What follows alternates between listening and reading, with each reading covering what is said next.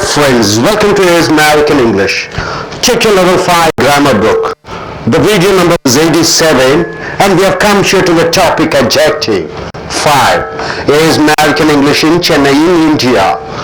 We concentrate and develop the students to learn American accent, call center training, personality development, soft skills training. We teach executive training, corporate English.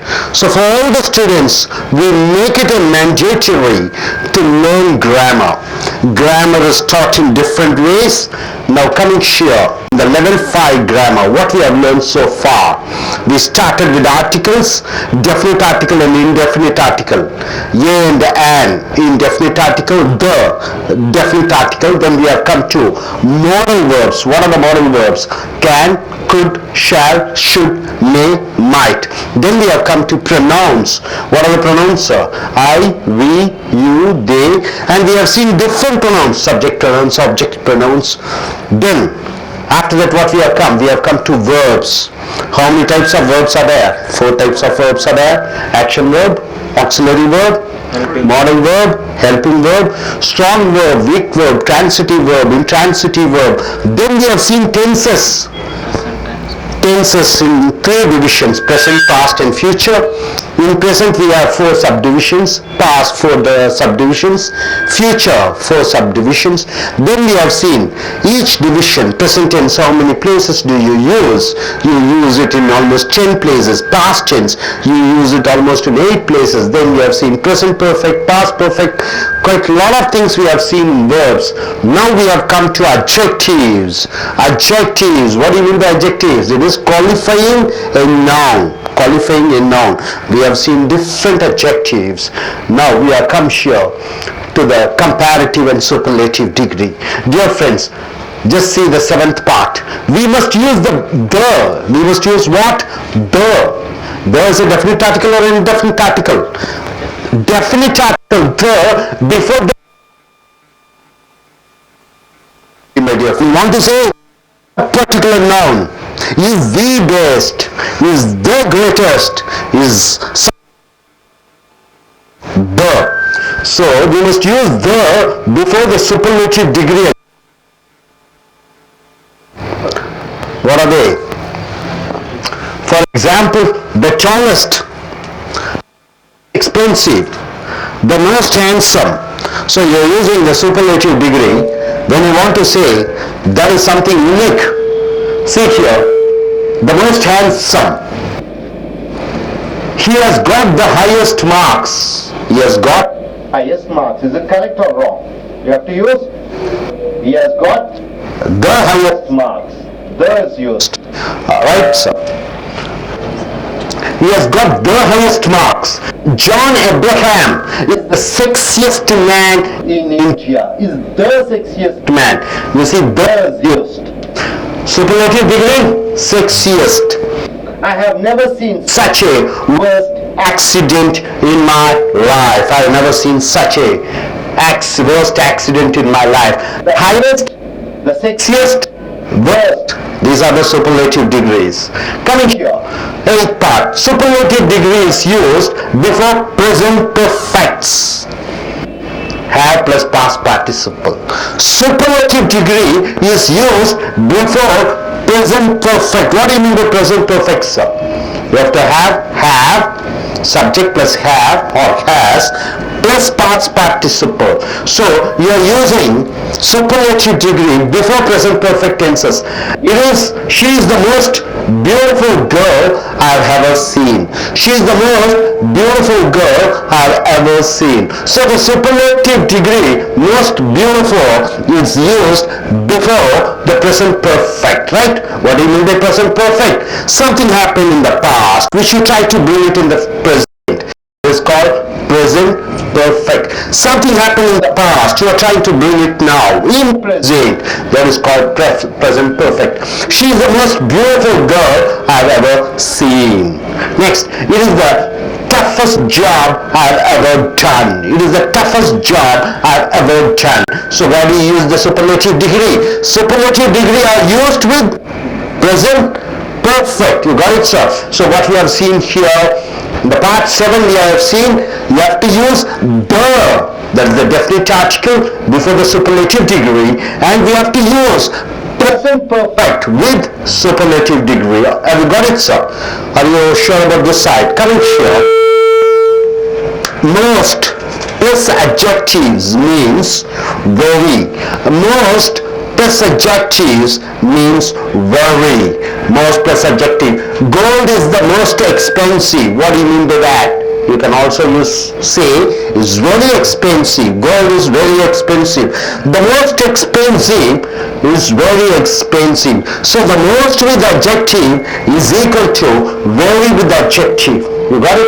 Most plus adjective is equal to very with adjective. Coming here, the movie I saw was most interesting or very interesting. So most plus adjective is equal to very plus adjective. The movie I saw was most interesting, was the most interesting or very interesting. Coming here, we use double comparative degree adjectives. What do you mean by comparative degree adjectives, sir? When you want to compare two nouns, there you are using, what you are using? Comparative adjective. For example, any adjective, comparative adjectives.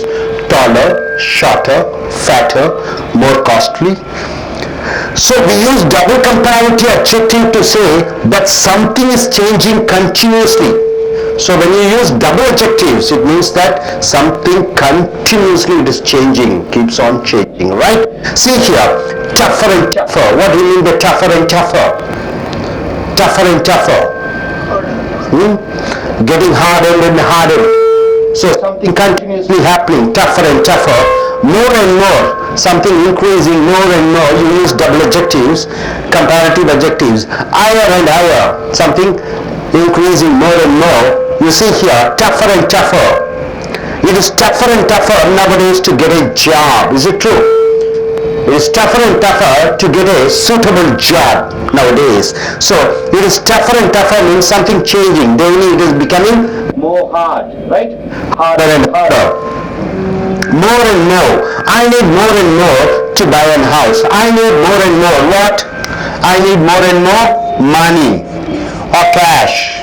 I need more and more money to buy a house. So something more and more. Next, higher and higher. If you work hard in our company, you can grow higher and higher. So where are the adjectives? Which is the adjective? Higher is the adjective. What type of adjective it is? It is comparative adjective. You are using two comparatives to say that something needs to be continuously changed. Something is changing continuously. Something is happening continuously without any break. So tougher and tougher adjective, more and more adjective, higher and higher are adjectives. You got it, sir? You are clear about it. So now what we have seen here, we have to use the before the superlative degree. We have to use present perfect before the superlative degree. We have to use most and most plus adjective means very plus adjective. You are using double comparative adjectives to say something is changing continuously. Something is changing continuously. So, Latisha, you can, okay. Now, let's start with Latisha. First you introduce yourself, then you are saying briefly what you have learned. I'll be asking questions, then you have to answer, right? Okay, you are looking at the camera and saying, okay. Start, Palamas. Okay, could you introduce yourself, madam? Hi friends, I'm Letitia, and today we have taken a subject called adjectives. And so what do you understand by that? In brief, could you tell me what do you understand in brief? You have to use the before the superlative degree, then in front of present perfect you can use the superlative degree, then instead of most plus adjective you are using very plus adjective, then double comparative degrees are used for what? For using more and more. Something is changing continuously, right? Some situation is changing continuously, there you are using double comparative adjectives, right? Adjectives are most important because it elaborates, it describes, it qualifies the noun. Got it? Okay. Yes, sir. You gentlemen. Okay, you can take your seat. Yeah. Okay. Could you introduce your name, sir? Good evening, friends. I am Balaji. Yes, what do you understand by today's talk, today's speech? So today we have discussed about adjectives, where we can use adjectives with the superlative degree. Okay. We must use the as the superlative degree. Is it the or the? Could you tell me? The and the, both are same. You use the before vowel starting nouns and the before constant starting nouns, yes. Right? Yes. Okay, where do you use double comparative adjectives? Double comparative adjectives can be, it would be used where we find continuous changes. We use double comparative adjectives, for example, like tougher and tougher. Okay, something changes continuously. Okay, fine. Thanks. I'll finish in time. So நண்பர்களே, உங்களுடைய level 5 grammar புக்கை எடுத்துக்கொள்ளுங்கள். Video number 87, தலைப்பு adjective. 5வது video அட்ஜெக்டிவை பற்றி பார்த்திருக்கிறீர்கள். Level 5 இதுவரைக்கும் நீங்க பார்த்தது ஆர்டிகல்ஸ் என்று சொல்லக்கூடிய சுட்டெழுத்துக்கள், அடுத்தது மாடல் வேர்ப்ஸ் என்று சொல்லக்கூடிய எதிர்காலத்தை பற்றியும் இறந்த காலத்தை பற்றியும் நிகழ்காலத்தை பற்றியும் தெளிவாக சொல்லக்கூடிய காலங்களை அழைத்து செல்லக்கூடிய மாடல் வேர்ப்ஸ். அதற்கப்புறம் நீங்கள் பார்த்தது பிரதிபெயர் சொற்கள், ப்ரொனவுன்ஸ் என்று சொல்லக்கூடிய பிரதிபெயர் சொற்கள். நிறைய பிரதிபெயர் சொற்களை பார்த்தோம், ரொம்ப முக்கியமானது. அடுத்ததாக நாம் பார்த்தது வினைச்சொல், அதுல பல வகையான வினைச்சொற்களை பார்த்தோம். அடுத்ததாக அட்ஜெக்டிவ் என்று சொல்லக்கூடிய பெயரொரு சொற்களுக்கு வந்திருக்கிறோம். பெயர் ஒரு சொல், பெயர் சொல்லை உரித்து சொல்லுவது பெயர் ஒரு சொல், மிக மிக முக்கியம். ஒரு பெயர் சொல் கண்ணிலே பார்க்கக்கூடிய அனைத்தும் பெயர் சொற்கள். அந்த பெயர் சொற்களை விவரிப்பது என்பது நம்மளுடைய பேச்சாங்கிலத்தில் மிக மிக முக்கியமானது. அப்படி இந்த பெயரொரு சொற்களிலே 5 வகையான பெயரொரு சொற்கள் பார்த்தோம். அதற்கு பிறகு பலவிதமான பெயரொரு சொற்களினுடைய அதனுடைய தன்மைகளை பார்த்தோம். 7வதாக வருகிறோம். இப்ப இந்த சூப்பர்லேட்டிவ் டிகிரி என்று சொல்லக்கூடிய பெயரொரு சொற்கள், பாசிட்டிவ் என்றால் என்ன? பாசிட்டிவ் என்றால் அது தனியாக இருக்கிறது. கம்பேரிட்டிவ்னா ஒப்பிட்டு பார்த்தல். 2 பேர்த்தினுடைய 2 பெயர் சொற்களை எடுத்து அவர்களுடைய குணாதிசயங்களை ஒப்பிட்டு பார்க்கும் பொழுது கம்பேரிட்டிவ் அட்ஜெக்டிவ் என்று சொல்கிறோம். சூப்பர்லேட்டிவ் டிகிரி என்றால் என்ன? ஒரு 30 பேர் இருக்கிறார்கள், 30லே ஒருவர் தான் தலை சிறந்தவராக இருக்கிறார், ஒன்று தலை சிறந்த தன்மையுடையதாக இருக்கிற பொழுது சூப்பர்லேட்டிவ் டிகிரி என்று சொல்கிறோம். இங்க சூப்பர்லேட்டிவ் டிகிரி என்று சொல்லும் பொழுது EST சேர்த்துக் கொள்கிறோம். டாலஸ்ட், ஹையஸ்ட், இல்லாட்டி பெரிய அட்ஜெக்டிவாக வருகிறது. உதாரணத்துக்கு எக்ஸலண்ட், பிரமாதம் என்று வருகிறது, பியூட்டிஃபுல் என்று வருகிறது. இதற்கு முன்னாடி நீங்கள் என்ன சேர்த்திக் கொள்கிறீர்கள்? மோர் அல்லது மோஸ்ட் சேர்த்திக்கிறீங்க. இங்க ER சேர்த்திக் கொள்ளக்கூடாது. இப்படி இந்த சூப்பர்லேட்டிவ் அட்ஜெக்டிவ்களுக்கு முன்னால் நீங்கள் என்ன சேர்த்துக் கொள்ள வேண்டும்? த என்ற அந்த சொற்றெழுத்தை சேர்த்துக் கொள்ள வேண்டும். த ரொம்ப முக்கியமானது. We must use the before the superlative degree adjectives. For example, உதாரணத்திற்கு the tallest, இருப்பதிலேயே உயரமான 1000 கட்டிடங்கள் இருக்கும், அதில் ஒரு கட்டிடம் சிறந்ததாக இருக்கும். the tallest. The most expensive, கார்களிலே பல கார்கள் இருக்கிறது.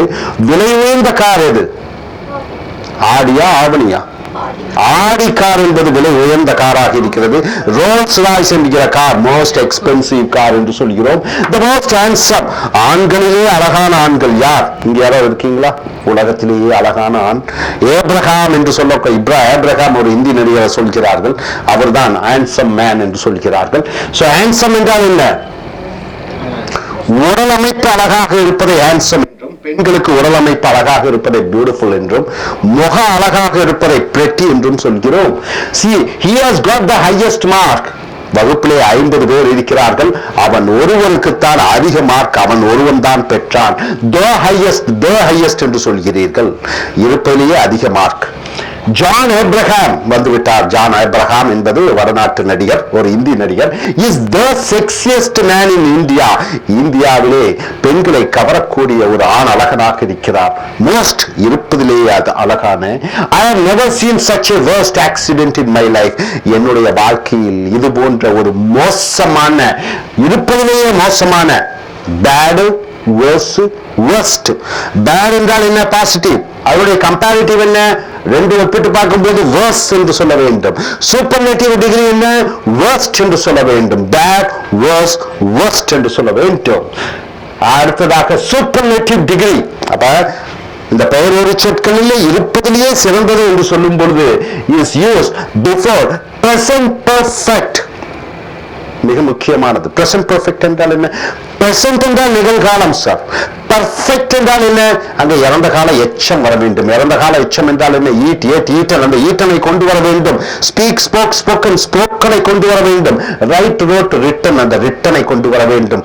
பிரசன்ட் போட்டிருக்கிறீங்க, அந்த பாஸ்ட் பார்ட்டிசிபிளான ஸ்போக்கன் ரிட்டன் டாக்ட், இதுக்கு முன்னாடி நீங்க பிரசன்ட் ஹேஸ் அல்லது ஹேவ் கண்டிப்பாக போட வேண்டும். அது பிரசன்ட் பெர்ஃபெக்ட் என்று சொல்கிறோம். பிரசன்ட் பெர்ஃபெக்ட் என்றால் என்ன? இறந்த காலத்தில் நடைபெற்ற ஒன்றை நிகழ்காலத்திலே கொண்டு வருவது. சோ இறந்த காலத்திலிருந்து ஒரு விமானம் மூலமாக நிகழ்காலத்திலே வருவதை நாம் என்னவென்று சொல்கிறோம்? பிரசன்ட் பெர்ஃபெக்ட் என்று சொல்கிறோம். இறந்த காலத்திலே முடிந்து போன ஒரு காரியம் செயல், அதை நிகழ்காலத்திலே பயன்படுத்தும் பொழுது இந்த பிரசன்ட் பெர்ஃபெக்ட் யூஸ் பண்ணிக்கிறோம். அப்ப இந்த சூப்பர்லேட்டிவ் டிகிரி என்றால் என்ன? இருப்பதிலேயே சிறந்த என்று சொல்லும் பொழுது அது இந்த பிரசன்ட் பெர்ஃபெக்ட்டுடன் இணைகிறது. உதாரணத்துக்கு she is the most beautiful girl, இருப்பதிலேயே அவள் அழகான பெண்ணாக இருக்கிறாள். I have ever seen என்றால் என்ன? நான் பார்த்ததிலேயே, நான் பார்த்ததிலேயே அவள் மிக அழகான பெண்ணாக இருக்கிறாள். So I have ever seen, நான் இதுவரை பார்த்ததிலேயே, நான் இதுவரை பார்த்ததிலேயே என்றால் இறந்த காலத்திலே நூற்றுக்கணக்கான பேரை பார்த்திருக்கிறேன், ஆயிரக்கணக்கான பார்த்திருக்கிறேன்.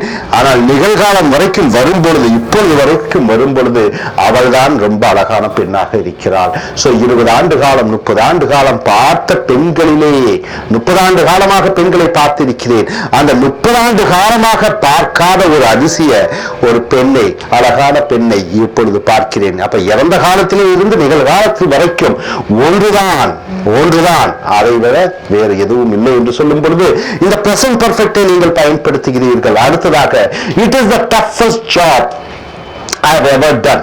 நான் செய்த வேலைகளிலே 1000 வேலை செய்திருக்கிறேன். 20 வயதிலிருந்து 40 வயது வரைக்கும் நான் கடுமையாக பல வேலைகளை செய்திருக்கிறேன். நான் பார்த்த செய்த வேலைகளிலேயே இதுதான் கடினமான வேலையாக இருக்கிறது. சோ இறந்த காலத்திலிருந்து நிகழ்காலம் வரைக்கும் இதுவரைக்கும் அது ஒன்றுதான் கடினமான வேலை என்று சொல்லும் பொழுது இது the toughest job I have ever done. பாருங்க, பிரசன்ட் பெர்ஃபெக்ட் என்றால் என்ன? இறந்த காலத்திலிருந்து இதுவரைக்கும் என்று நிகழ்காலத்து வரைக்கும் வரும் பொழுது இருப்பதிலேயே மிக மோசமான, மிக அழகாக, மிக சிறந்ததான என்று சொல்லும் பொழுது இந்த சூப்பர்லேட்டிவ் டிகிரி பயன்படுத்தும் பொழுது நீங்கள் எதை பயன்படுத்துகிறீர்கள்? பிரசன்ட் பெர்ஃபெக்ட்டை பயன்படுத்துகிறீர்கள். சோ நண்பர்களே, இது என்ன பார்த்தீங்க? சூப்பர்லேட்டிவ் டிகிரி என்று சொல்லக்கூடிய இருப்பதிலேயே சிறந்த ஒரு பெயர் சொல்லை சொல்லும் பொழுது பயன்படுத்துகிறீர்கள். அடுத்ததாக, இந்த சூப்பர்லேட்டிவ் டிகிரி இருப்பதிலேயே சிறந்த ஒன்று என்று சொல்லும் பொழுது அதனுடன் பிரசன்ட் பெர்ஃபெக்ட் என்று சொல்லக்கூடிய நிகழ்கால எச்சத்தை பயன்படுத்துகிறீர்கள். அடுத்ததாக இங்கே நாம் வரும் பொழுது மோஸ்ட் அட்ஜெக்டிவ், பொதுவாகவே சொல்றோம், என்ன சொல்லுவோம்? மோஸ்ட் எக்ஸலன்ட் சொல்லுவாங்க, மோஸ்ட் வண்டர்ஃபுல் சொல்லுவாங்க, மோஸ்ட் லவ்லி என்று சொல்வோம். அப்ப இந்த மோஸ்ட் கூட இந்த பெயரொரு சொல் சேர்வது என்பது வெரி கூட, வெரி என்பதற்கு அர்த்தம், மோஸ்ட் என்பதற்கு வெரி, அதுக்கு சரிசமமான வார்த்தை very. Gold is the most expensive என்றால் என்ன? இருப்பதிலேயே விலை அதிகமான ஒரு பொருள் என்னவென்றால் தங்கம் என்று சொல்கிறோம். நாணயங்களிலே அல்லது பொருட்கள் ஆபரணங்களிலே அதிக விலையுடைய பொருள் என்னன்னு பார்த்தீங்கன்னா தங்கம். Gold is the most expensive, gold is very expensive என்று சொல்லலாம். த மோஸ்ட் எக்ஸ்பென்சிவ் பதிலாக மோஸ்டுக்கு பதிலாக வெரியை பயன்படுத்தலாம். பிளாட்டினம் என்று இருக்கிறது. ஆனால் பொதுவாகவே தமிழ்நாட்டிலே அல்லது இந்தியாவிலே நாம் பிளாட்டினம் அதிகமாக பயன்படுத்துவதில்லை, 1% மக்கள். சோ அது பொதுவாகவே ஆபரண தங்கம் என்று சொல்லும் பொழுது உலகம் முழுக்க தங்கத்துக்கு மறு விற்பனை அந்த தன்மை இருக்கிறது. பிளாட்டினத்துக்கு மறுபடியும் கொண்டு கடையில் அடமானம் வைக்க முடியாது, இல்ல விற்கவும் முடியாது.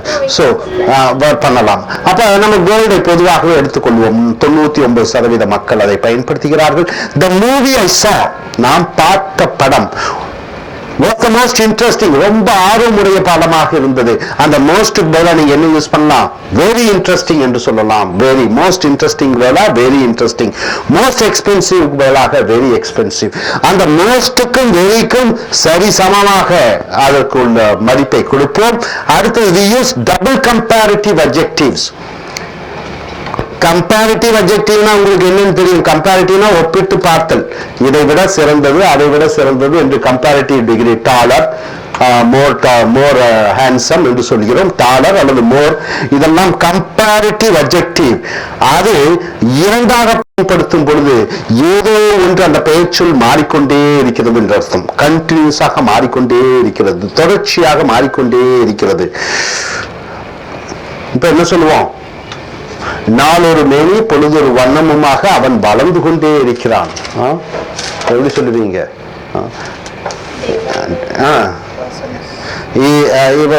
நாளுக்கு நாள் உடம்புல சதை போட்டுட்டே இருக்கிறான், நல்லா சைஸா வந்துட்டு இருக்கான். எப்படி சொல்லுவாங்க?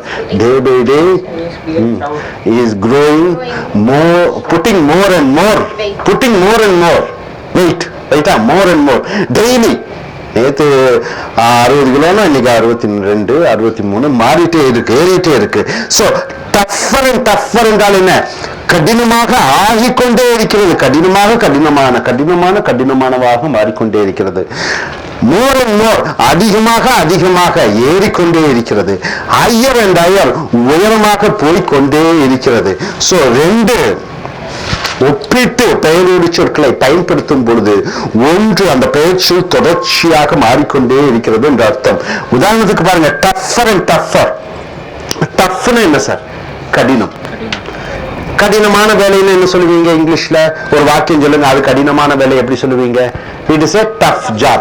இந்த வேலை அந்த வேலையை விட கடினமாக இருக்கிறது, எப்படி சொல்லுவீங்க? This job is tougher than that job.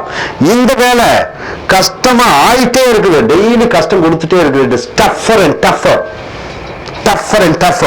So it is tougher and tougher nowadays to get a job. இன்றைய காலகட்டத்திலே வேலை கிடைப்பது அன்றாடம் கஷ்டமாக ஆகிக்கொண்டே இருக்கிறது. tougher and tougher to get a job. more and more, எனக்கு தேவை, என்ன தேவை? more and more money to buy a house. ஒரு வீடு வாங்குவதற்கு என்ன வேணும் எனக்கு? more. அது மோர் மணி இல்ல, more and more. Daily rate ஏறிட்டே இருக்கு. இன்னைக்கு 30 லட்சங்கிறாங்க, நாளைக்கு 35ங்கிறாங்க. நான் 30 லட்சம் வச்சா மறுபடியும் 5 லட்சம் சம்பாதிக்கணும், மறுபடியும் 40 லட்சம் சொல்றாங்க, மறுபடியும் 5 lakhs நான் சம்பாதிக்கணும். So more and more to buy money to buy a house. Higher and higher, உயரம் ஆயிட்டே இருக்கிறது. If you work hard in our company, என் கம்பெனியில் நீ ஒர்க் பண்ணினா you can grow higher and higher. என்றால் என்ன? அசிஸ்டன்ட் மேனேஜர், அப்புறம் வேற deputy manager, area manager, regional manager, MD, எப்படியும் வளர்ந்து கொண்டே இருக்கலாம். ஹையர் மேலும் போய்கொண்டே இருக்கலாம் என்று சொல்லும் பொழுது இந்த கம்பேரிட்டிவ் டிகிரியை யூஸ் பண்றீங்க. ரைட்டா sir? hope you are able to understand. சுருக்கமாக பார்த்துக் கொள்ளுங்கள். ஏழாவது என்ன பார்த்தீங்க?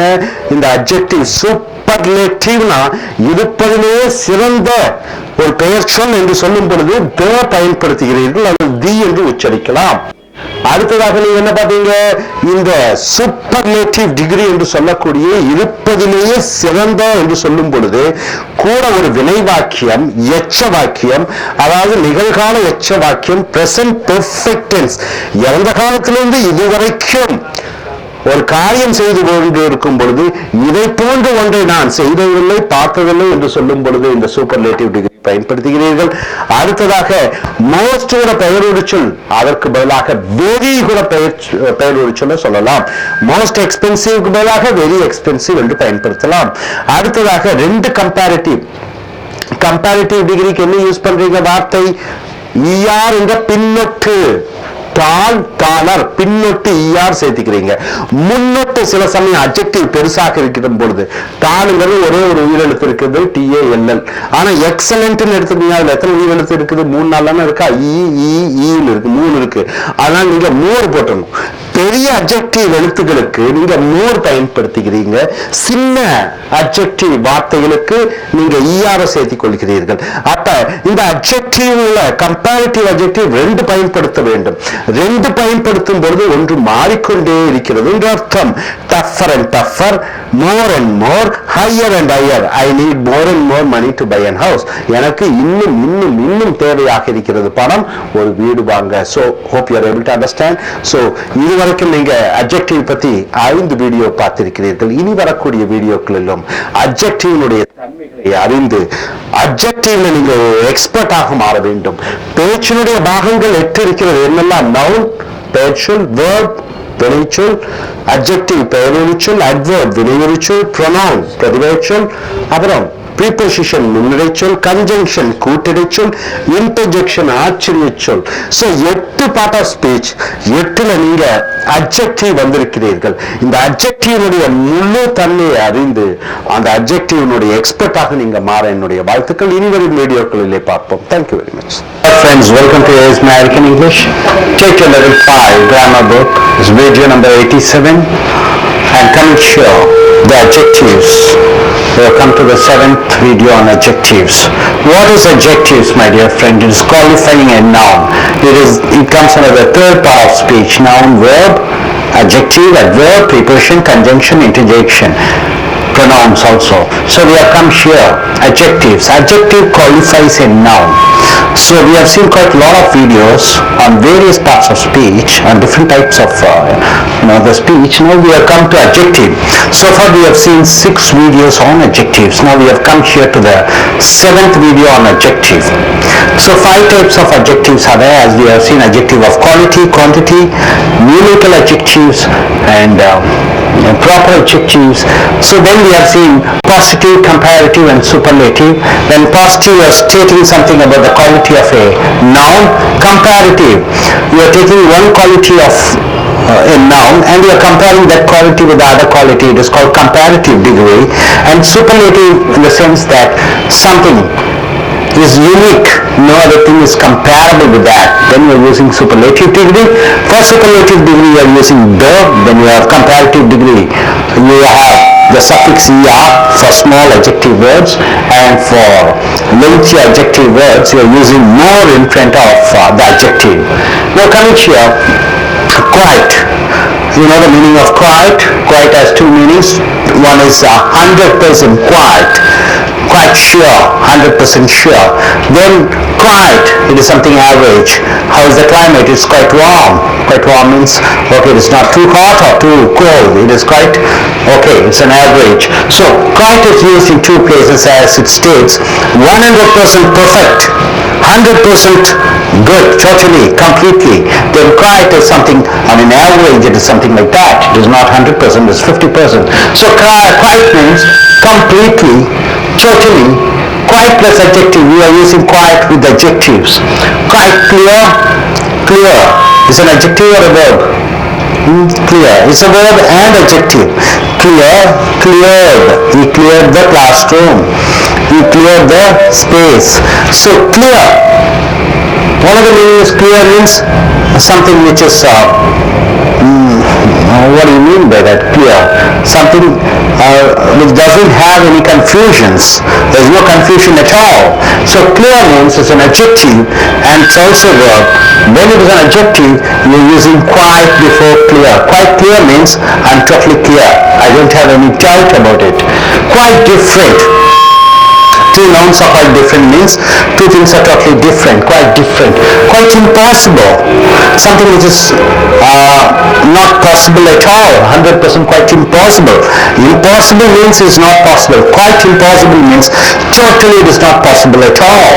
Quite possible, it is possible.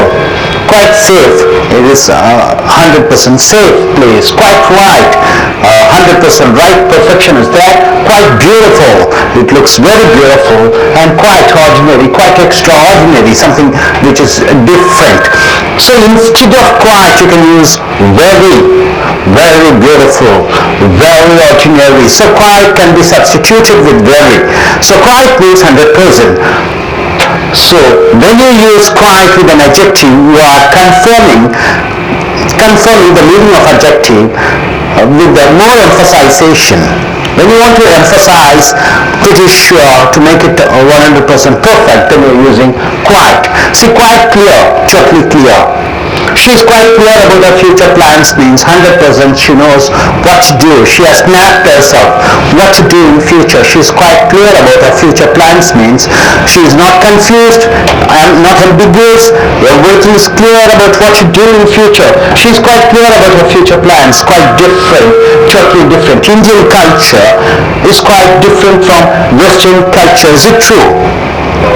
In some ways, and some ways it is not. Nowadays people are changing, but you take as a foundation, it is quite different. Indian culture is quite different from Western culture because we have the family ties and we emphasize and give importance for relationships and caste and community and the language. India has different languages, so people are quite attached towards their religion, about their language, about their place.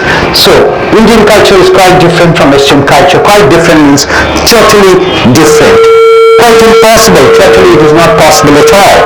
Man going to sun is quite impossible. Man going to sun is quite impossible.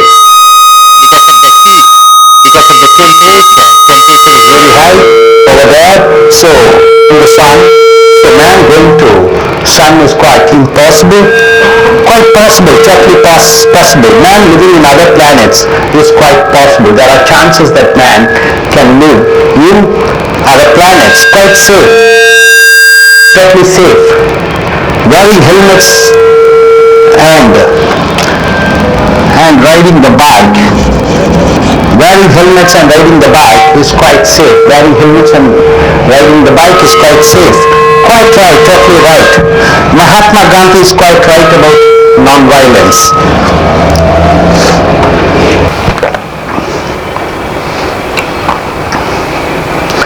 Mahatma Gandhi is quite right about non-violence. So he's pretty sure that non-violence alone can win and get freedom for India. So Mahatma Gandhi is quite right about non-violence. Quite beautiful, totally beautiful. 100%. It is a symbol of beauty. God's own country in Kerala. God's own country Kerala is quite beautiful, means it is something unique. No other place can equal to Kerala for its beauty. So all is quite impossible, quite possible, quite safe, quite right, quite beautiful, quite different, quite clear.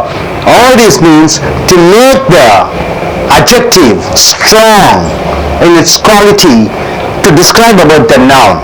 So adjective is a description about a noun, what type of noun it is, what are the special qualities about the noun. When you use quite, you are further making the quality of the noun pretty sure to make it 100% it is something like that. So then you are using quite. Hope you are able to understand. Okay, now I ask one of my students to come forward and hello. Yes, please come forward. Yes, could you form a sentence using quite clear, quite okay. First, quite clear, quite different, and quite impossible. Mix all three things and form a sentence. My friend is quite clear about the decisions what he has taken in her life.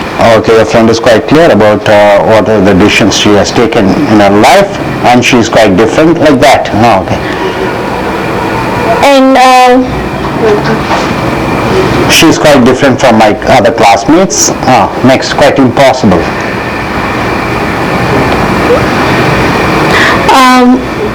Man going to sun is quite impossible.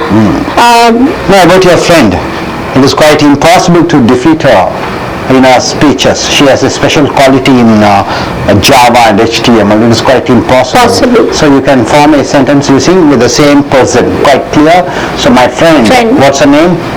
Okay, Manchula. My friend Manchula is quite clear about what she wants to do in her future, and she is quite different from other classmates. It is quite impossible to beat her in our computer programs. So you can use all these quite. And quite safe to go by car. It is quite safe to go by car compared to bike. Alright, fine.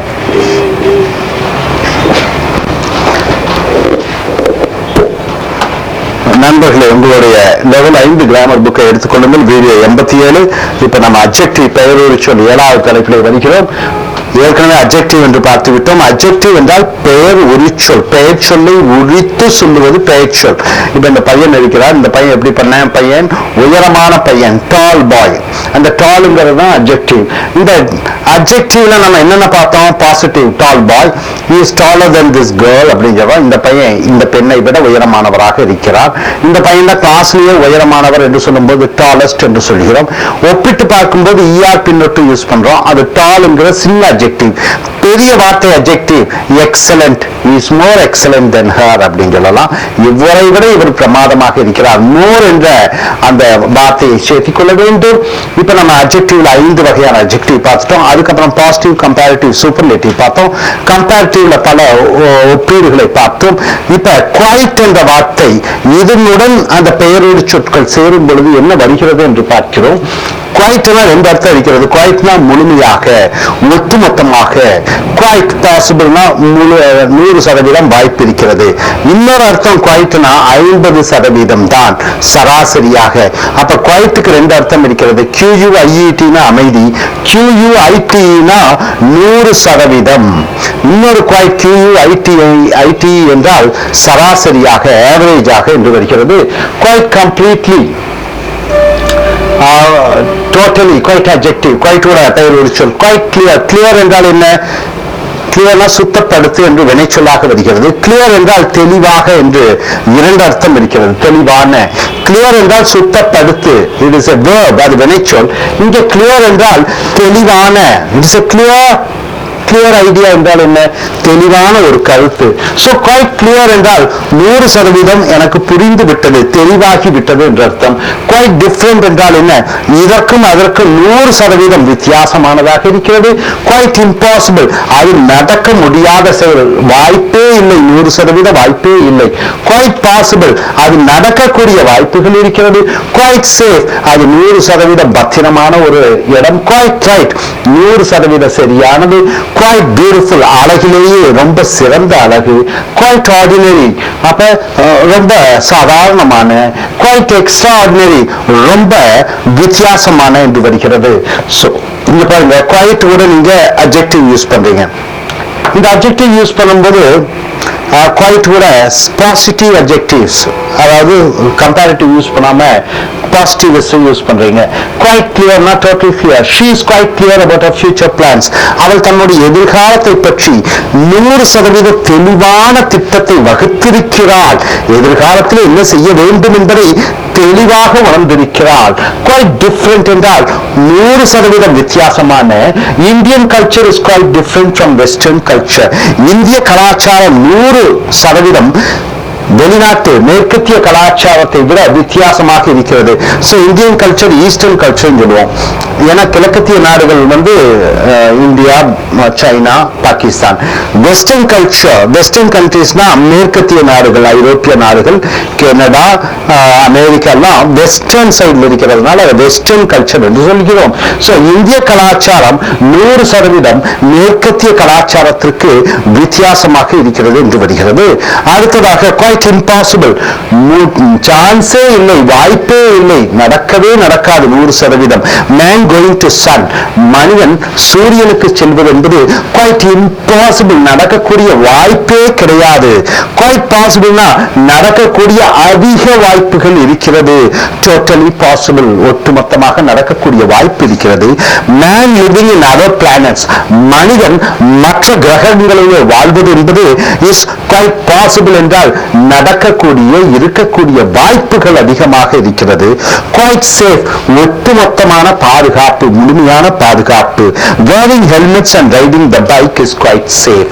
தலையிலே helmet அணிந்து கொண்டு and riding, 2 சக்கர வாகனத்தை ஓட்டுவது riding, 4 சக்கர வாகனத்தை ஓட்டுவது driving. so wearing helmets and riding the bike, தலையிலே ஹெல்மெட் அணிந்து 2 சக்கர வாகனத்தை ஓட்டுவது quite safe என்றால் 100% பாதுகாப்பானது. quite right, முழுவதுமாக 100% ரைட். மகாத்மா காந்தி, தேசத்தந்தை Mahatma Gandhi is quite right என்றால் 100% அவர் சொன்னது சரியானது. அபவுட், எதை பற்றி என்று பார்த்தீர்கள் என்றால் நான் வயலன்ஸ், அஹிம்சா. அஹிம்சா என்றால் சண்டையிடாமல், தீவிரவாதத்தில் போராடாமல் இருப்பது, அது ahimsa. So Mahatma Gandhi is quite right about non-violence. Mahatma Gandhi 100% அகிம்சையை பற்றி சொன்னது சரியாக இருக்கிறது. Quite beautiful. ரொம்ப ரொம்ப அழகு. 100% அழகு. Totally beauty. God's own country, ஆண்டவனுடைய சொந்த நாடு என்று சொல்வார்கள். கேரளா. கேரளா என்பது இந்தியாவினுடைய தெற்கே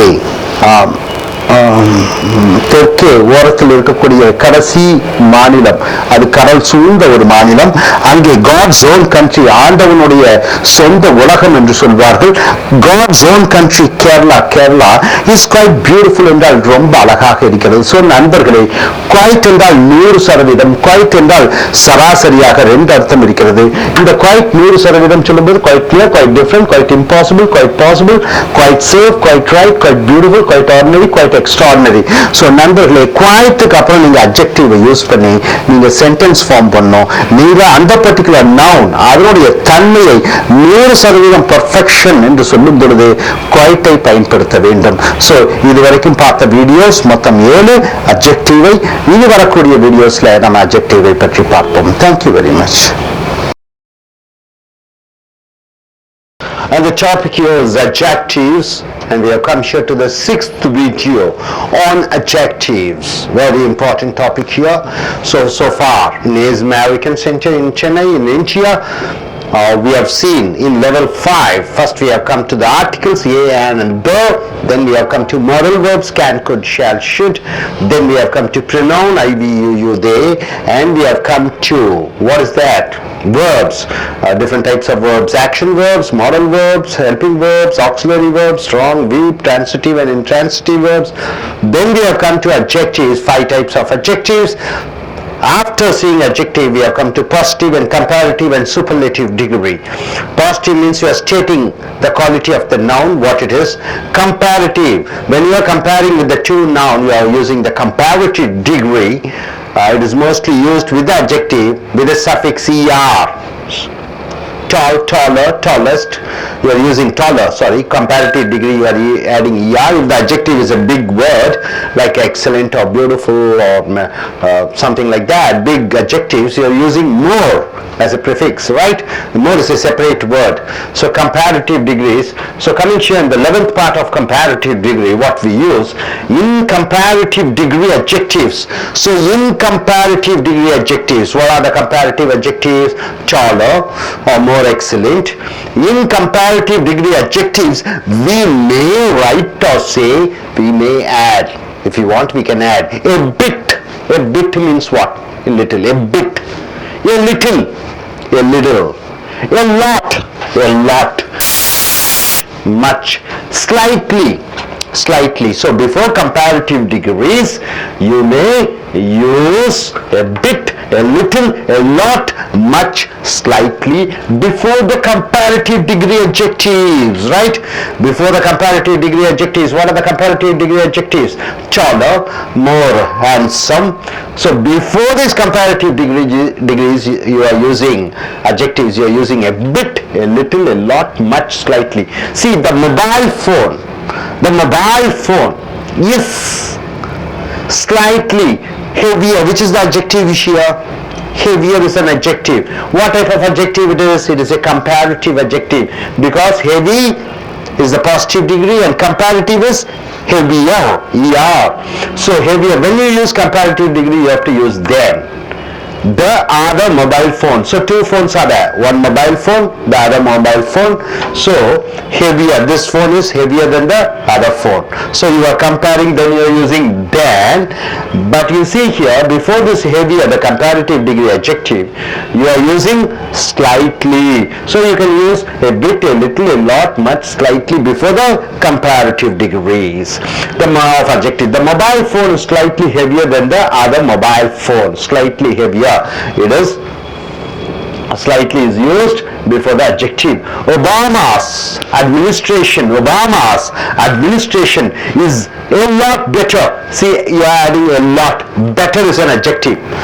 Good, better, best, right? Good, better, best. Good is the positive. Better is comparing. This is better than that. Best is the superlative degree. So better, before this better comparative degree adjective, you are using a lot, a lot.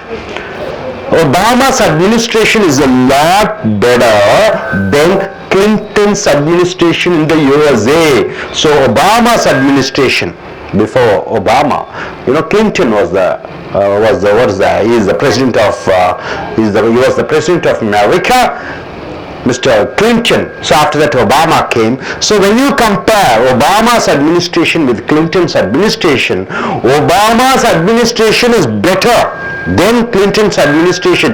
You are adding a lot better means what? Much better, much better. So a lot better. So you are using, before the comparative degree, you are using a lot. Right?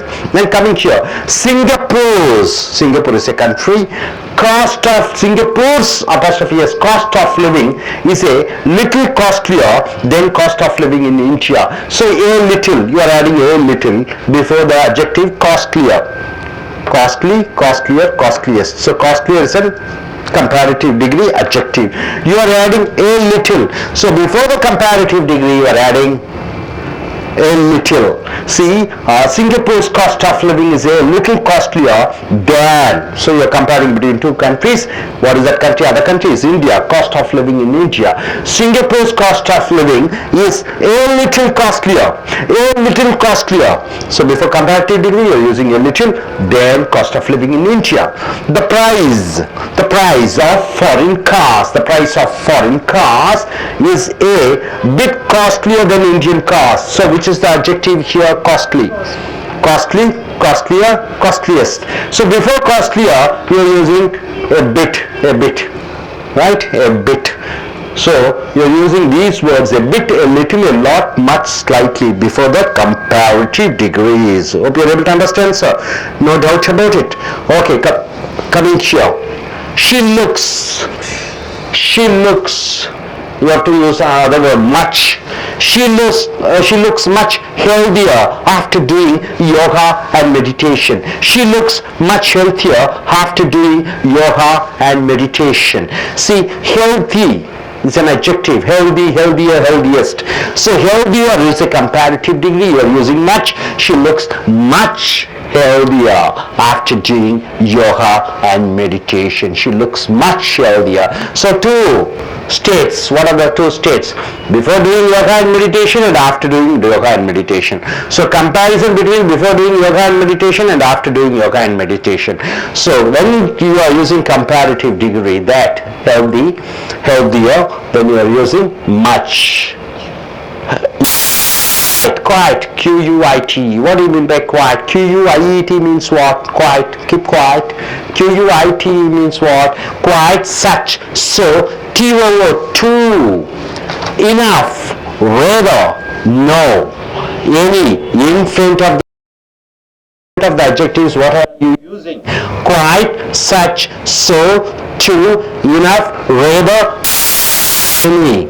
Quite has a different meanings. Quite, you take the first one. Quite has different meanings. Quite has different meanings, my dear friends. Quite, completely or totally. What is the first meaning of quite? It means completely or totally. It's quite alright. It's completely. Are you sure? I'm quite sure. I'm completely sure. Are you sure? I'm quite sure. Quite sure means what? Totally sure. I'm quite sure I'll get good marks in my examination. I'm quite sure will come. I'm quite sure I'll get a 7 marks in I.E.L.T.S. Quite sure. I'm totally sure. Different. Totally different. She's quite different from him. So totally different from him. So she's quite different from him means both are completely different, right? Quite means totally. Quite, one of the meaning of quite is average. One of the meaning of quite is average, right? The first meaning of quite is sure, totally. The second is average, average. See, it is quite warm means what? It's quite warm. Q-U-I-T-E is quite warm means it is normal, 50%. It's an average. It's quite far means what? You can say approximately. It's quite far. Quite far means averagely. It's far. Quite is used before or an with an adjective. So quite is used before ye and an. See here, it is a quite good movie. It's a quite good movie. So after ye or an, you are using quite. It's a quite. So before adjective and after ye you are using. So after ye and before adjective you are using quite. It's a quite good movie. Not quite, not complete, not totally complete. She has not quite accepted. I just told her, okay, I want to marry you, and she has not given a complete confirmation, total confirmation. She has not quite accepted my proposal means she has not totally accepted my proposal. She is in a half mind. She has not quite accepted my proposal means she has not 100% totally accepted my proposal. So quite means two meanings are there. So quite is used before adjectives. Well, so quite has two meanings. What is the number one meaning? Totally sure, 100%. 100% totally sure, that is the quite. And the other meaning of quite is it's average. It is not 100%, just 50% average. So quite has two meanings, 100% and quite as an average. Not quite means totally, it is not at all. So quite is used after ye and before adjective, right sir? So what are the words which we use before adjectives? Quite, such, so, to, enough, rather, no, any, in front of the adjectives. In front of the adjectives, these are the words you are using. You got it sir? You know doubt about it? Okay my dear friends. Now what we have seen is once again recollection. A bit, a little, a lot, much, slightly. A bit, a little, a lot, much, slightly. These words are used before comparative. Slightly heavier. Heavier is an adjective you are using. Next, a lot, better. Better is a comparative adjective.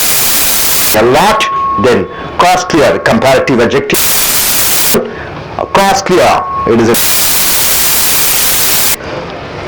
healthier, it is a comparative adjective you are using. Much before the comparative degree. So comparative degrees, the suffix should have er, or the prefix, or before the adjective you should add the word more.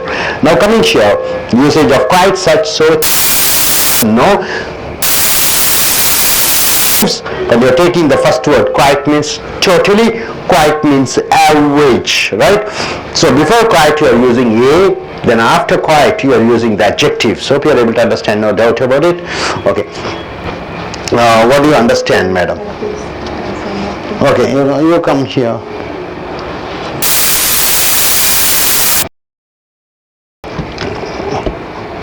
So, hello. பேசுங்க கேக்குதான்னு பார்க்கலாம். Hello hello சொல்லுங்க. Hello. இல்லையா? Hello. இல்லையா sir? நீங்க பேசுறதா கேக்குது. Hello hello. பேசு. Hello. Hello. Hello. வருதா? வருது. What you have understood from this topic, what we have.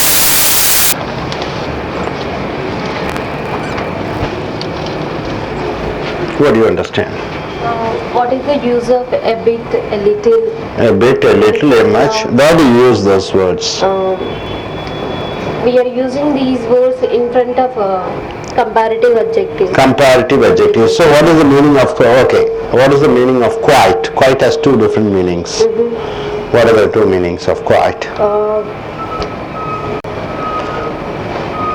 Quite before an adjective, it means 100%, totally. Totally. Okay, quite has some other meaning in front of an adjective. An average. Average. Could you form a sentence using quite as a completely 100%? I'm quite alright.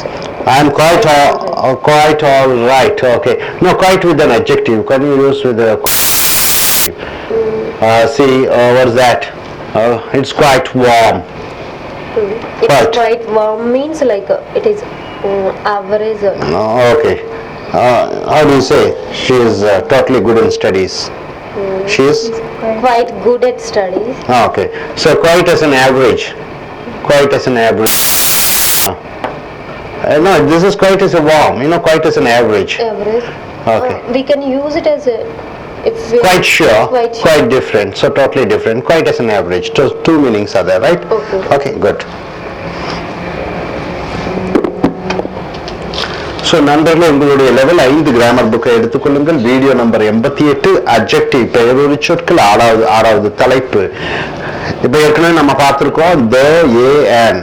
அதற்கப்புறம் பார்த்தது பிரதிபெயர் சொற்கள் ஐ, we, you, you, ஈஷி, தே. அடுத்தது model வினைச்சொற்களை பார்த்தோம். Can, good, shale, should எல்லாம் பார்த்தோம்.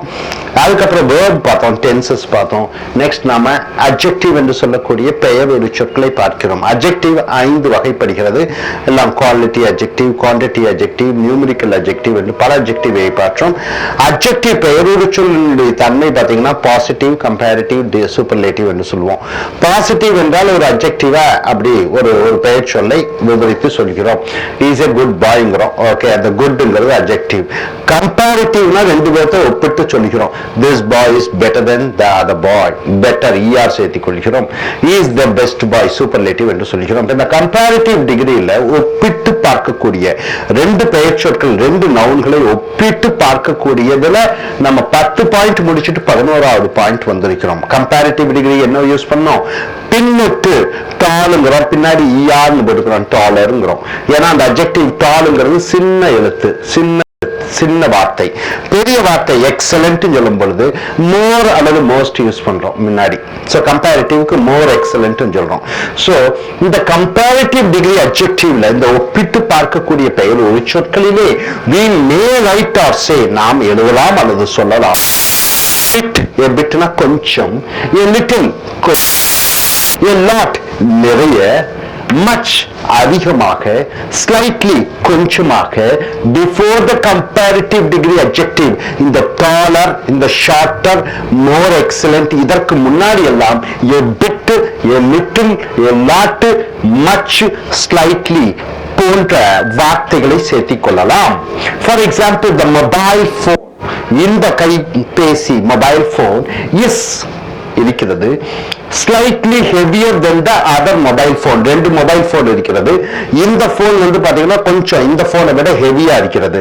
so this the mobile phone is slightly கொஞ்சமாக heavier. ஹெவிங்கிறது adjective பெயரொரு சொல். கம்பேரிட்டிவ்க்கு heavier என்று சொல்கிறீர்கள். தேன் போட்டோம், அதை விட. இந்த தேன்னா அதை விட. THEN தென்னு என்ன? அப்பொழுது அந்த நேரத்தில் தேன்னா அதை விட the other mobile phone. so இந்த மொபைல் போன் இந்த மொபைல் போனை விட slightly heavier. அந்த குவாலிட்டி வந்து heavier. இது வந்து நீங்க என்ன பண்றீங்க? அதனுடைய சைஸை பத்தி நீங்க கம்பேரிஷன் பண்ணும் பொழுது இதை விட இது கொஞ்சம் அதிகமாக இருக்கிறது, slightly heavier என்று சொல்கிறீர்கள். ஒபாமாஸ் அட்மினிஸ்ட்ரேஷன், ஒபாமா அமெரிக்கா ஜனாதிபதி நிர்வாகம் is a lot better. பெட்டர்னு பாருங்க. இந்த பெட்டர் எதனுடைய கம்பேரிசன் சொல்லுங்க பார்க்கலாம். Better, good, better, best. So positive degree good. ரெண்டு பேர்த்த கம்பேர் பண்ணும்போது பெட்டர் என்று சொல்கிறீர்கள். இருப்பதே சிறந்த என்று சொல்லும்போது பெஸ்ட். இந்த பெட்டருக்கு முன்னாடி a lot நிறைய. then Clinton's administration in the US, Obama நிர்வாகத்துக்கு முன்னாடி கிளின்டன் அமெரிக்காவை ஜனாதிபதியாக ஆண்டு கொண்டிருந்தார். சோ ஒபாமாஸ் நிர்வாகம், ஒபாமாவினுடைய நிர்வாகம் கிளின்டனுடைய நிர்வாகத்தை விட மிகப்பெரிய அளவிலே நன்றாக இருந்தது என்று சொல்லும் பொழுது மிகப்பெரிய அளவிலே நன்றாக இருந்தது. Is a lot better. இந்த பெட்டர் என்ற கம்பேரிட்டிவ் டிகிரிக்கு முன்னாடி என்ன யூஸ் பண்றீங்க? a lot போட்டுறீங்க. அதுக்கப்புறம் than அதை விட, எதை விட என்று சொல்லும் பொழுது இன்னொரு பெயர் சொல்லை எடுத்துக்கொள்ள வேண்டும். சோ பெட்டர் அந்த கம்பேரிட்டிவ் டிகிரிக்கு முன்னாடி a lot யூஸ் பண்றீங்க. சிங்கப்பூர்ஸ் காஸ்ட் ஆஃப் லிவிங், சிங்கப்பூருடைய வாழ்க்கை செலவினங்கள் cost of living is a little costly, கொஞ்சம் அதிகமாக இருக்கிறது. தேன் எதை விட? Cost of living in India, India cost of லிவிங்கை விட இந்தியாவிலே விலை வாழும் செலவுகளை விட சிங்கப்பூரில் வாழும் செலவுகள் அதிகமாக இருக்கிறது. லிட்டில் காஸ்ட் கொஞ்சம் அதிகமாக இருக்கிறது. காஸ்ட்லி அது பாசிட்டிவ் டிகிரி காஸ்ட்லி அட்ஜெக்டிவ். கம்பேரிட்டிவ்ல போகும்போது காஸ்ட்லியர், சூப்பர்லேட்டிவ் டிகிரில காஸ்ட்லியஸ்ட். சோ இந்த காஸ்ட்லியருக்கு முன்னாடி நீங்க a little சேர்த்துக் கொள்கிறீர்கள். So Singapore's cost of living is a little costlier than cost of living in India என்று சொல்ல வேண்டும். the price of foreign cars price of foreign cars is a bit costlier than Indian cars. இங்க பாருங்க காஸ்ட்லிங்கிறது adjective. ரெண்ட compare பண்ணும்போது costlier, இருக்கிறதுலே அதிக காஸ்ட்லியா இருக்கும்போது காஸ்ட்லியஸ்ட் என்று சொல்கிறீர்கள். இந்த காஸ்ட்லியருக்கு முன்னாடி a bit கொஞ்சம் அதிகமாக, கொஞ்சம் விலை அதிகமாக என்று சொல்லும். அதை விட than அதை விட.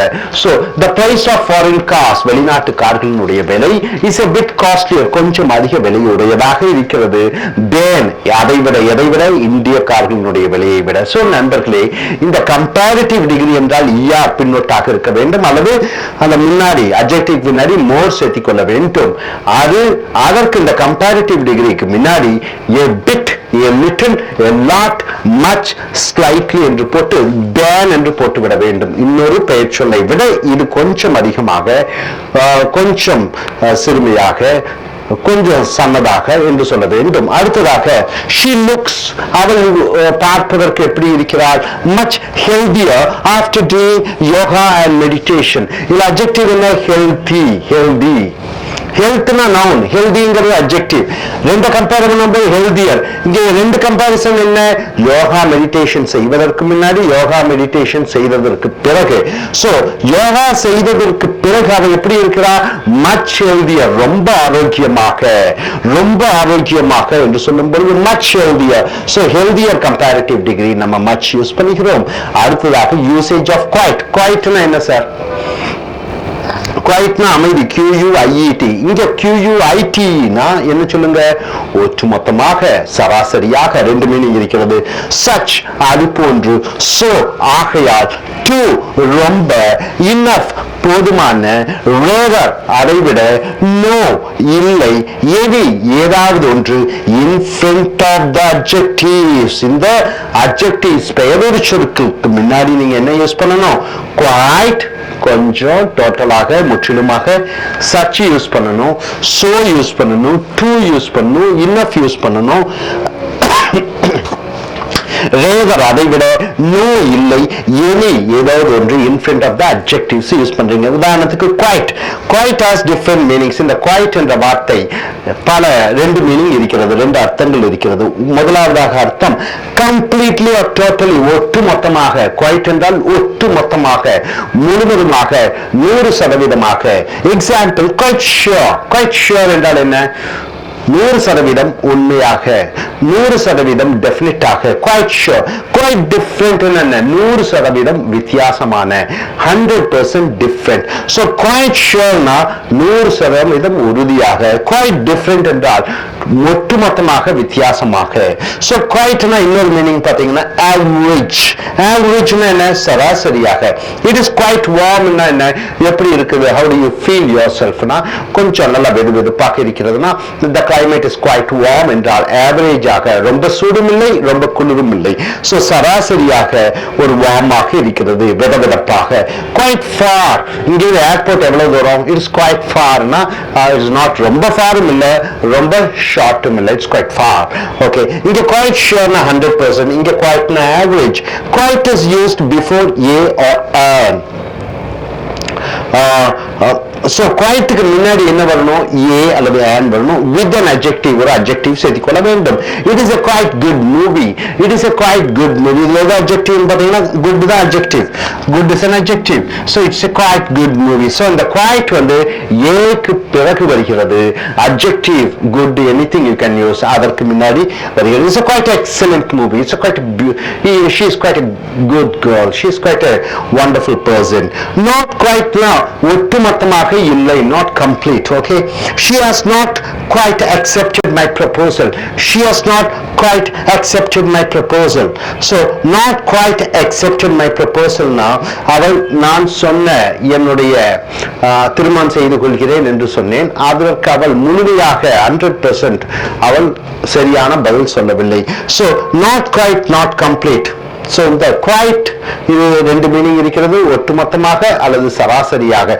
ஸோ இந்த அட்ஜெக்டிவ்ஸ் முன்னாடி quite, such, so, to, enough, rather, no, any இதை போன்ற சொற்களை இந்த பெயரொரு சொற்களுக்கு முன்னாடி போடணும். இதுக்கு கம்பேரிட்டிவும் போடலாம், சூப்பர்லேட்டிவ் டிகிரிக்கும் போடலாம், பாசிட்டிவ் டிகிரிக்கும் போடலாம். இங்க கம்பேரிட்டிவ் டிகிரிக்கு என்ன யூஸ் பண்றீங்க?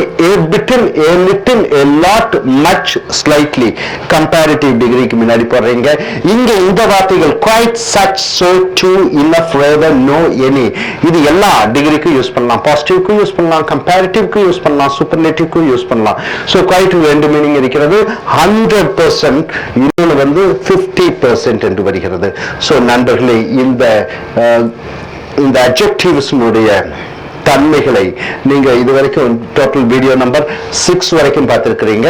இனி வரக்கூடிய வீடியோக்களிலே இந்த அட்ஜெக்டிவ்னுடைய முழு தன்மையும் அறிந்து be an expert in adjectives. Thank you very much. Dear friends, welcome to A.I.L.T.S American English. Take your level 5 grammar book. It's the video number 89. And the topic here is adjective. We have come here to the 9th topic in adjective.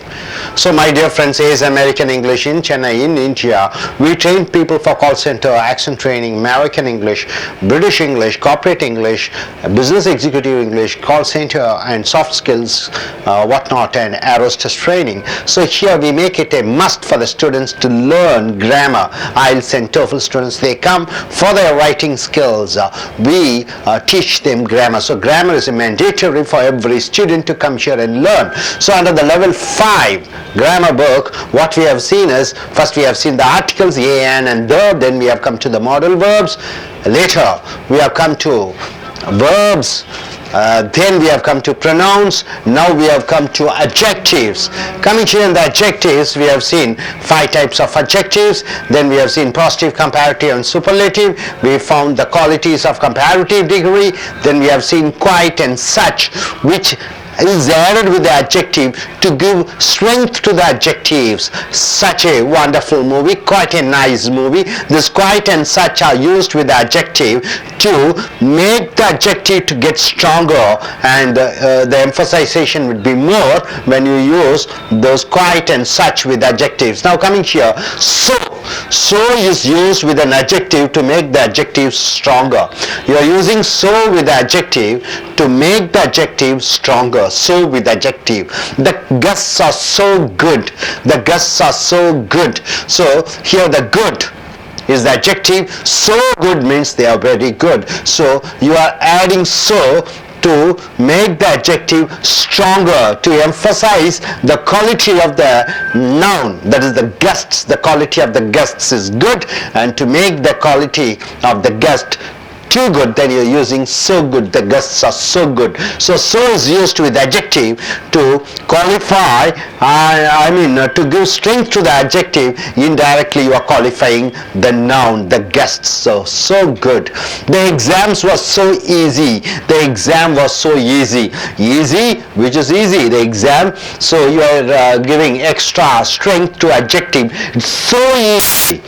The exam was so easy. So you are using so to emphasize and to give strength to the adjective easy. So indirectly you are qualifying the noun exam, which is easy, but it is so easy, very easy. So is used with that to give extra strength to the adjective. So with the adjective plus that plus a sentence. So adjective plus that with a sentence. The movie was so wonderful. The movie was so wonderful. So this wonderful, the adjective qualifies the noun movie. The movie was so wonderful. You are extra adding weightage to the adjective wonderful using so. The movie was so wonderful that you are using that as a connecting word for 2 sentences. That I saw it 2 times. The movie is so wonderful that I saw it 2 times. So wonderful the person to see the movie 2 times. So emphasization or giving strength to the adjective, indirectly meaning that particular noun is very good, and with that you are using that and forming one other sentence. So with adjective plus that plus sentence. Today is so cold. Today is so cold. Cold, very cold, so cold. Today, the noun is today, that I am not able to take a cold water bath. So today is so cold that I am unable to take, I am not able to take a cold water bath. So cold. Cold is an adjective. You are giving extra strength to the cold using so. So long, they have not spoken to me so long. Long is an adjective. So long means for a long duration. So long is a long time. So you are adding for the long time. Is so means you want to say it is for such a long time. It is so long to walk to airport. So let us go by a cab. It is so long. Long is an adjective. You are giving extra weightage for the adjective long. It is so long to walk to airport. So let us go by a cab. So T-O-O, two. What do you mean by that? To plus adjective. Once again you are adding extra weightage to the adjective by using T-O-O. To plus adjective. To plus present tense verb is used to say is too young to work. So you are using, my dear friends, 2 plus adjective plus 2 plus present tense verb. 2 plus adjective, T-O-O plus adjective plus 2 plus present tense verb. 2, T-O-O means you are giving extra weightage to the adjective. He is too young. Young means, you know, he may be 10 years or 8 years. Too young means maybe 6 years or 5 years. He is too young. To work means to do a work. It means you are giving more importance to the adjective young. Young is an adjective. Too young means very young. To work means he won't be able to work. He is not able to work. He is not capable of working. So he is not eligible to work. He is too young to work. So this T-O-O is used with an adjective young, younger, youngest. So young is an adjective. He is too young. So that person is too young. To work means to do a work, means he is not able to work. So T-O-O with the adjective young, which gives a strength to the adjective. The suitcase is too heavy. Heavy is an adjective. The suitcase is very heavy or too heavy is giving weightage to heavy. To carry means to take and to go, not able to carry. So the opposite of T-O-O is enough. The opposite of T-O-O is enough. So here we have enough money. We have too much of money. So opposite of T-O-O is enough. We have enough money. We have too much of money. So a lot of money is there. We have enough of money. So lot and enough, both are opposite. So enough and too is used with something or some person. So enough and too is used with something as an object. You are using with the object, or some persons you are using with persons. We don't have enough cash to buy a car. We don't have enough cash to buy a car means not enough money to buy a car. He is too busy to spend his time with me. So enough and too is used with something or some person. So enough is used with something cash, and too is used with he is too busy to spend his time with me. So too is used too busy too busy to spend his time with me. So you are using enough and too with something or some persons. So he is too busy to spend his time with me means he don't have enough time. So he is too busy. So he is very busy.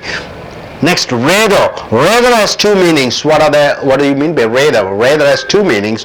One is above average. Rather has two meanings. The one is above average. Something is above average, more than 60%, above average, and the other meaning is completely, totally. See here, the test was rather tough. The test was rather tough means it is above average. It is not an average, it is above average. It is above difficulty. It is tough.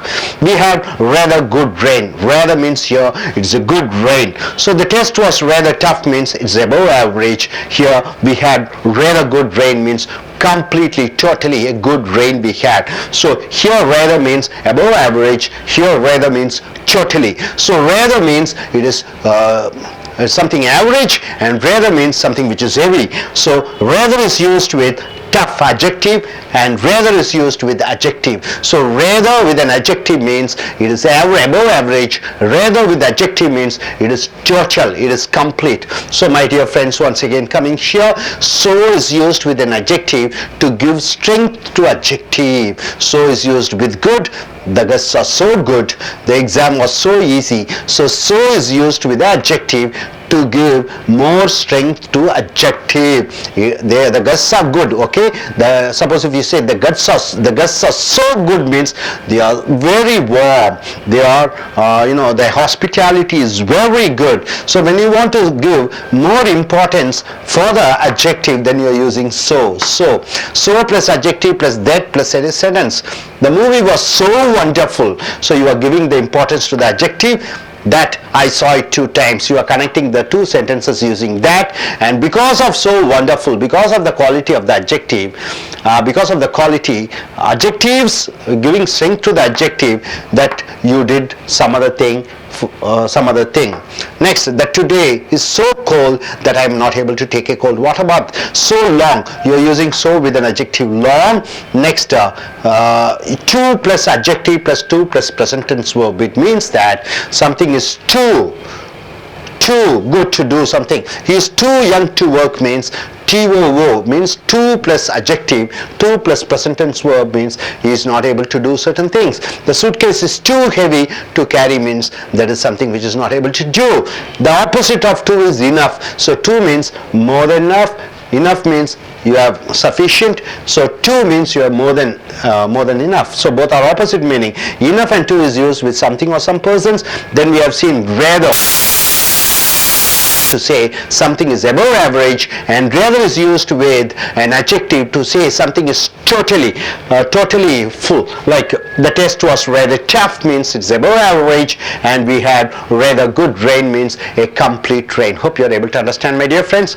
So coming here in Tamil, நண்பர்களே, உங்களுடைய level 5 grammar புக்கை எடுத்துக்கொள்ளுங்கள். Video number 89. இங்கே adjectives என்று சொல்லக்கூடிய பெயர் ஒரு சொற்களினுடைய 9வது பிரிவை நீங்கள் பார்க்கிறீர்கள். இங்கே பார்க்க போகும்போது நீங்கள் ஆரம்பிச்சுல அமெரிக்கன் ஸ்போக்கன் இங்கிலீஷ்ல இந்த வீடியோஸ் லெவல் 5ல பார்த்தீங்கன்னா சுட்டெழுத்துக்கள் ஆரம்பித்தோம். அதுக்கப்புறம் மாடல் வினைச்சொற்களை பார்த்தோம், பிரதிபெயர் சொற்களை பார்த்தோம், வினைச்சொற்களை பார்த்தோம். இப்போ பெயர் உரி சொற்களை வந்திருக்கிறோம். பெயர் உரி சொற்கள் என்பது பெயர் சொல்லை உரித்து சொல்வது. உதாரணத்துக்கு அழகான, மென்மையான, தூய்மையான, கஷ்டமான என்று சொல்லக்கூடிய கஷ்டமான வேலை, அழகான பையன் என்று சொல்லக்கூடிய ஒரு பெயர் சொல்லை உரித்து சொல்வது பெயர் உரிச்சொல். அப்ப பெயர் உரிச்சொல்ல பாசிட்டிவ் பார்த்தோம், கம்பேரிட்டிவ் ஒப்பிட்டு பார்க்கக்கூடிய பெயர் உரிச்சொல், சூப்பர்லேட்டிவ் டிகிரி என்று சொல்லக்கூடிய இருப்பதிலேயே சிறந்த ஒரு பெயர் சொல்லாக கூட்டத்திலிருந்து தேர்ந்தெடுக்கும் பொழுது சூப்பர்லேட்டிவ் டிகிரி என்று சொல்கிறோம். அதை பார்த்தோம். அடுத்ததாக குவைட் என்றால் ஒரு ரொம்ப என்று வருகிறது. குவைட் குட் என்றால் ரொம்ப நன்றாக இருக்கிறது. அதே போன்று such a wonderful movie என்று சொல்கிறோம், அவ்வளவு அருமையாக. ஸோ குவைட்டும் சச்சும் அந்த பெயர் உரிச்சொற்களுடன் சேரும் பொழுது அந்த பெயர் உரிச்சொற்களினுடைய வலிமையை அதிகமாக்குகிறது. குவைட் a good movie என்றால் ரொம்ப நல்ல படம். such a wonderful movie என்றால் அவ்வளவு அருமையான படம். ஸோ சச்சு கூட பெயர் உரிச்சொல்லை சேர்க்கும் பொழுது, குவைட் கூட பெயர் உரிச்சொல்லை சேர்க்கும் பொழுது அந்த பெயர் உரிச்சொற்களினுடைய அந்த சக்தி, அதனுடைய தன்மை அதிகமாகப்படுகிறது. அதே போன்று so ஆகையால் so used with an adjective, இந்த so கூட பெயர் உரிச்சொற்களை பயன்படுத்தும் பொழுது to make the adjective stronger, இந்த பெயர் உரிச்சொல்லை வலிமையாக்குகிறது. so ரொம்ப என்று அர்த்தம். இந்த இடத்துல சோனா ஆகையால் என்று ஒரு அர்த்தம் இருக்கிறது. so கூட பெயர் உரிச்சொல்லை சேர்க்கும் பொழுது ரொம்ப என்று வருகிறது. the guests are so good. அந்த கெஸ்ட்னா விருந்தாளிகள் எப்படி இருக்கிறார்கள்? குட். கெஸ்ட்ஸ் ஆர் குட்னா விருந்தாளி, கெஸ்ட்ஸ் நம்மளுடைய விருந்தாளிகள், விருந்துக்கு வந்தவர்கள் ரொம்ப நல்லவர்களாக இருக்கிறார்கள் சொல்லும்போது they are good, அவர்கள் நல்லவர்களாக இருக்கிறார்கள்.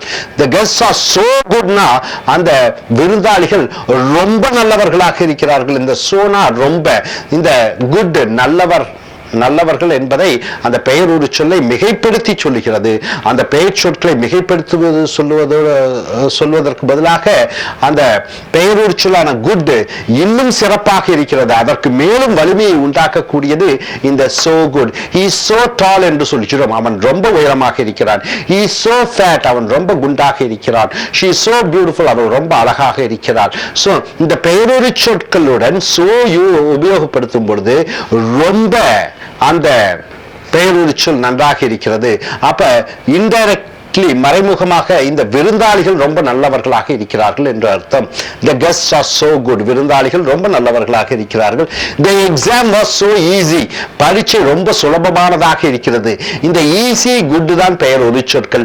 இந்த பெயரொரு சொற்கள் எப்படி ரொம்ப எளிமையாக இருந்தது, ரொம்ப நன்றாக இருந்தது என்று சொல்லும் பொழுது so பயன்படுத்துகிறோம். அடுத்தது so கூட பெயரொரு சொல் கூட that அழகப்பட்டதுன்னு சொல்லிட்டு ஒரு வாக்கியத்தை வைக்கிறோம். இங்க the movie was so wonderful. படம் ரொம்ப பிரமாதமாக இருந்தது. wonderful என்றால் பிரமாதம். எப்படி பிரமாதம்? ரொம்ப பிரமாதமாக இருந்தது. ஆகையால் என்ன நடந்தது? that I saw it 2 times. அழகப்பட்டது, அதை 2 முறை நான் பார்த்தேன். படம் ரொம்ப பிரமாதமாக இருந்தது, அதாவது அந்த படத்தை நான் 2 முறை பார்த்தேன். இந்த வண்டர்ஃபுல் என்பது பெயரொரு சொல். எது வண்டர்ஃபுல்? சினிமா ரொம்ப நன்றாக இருந்தது, ரொம்ப நன்றாக இருந்தது. இந்த ரொம்பங்கிறது தான் சோ. அந்த வண்டர்ஃபுல் அருமையான, அதற்கு நீங்கள் வலிமையூட்டுகிறீர்கள் சோவை பயன்படுத்தி. அடுத்தது டுடே இஸ் சோ கோல்ட். இன்று ரொம்ப குளிராக இருந்தது, இன்று ரொம்ப குளிராக இருக்கிறது. Today is so cold that I am not able to take a cold water bath. அதன் காரணமாக என்னால் குளிர்ந்த நீரிலே குளிக்க முடியவில்லை. Today is so cold. Cold என்பது பெயர் ஒரு சொல். குளிரான, குளிரான என்று வருகிறது. இன்று ரொம்ப குளிரானதாக இருக்கிறது. That I am unable to take a cold water bath. ஆகையால் என்னால் பச்சை தண்ணீரிலே குளிக்க முடியவில்லை. so cold என்பது பெயரொரு சொல் கோல்ட். அந்த பெயரொரு சொல் கோல்டுக்கு மேலும் வலிமையை உண்டாக்குகிறீர்கள் so பயன்படுத்தி. அடுத்ததாக so long என்றால் நீண்ட நேரம். they have not spoken to me. அவர்கள் என்னுடன் பேசவில்லை. so long என்றால் ரொம்ப நாட்களாக, ரொம்ப நேரமாக. so long என்பது ரொம்ப நேரம். so long என்றால் ரொம்ப நாட்களாக என்று வருகிறது. they have not spoken to me so long. அவர்கள் ரொம்ப நாளாக என்னுடன் பேசவில்லை என்று வருகிறது. அடுத்தது it is so long to walk to airport, so let us go by a cab. அது ரொம்ப நீண்ட தூர பயணமாக இருக்கிறது. long என்பது பெயரொரு சொல். so long என்றால் ரொம்ப நீண்ட தூர பயணமாக இருக்கிறது. so long என்பது ரொம்ப நீண்ட தூரம். to walk to airport, so let us go by a cab. ஆகையால் நாம் காரிலே செல்வோம். so long என்பது நீண்ட தூரம், so long நீண்ட காலம். இந்த long என்பது பெயரொரு சொல். இந்த so சொல்லும் போது அந்த பெயரொரு சொல்லை இன்னும் வலிமை சேர்க்கிறீர்கள். அடுத்தது TOO தமிழ்ல இந்த சோவை போல ரொம்ப என்று வருகிறது. அட்ஜெக்டிவ்னா பெயரொரு சொல். to கூட அட்ஜெக்டிவ் சேர்த்துக் கொள்கிறீர்கள். TO இல்ல TOO. TOOனா ரொம்ப என்று அர்த்தம், சோனாலும் ரொம்ப என்று அர்த்தம். இப்ப TOO கூட பெயரொரு சொல்லை சேர்த்துக் கொள்கிறீர்கள். கூட TO கூட present tense verb நிகழ்கால வினைச்சொற்களை உபயோகப்படுத்துகிறீர்கள். எதற்காக உபயோகப்படுத்துகிறீர்கள்? he is too young to work. அவன் ரொம்ப இளமையானவனாக இருக்கிறான் வேலை செய்ய. to work என்றால் வேலை செய்ய. too young ரொம்ப இளமையானவனாக இருக்கிறான். அப்ப இளமையானவன்னா 16 வயசுன்னு எடுத்துக்கோங்க. இளமையானவர்களை 15, 16 வயசு, 17 சொல்லுவோம். ரொம்ப இளமையான என்று சொல்லும் பொழுது 13, 12. so he is too young to work என்றால் அவன் வேலை செய்ய ரொம்ப இளமையானவனாக இருக்கிறான் என்று சொல்லும் பொழுது he is not eligible to work. அவனால் வேலை செய்ய முடியாது என்று அர்த்தம். so young என்பது பெயர் ஒரு சொல். இந்த young யாரை குறிக்கிறது? அவனை குறிக்கிறது. young, younger, youngest. இளமையான, younger அவனை விட இளமையான, யங்கஸ்ட்னா ரொம்பவும் இளமையான. இந்த யங் என்பது பெயர் ஒரு சொல். இந்த டூ யங் என்றால் ரொம்ப இளமையான என்று வருகிறது. டு ஒர்க் என்றால் ரொம்ப இளமையான, டு ஒர்க் வேலை செய்ய. TOO கூட பெயர் ஒரு சொல்லை சேர்த்திக் கொண்டு TO கூட நிகழ்கால வினைச்சொல்லை சேர்க்கும் பொழுது ஒன்று செய்ய ஒன்று கஷ்டமாக இருக்கிறது, ஒன்று செய்ய ஒன்று கடினமாக இருக்கிறது என்ற அர்த்தத்திலே வருகிறது. The suitcase is too heavy. அந்த suitcase ரொம்ப கனமானதாக இருக்கிறது. ஹெவி என்பது பெயரோடு சொல். அதே போன்று யங் என்பது பெயர் ஒரு சொல். the suitcase is too heavy. இந்த heavy கனமான என்பது எதை குறிக்கிறது? இந்த சூட்கேஸை குறிக்கிறது. the suitcase is too heavy to carry என்றால் அந்த சூட்கேஸை தூக்கி செல்வதற்கு ரொம்ப கனமாக இருக்கிறது என்று சொல்லும் பொழுது not able to carry, ஒன்றை செய்ய முடியவில்லை, தூக்க முடியவில்லை. அப்ப ஒன்று தகுதி உடையது அல்ல என்று சொல்லும் பொழுது TOO போட்டுட்டு பக்கத்துல பெயர் ஒரு சொல்லை போட்டுவிட்டு TO போட்டு பக்கத்திலே அந்த நிகழ்கால வினைச்சொல்லை சொல்லும் பொழுது ஒன்று செய்வதற்கு கடினமானதாக இருக்கிறது என்ற அர்த்தத்திலே வருகிறது. the opposite of too is enough. TOO னா ரொம்ப, enough னா போதுமான. அப்ப TOO ரொம்பக்கு எதிர்மறையான வார்த்தை என்ன, பெயர் ஒரு சொல் என்னன்னு பாத்தீங்கன்னா enough, போதுமான. we have enough money என்றால் எங்களுக்கு போதுமான அளவிலே பணம் இருக்கிறது. இதற்கு நேர் எதிராக வரக்கூடிய வாக்கியம் we have too much of money, எங்களுக்கு ரொம்ப பணம் இருக்கிறது.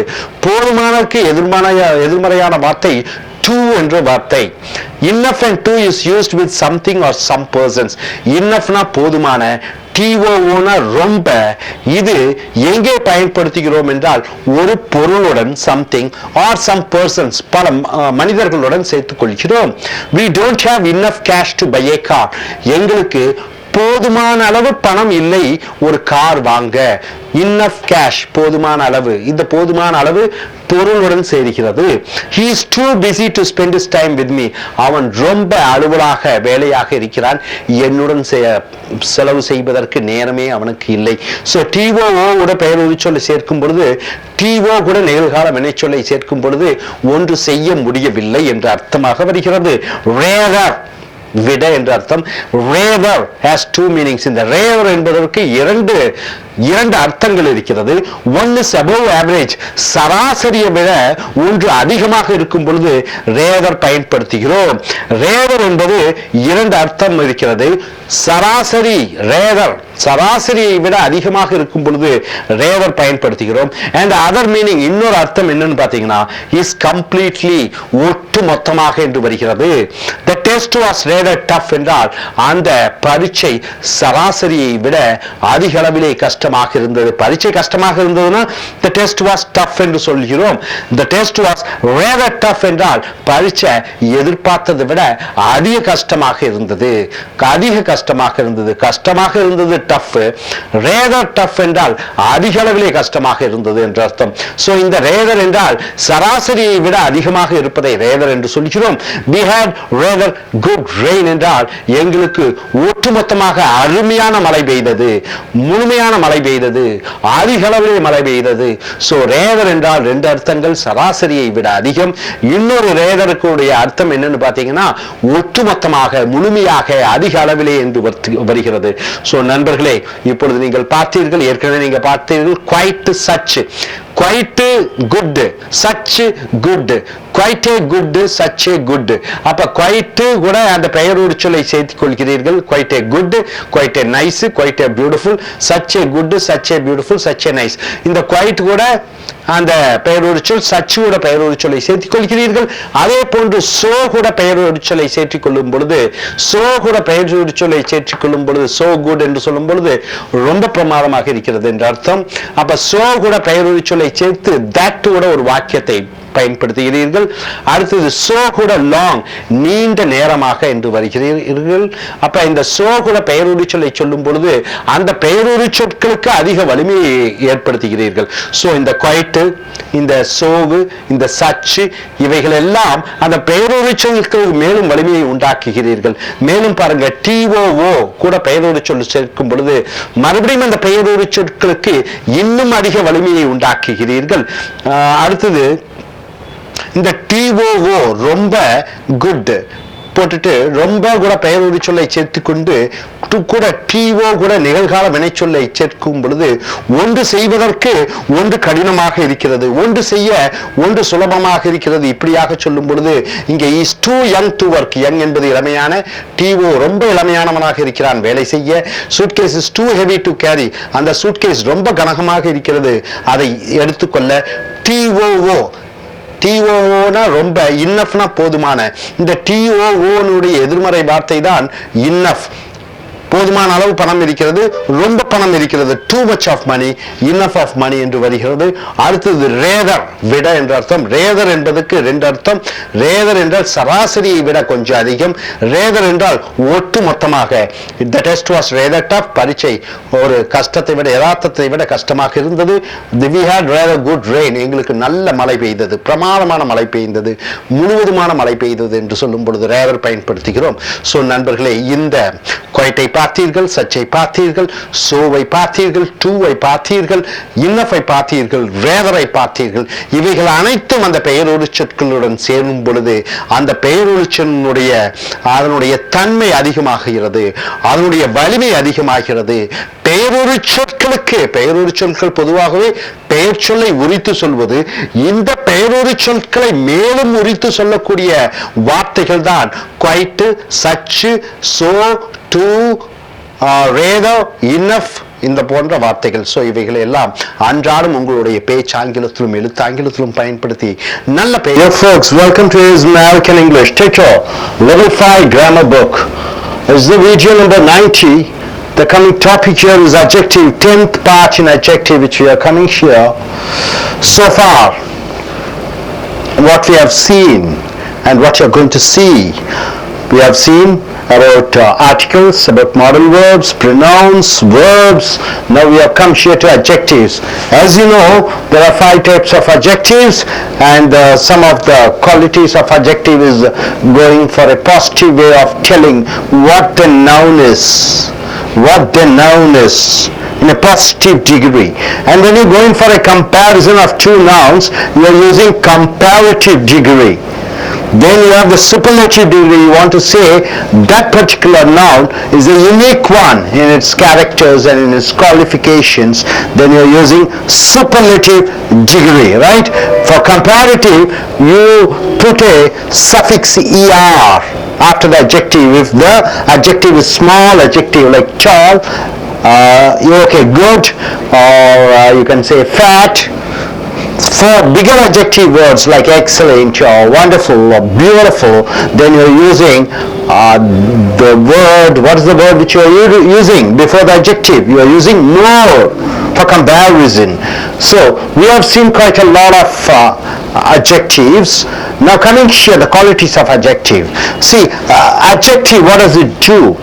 It qualifies, it describes, it tells what a noun is, what type of a noun is. That is, the description of a noun is called adjective. And emphasizing, telling adjective, how strong the adjective is, you are using certain words like what? Quite, quite good. Good is an adjective, you are using quite good. Good is an adjective, you are using so good. Good is an adjective, you are using too good. Good is an adjective, you are using so good. Good is an adjective, you are using very good. Good is an adjective, you are using rather good.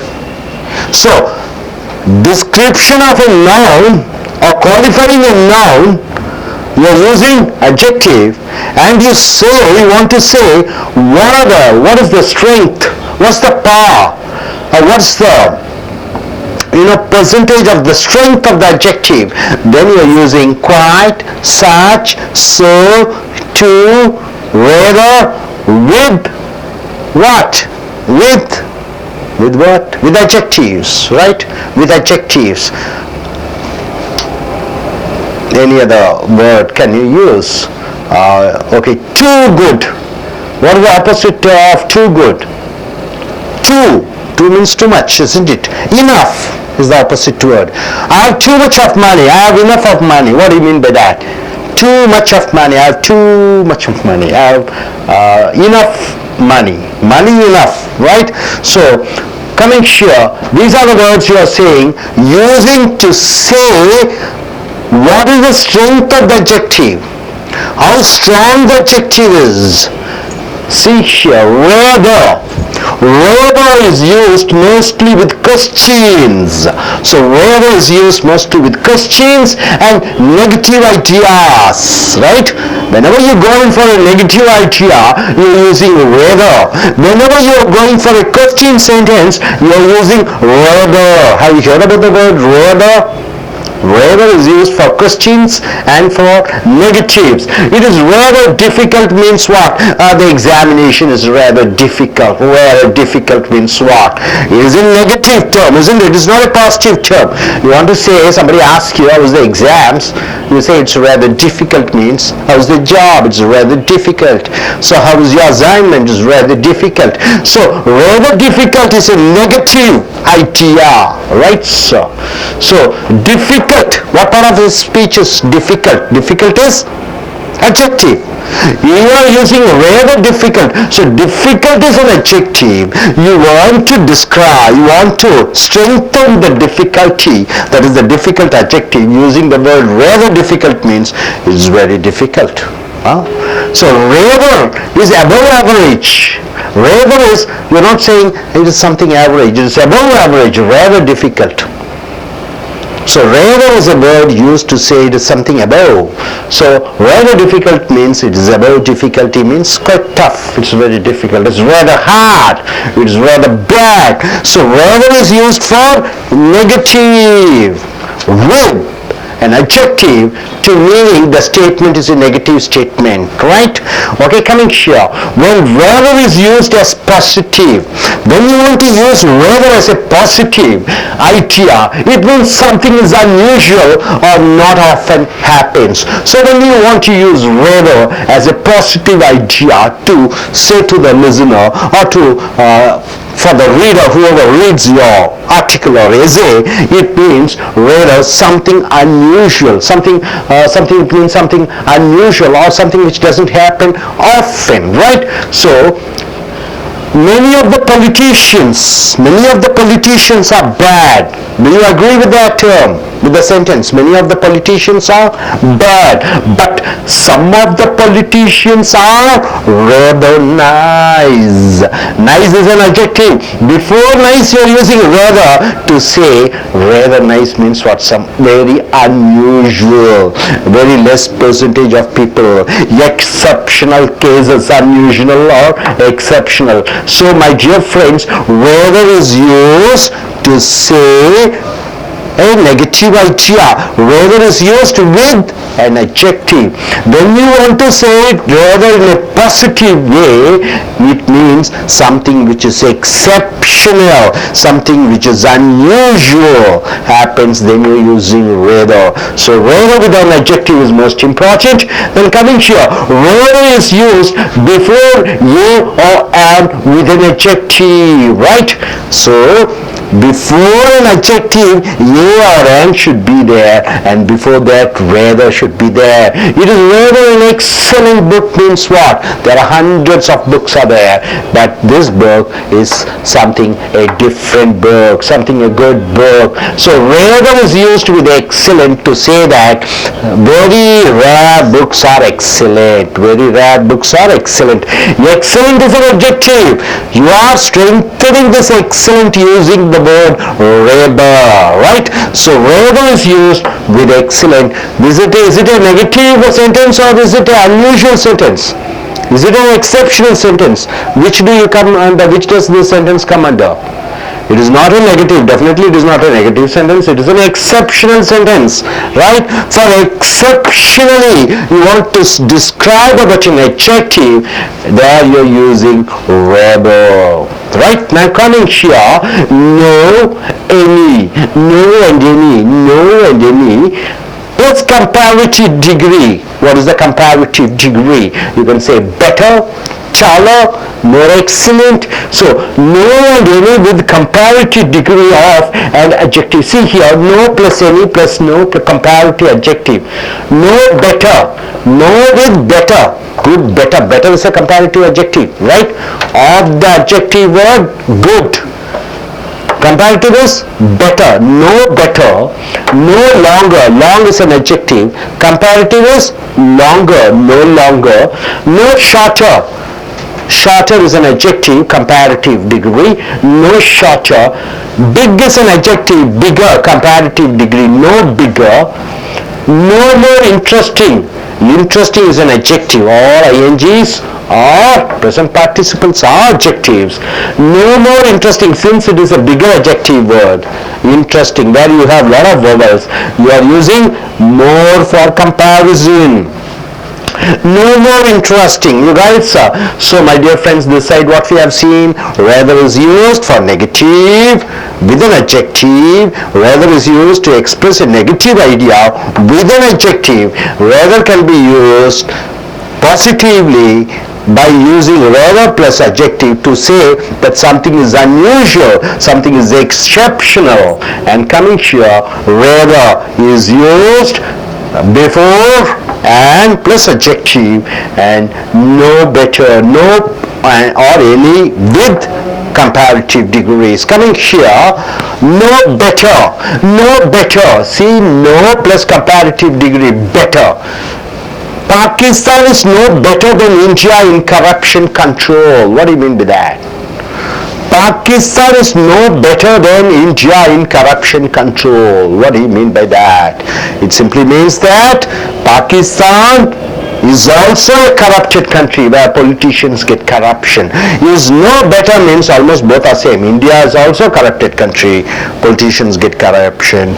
Pakistan also getting corruption. So no better. You are no better than me means what? You are no better than me means what? You are not better than me. We both are almost same, equal. No better. Kamal Hassan's movie is no better than Rajinikanth's movie means what? Both the movies are almost same. It is nothing like Rajinikanth's movie is better than Kamal Hassan's movie. No longer. Long is an adjective. Longer. Longer is a comparative. No longer means it is no longer means what? Long means usually for time, isn't it? Time. So no longer means we are not doing it further. See, I will wait no longer for you means what? I won't wait for you. I will wait no longer for you. So no is used with comparative adjective. Longer, no longer. I'm not going to wait for any more time. No shorter. No shorter. Short means short, something which is short, and comparative degree is shorter. You are using no with a shorter, no with a comparative degree. This elephant is no shorter than the other elephant means what? Is both are of same height. He is no shorter than me means both of us are of the same height. She is not taller than me, or I am not taller. We are both of the same height. No bigger. See, big is an adjective, bigger is a comparative degree of adjective. No bigger means it is not something bigger than that. So this building is no bigger than the other building means what? This building is almost same size height of the other building. It is not bigger than this building. So no bigger means this is not something bigger than that. No more interesting means further you are not interested anymore. The cinemas nowadays are no more interesting for me means what? It is not making me to get interested. I am not interested. No more interesting. So my dear friends, see the adjectives, see in depth. Adjectives are qualifying the nouns. You are using certain words with the adjective to emphasize, to say the strength of the adjective. Like quite, like such a nice movie, quite a nice movie, so nice movie, then too nice movie, very nice movie, then any other words you can use, a rather nice movie. So it's quite a lot of words used with adjectives to say that what is the strength of the adjective, right? Now coming here, yes, almost you have seen, isn't it? So rather is used for negative. Rather is used with adjective. When rather is used as a positive, it means it is an exceptional state. Something which is unusual. So rather is used before ye, and after ye an adjective comes. Rather an excellent verb. So no or any plus comparative degrees. No better, no longer, no shorter, no bigger, no more interesting. Hope you are able to get it. Are you clear about it? Yes. Dear dear friends, நண்பர்களே, உங்களுடைய level 5 ஆங்கில புஸ்தகத்தை எடுத்துக்கொள்ளுங்கள். Video 90க்கு வந்திருக்கிறோம். Adjectives பெயரோடு சொற்களிலே 10வது பெயரோடு சொற்களுக்கு வந்திருக்கிறோம். ஸோ இந்த அட்ஜெக்டிவ் என்பது மிக மிக முக்கியமானது. ஸோ இந்த அட்ஜெக்டிவ் என்பது என்ன என்று சொல்லும் பொழுது பெயர் உரிச்சொல். பெயர் சொல்லை உரித்து சொல்வது. பெயர் சொல்ல என்ன? கண்ணுக்கு தெரியக்கூடிய அனைத்தும் பெயர் சொற்கள். ஒரு பில்டிங் ஆகட்டும், ஒரு பேனா ஆகட்டும். இந்த பேனா என்பது நைஸ், குட் பென், நல்ல பேனா. இந்த குட்ங்கிறது இந்த அட்ஜெக்டிவ். இந்த பேனாவை பற்றி விவரிப்பது குட், குட் பென். ஸோ இந்த குட் அல்லது நைஸ் சொல்றோம், நைஸ் பென். ஸோ இந்த குட்டு நைஸும் இந்த பேனாவினுடைய தன்மையை மேலும் வலு உண்டாக்குவதற்காக, இதனுடைய தன்மையை மேலும் வலிமை சேர்ப்பதற்காக அந்த பெயரொரு சொற்களுடன் மேலும் சில வார்த்தைகளை சேர்த்துக் கொள்கிறோம். அந்த வார்த்தைகள் தான் நீங்க பார்க்கிறீர்கள் இப்பொழுது. It is so nice pen, too good pen, it is quite nice pen, it is rather good pen, it is வேற என்ன சொல்லலாம், உங்களுக்கு நிறைய வார்த்தைகள். இந்த குட், இந்த பெயர் உரிச்சொல்லை மேலும் உரித்து சொல்வதற்காக, இந்த பெயர் உரிச்சொல்லை மேலும் வலிமை சேர்ப்பதற்காக உபயோகப்படுத்தக்கூடிய வார்த்தைகள் தான் such a nice pen, quite a nice pen, so nice pen, very nice pen. So இந்த nice, இது adjective அல்லது குட். இதை மேலும் வலிமை சேர்ப்பதற்கு, இந்த பெயர் சொல்லை மேலும் உரித்து சொல்வதற்கு, மேலும் வலிமை சேர்ப்பதற்காக உபயோகப்படுத்தக்கூடிய வார்த்தைகளைத்தான் நீங்கள் பார்க்கிறீர்கள். ஏற்கனவே பழைய சாப்டர்ல, இதற்கு முந்தைய வீடியோல குவைட் பார்த்தீங்க. குவைட்னா என்ன? ரொம்ப என்ற அர்த்தம். இன்னொரு அர்த்தம் குவைட்னு பார்த்தீங்கன்னா சராசரி என்ற அர்த்தம். 2 சச், அது போன்ற such a nice movie, such a wonderful person, such a great person. அந்த such, அது போன்ற என்ற வார்த்தையை சேர்த்துக் கொள்கிறீர்கள். so good person, so ரொம்ப, too good a person, ரொம்ப நல்லவர் என்று நம்ம பல வார்த்தைகளை பார்த்திருக்கிறோம். இப்பொழுது rather என்றால் என்ன? விட. rather என்றால் விட.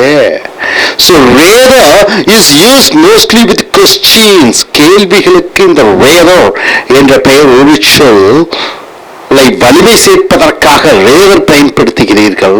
and negative ideas, எதிர்மறை கருத்துக்களை பற்றி சொல்லும் பொழுது rather பயன்படுத்துகிறீர்கள். எதிர்மறை கருத்துக்கள் என்றால் என்ன? என்கிட்ட இல்ல, கஷ்டமா இருக்குது, வேதனையா இருக்குது, பிரச்சனையாக இருக்கிறது, கட்டுமையாக இருக்கிறது என்று எதிர்மறையாக சொல்லும் பொழுது, அந்த பெயரொரு சொல்லுடைய தன்மையை பற்றி சொல்லும் பொழுது rather பயன்படுத்துகிறீர்கள். உதாரணத்திற்கு இட் இஸ் டிஃபிகல்ட் என்ன? அது கடினமானது. இட் இஸ் டிஃபிகல்ட், அது கடினமானது. ஆனா இங்க rather யூஸ் பண்ணும்போது இட் இஸ் rather difficult என்றால் என்ன? ரொம்ப கஷ்டமா இருந்தது. இந்த rather என்றால் சராசரியை விட கொஞ்சம் அதிகமான கஷ்டம்.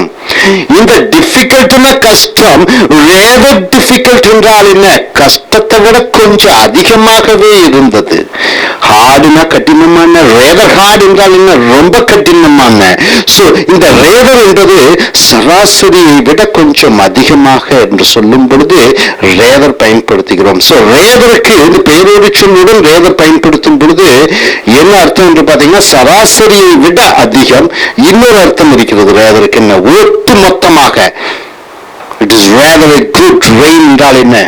நல்ல மழை, பிரமாதமான மழை, முழுவதுமாக மழை பெய்கிறது. It's rather a good climate என்றால் என்ன? ரொம்ப பிரமாதமான ஒரு கிளைமேட். rather difficultனா சராசரியை விட கஷ்டமானது. சோ இந்த rather எதிர்மறையான வாக்கியங்களுக்கு, எதிர்மறை கருத்தை கொடுக்கக்கூடிய வாக்கியங்களுக்கு அந்த பெயரொரு சொல்லுடன் rather பயன்படுத்துகிறோம். இட் இஸ் rather hard என்றால் என்ன? அது கடுமையானது, ஆனால் கடுமையை விட கொஞ்சம் அதிகமான கடுமையாகவே இருந்தது. இட் இஸ் rather bad என்றால் அது மோசம், மோசத்திலும் இன்னும் கொஞ்சம் மோசமாகவே இருந்தது. சராசரியை விட அதிகமாக ஒரு எதிர்மறை எண்ணத்தை மற்றவர்களுக்கு சொல்லும் பொழுது ரேதர் பயன்படுத்துகிறீர்கள். அந்த ரேதர் கூட எதை உபயோகப்படுத்துகிறீர்கள்? பேருரிச்சொல்லை பயன்படுத்துகிறீர்கள். இட் இஸ் ரேதர் டிஃபிகல்ட் என்று சொல்லிவிட்டு நிறுத்திவிட்டாலும் பரவாயில்லை. டிஃபிகல்ட்டுக்கு அப்புறம் இது பெயருரிச்சொல். அப்ப அந்த இட்டு எதை குறிக்கிறது? It is rather difficult question, rather difficult examination என்று அந்த பெயர்ச்சொல்லையும் நீங்கள் உபயோகப்படுத்தலாம். அடுத்ததாக when rather is used as positive idea, நீங்க rather எப்பொழுதுமே எதிர்மறையாகத்தான் கருத்தை சொல்கிறீர்கள். அதே இது நேரான தன்மையுடன் பாசிட்டிவாக மற்றவர்கள் அறிந்து தெரிந்து கொள்ள வேண்டும் என்றால் it means something is unusual, வழக்கத்திற்கு மாறாக ஒன்று இருக்கும் பொழுது or not often happens, அடிக்கடி ஒரு நிகழ்வு நடக்காத பொழுது யதார்த்தமாக எதர்ச்சியாக என்றைக்கோ ஒன்று நாள் யதார்த்தமாக நடக்கக்கூடியதை நீங்கள் ரேதர் பயன்படுத்துகிறீர்கள். இது பாசிட்டிவாக வரும் பொழுது. ரேதர் எப்பொழுதும் எதிர்மறையாக வருகிறது. பாசிட்டிவாக வரும் பொழுது என்றோ ஒரு நாள் அதிசயமாக நடக்கக்கூடிய அரிய செயல்களுக்கு ரேதர் யூஸ் பண்றீங்க. ஆனா ரேதர் கூட பாசிட்டிவ் ஸ்டேட்மெண்ட் ஆக இருக்க வேண்டும். many of the politicians, அரசியல்வாதிகளில் பல பேர் 190-95 are bad, மோசமானவர்கள். பட் ஆனால் some of the politicians, சில அரசியல்வாதிகள் are rather nice, என்றால் என்ன, நல்லவர்களாகவும் இருக்கிறார்கள். சோ அரிதிலும் அரிது என்று சொல்லும் பொழுது rather பயன்படுத்தி நைஸ் நல்ல. அப்ப இந்த ரேதர் அரிதாக வரக்கூடிய ஒன்றுக்கு ரேதர் பயன்படுத்துகிறீர்கள். அன்யூஷுவல் என்றால் வழக்கத்திற்கு மாறாக, எக்ஸெப்ஷனல் என்றால் என்ன, விதி விலக்காக ஒன்றை சொல்லும் போது அங்கே பாசிட்டிவ் ஸ்டேட்மெண்ட் வருகிறது. சோ ரேதர் உடன் பெயருரிச்சொல்லை பயன்படுத்துகிறீர்கள். ரேதர் இஸ் யூஸ்ட், ரேதர் எங்கே பயன்படுத்துகிறீர்கள்? பிஃபோர், எதற்கு முன்னால், ஏக்கு முன்னால் அல்லது ஆனுக்கு முன்னால், ஏக்கு முன்னால் அல்லது ஆனுக்கு முன்னால். ஆனால் அங்கே என்ன இருக்க வேண்டும்? அங்க பெயருரிச்சொல் ஏ ஆரம்பித்து பக்கத்துல பெயர்ச்சொல் இருக்க வேண்டும். அப்பொழுதுதான் ஏ ஆன் பயன்படுத்துகிறீர்கள். So rather is used before a or an with an adjective, ஒரு பெயருரிச்சொல்லுடன் சேர்த்துக் கொள்ள வேண்டும். It is rather an excellent book என்றால் என்ன, ஆயிரக்கணக்கான புஸ்தகங்கள் இருக்கிறது. அந்த புஸ்தகத்திலே இது ஒரு பிரமாதமான, அரிதிலும் பிரமாதமான ஒரு புஸ்தகம், ரேதர் எக்ஸலென்ட் என்று சொல்கிறோம். அடுத்தது நோ, இல்லை, எனி ஏதேனும் ஒன்று. நோ, இல்லை, எனி ஏதேனும் ஒன்று. இதனுடன் எதை உபயோகப்படுத்துகிறீர்கள்? பெயருரிச்சொல். பெயருரிச்சொல்லை ஒப்பிட்டு பெயருரிச்சொல். ஒப்பிட்டு பெயருரிச்சொற்களுக்கு பின்னோக்கி என்ன வர வேண்டும்?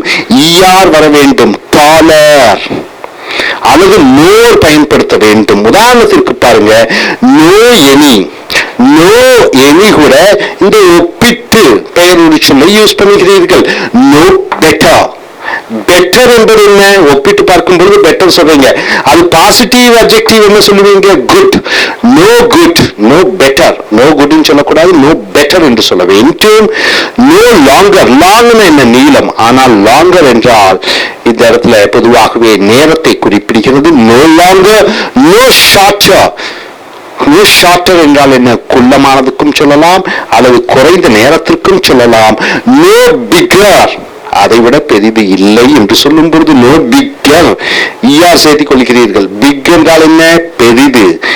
பெரிது என்பது பெரிய என்று வருகிறது. பெரிய அது ஒரு அட்ஜெக்டிவ். பிக்கர் என்று சொல்லும் பொழுது கம்பேரிட்டிவ் டிகிரி. சோ இந்த நோவே, இந்த நோ மோர் இன்ட்ரெஸ்டிங், இந்த இடத்துல மட்டும் ஏன் மோர் யூஸ் பண்ணிக்கிறீர்கள்? இந்த பெயருரிச்சொல் பெரியதாக இருக்கிறது. இங்க நிறைய உயிரெழுத்துக்கள் இருக்கும் பொழுது நீங்க அதற்கு முன்னாடி மோர் யூஸ் பண்றீங்க. இன்ட்ரெஸ்டிங் என்று சொல்ல முடியாது. சிறிய பெயருரிச்சொல்லுக்கு இந்த ER பயன்படுத்துகிறீர்கள். பெரிய பெயருரிச்சொற்களுக்கு என்ன யூஸ் பண்றீங்க? மோர் முன்னாடி வர வேண்டும். So the standard words no அல்லது any கூட ஒப்பிட்டு comparative degree adjectives பயன்படுத்துகிறீர்கள். உதாரணத்திற்கு பாருங்கள், no better என்றால் என்ன? இதைவிட அதைவிட ஒன்றும் ஒப்பிட்டு பார்க்கும் பொழுது இது அதைவிட சிறப்பானது இல்லை. No better. Pakistan is no better than India in corruption control. Corruption என்றால் என்ன? லஞ்சம். கண்ட்ரோல் என்றால் என்ன? கட்டுப்படுத்துவது. லஞ்சத்தை கட்டுப்படுத்துவது பாகிஸ்தான் இந்தியாவை விட எந்த வகையிலும் சிறந்ததாக இல்லை. நோ பெட்டர் என்றால் ஒன்றுடன் ஒப்பிட்டு பார்க்கும் பொழுது இது அதைவிட சிறந்தது இல்லை என்று வரும் பொழுது நோ பெட்டர். நோ லாங்கர் என்றால் என்ன? இனிமேலும் காத்து கொண்டிருக்க முடியாது. I will wait no longer for you. இதற்கு மேல் என்னால் பொறுத்து அல்லது காத்து கொண்டிருக்க முடியாது உனக்காக. No shorter. எந்த வகையிலும் குறைவில்லாத அல்லது சுருக்கம் இல்லாத. ஷார்ட் என்றால் என்ன? குறைவான அளவு என்று சொல்லுவோம். ஷார்ட். This elephant, இந்த யானை is no shorter than the other elephant. இந்த யானை அந்த யானையை விட எந்த வகையிலும் குள்ளமானதாக இல்லை. ஒப்பிட்டு பார்க்கும் பொழுது தேன் பயன்படுத்துகிறீர்கள். THEN அந்த நேரம் தேன் என்றால் அதை விட என்று வருகிறது. ஒப்பிட்டு பார்க்கும் பொழுது எப்பொழுதுமே தேன் உபயோகப்படுத்த வேண்டும். அடுத்து நோ பிகர். எந்த வகையிலும் இதைவிட அது பெரியதானதாக இல்லை. எந்த வகையிலும் இந்த பெயர்ச்சொல் அந்த பெயர்ச்சொல்லை விட பெரிதானதாக இல்லை என்று சொல்லும் பொழுது this building, இந்த கட்டிடம் is no bigger than the other building. இந்த கட்டிடம் அந்த கட்டிடத்தை விட எந்த வகையிலும் பெரிதானதாக இல்லை. no more interesting. இதற்கு மேல் ஆவல் உருவாக்குவதில்லை. இதற்கு மேல் ஆவல் எனக்கு இல்லை.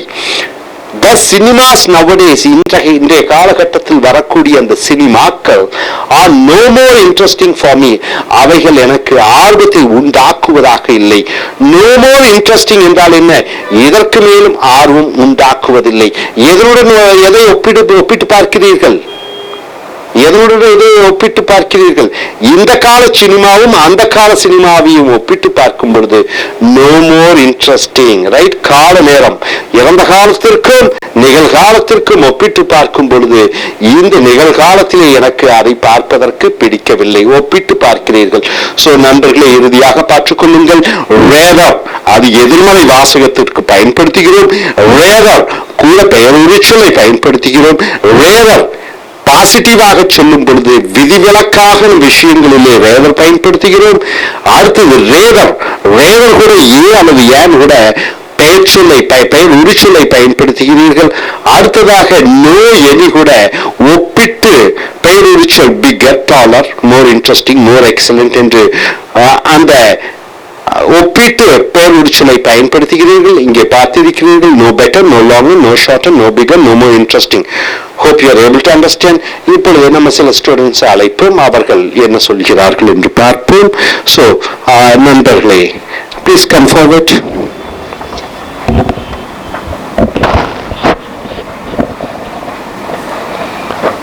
Okay. What do you understand? What do you understand by today's class with the rather?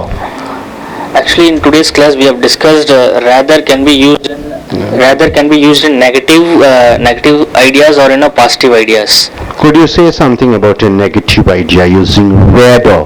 Rather, for an example which we have discussed in this session, it is rather difficult. Difficult, which is already is a toughest thing. To add it in a more stronger way, we use a word there, adjective rather. It is rather difficult. Okay, could you use with a positive idea when you want to express? When rather used as a positive idea, it means something like unusual or it's not often happens. It's in a casual way of using in a positive way that rather which we use. Like for example, like many of the politicians are bad, but some of the politicians are rather nice. Can you form your own sentence using rather?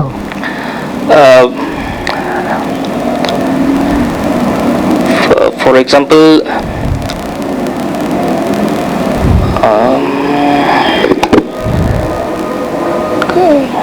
Okay, nowadays movies are violent oriented movies, but Titanic movie is rather a nice movie, right? A historical movie. Exceptional cases are there. Okay, yes, good, fine. Please sit down, sir. Why don't you gentlemen come forward?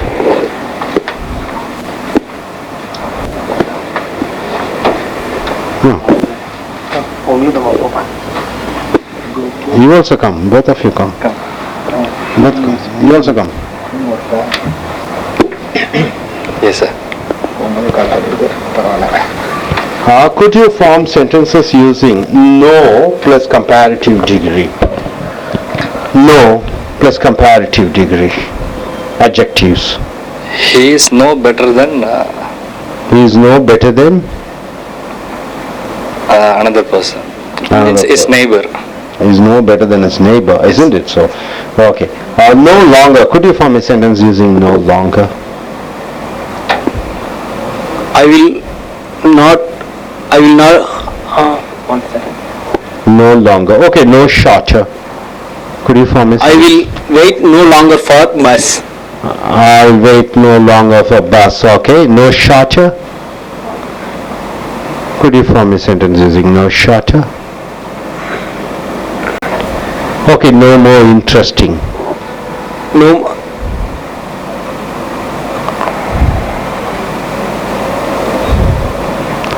Okay, TV nowadays channels nowadays no more interesting. for the students. Serials. Okay. Students. Students are no more or interested. You can say no more. It is no more interesting. What are the programs? Circus is a program which is no more interesting for the youth nowadays. It's no more interesting. Okay, fine. Good.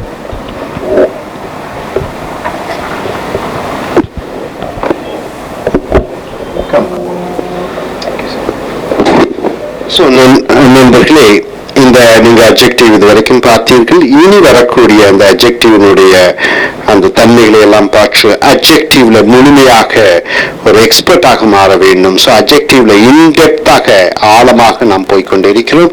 மறுபடியும் வரக்கூடிய வீடியோக்களிலும் நீங்கள் கலந்து கொண்டு இந்த ஆடியோக்கு இந்த அட்ஜெக்டிவை பற்றி நன்கு அறிந்து தெரிந்து கொள்ளுங்கள். Thank you very much. Folks, welcome to American English. Check your level 5 grammar book. The video number is 91 and the topic is adjectives. We have come to the 11th video on adjectives, right? So far we have seen, what all we have seen? Articles, modal verbs, pronouns, verbs. Then we have come here to adjective. How many adjectives were there? Totally 5 adjectives were there. Adjective of quality, adjective of quantity, proper adjective, numerical adjective. Then we have seen about the positive, comparative and superlative degrees. Then we have come, adjectives are adjectives, like for example, excellent, good. Then we are further stressing about adjective. We are giving strength to the adjective by using quite beautiful, such wonderful, so nice. Nice is an adjective, wonderful is an adjective, beautiful is an adjective. You are adding some qualities or strengths to the adjective by using quite, so, such, any other, rather. Then T-over, too good.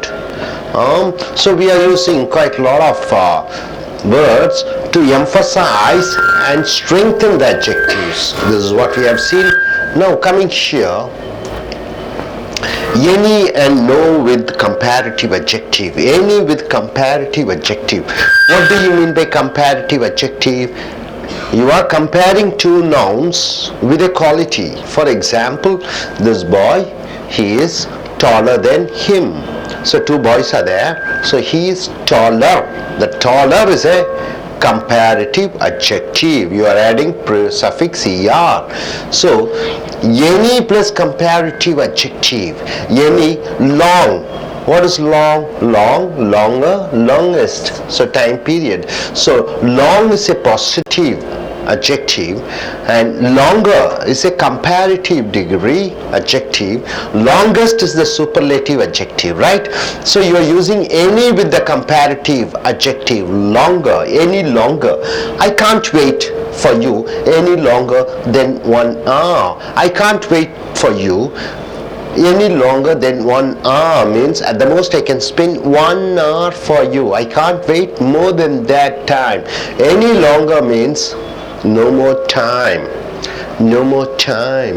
I can't wait for you. I can't wait for you. It's a one sentence. I can't wait for you. Any longer than, when you are using comparative degree, er comes as a suffix or more comes in before the adjective, then you are using than. When you are comparing with the two nouns, the word than is used after the comparative degree, right? So I can't wait for you any longer. Any longer means what? No more extra time. Only 1 hour I can spend for you. Then 1 hour. So I can't wait for you any longer than 1 hour. So any is used with the comparative adjective to give more importance, to give more strength to the word longer. Longer means long time. Any longer means not more than that time. Next, coming here. Any is used with better. What is the positive degree of better? Positive adjective of better? Good, better, best. He is a good boy. This boy is better than this boy, right? He is the best boy in the class. So better is a comparative adjective. Before this comparative adjective, we are using any to give more strength to the comparative adjective, right? More strength you are giving to the adjective by using any and any. Say any. Is Chennai any better than Bangalore? So two nouns are there. What are the two nouns? Chennai is a noun, Bangalore is a noun. Then you are asking a question, is Chennai better than Bangalore? Is Chennai any better? In any way is it better than Bangalore? This is the question you are putting. So then you are using, because you are comparing Chennai with Bangalore, any better. Is Chennai any better than Bangalore means, is it better than Bangalore? Is what's your name? Anish. Is Anish, what's your name? Joe. Is Anish any better than Joe? What do you mean by that? Is it any way better than Joe? So any better means, is there any way, anything where he is good. Any more shocking. See, any more shocking. The shocking is an adjective and it has 1, 2. It's a big adjective word. So you are using more instead of er. So all the present participles are adjectives. So any more shocking. Any more shocking. You told me about train accident. You told about the train accident. Is there, you are asking a question, any more shocking news? Any more shocking news? You told about rail accident, train accident. Is there any more shocking news? So more shocking is a comparative adjective. You are asking any more shocking news means, is there any other news, extra news? Next, double different comparative degrees of adjectives. See, two adjectives are coming. Faster, the better.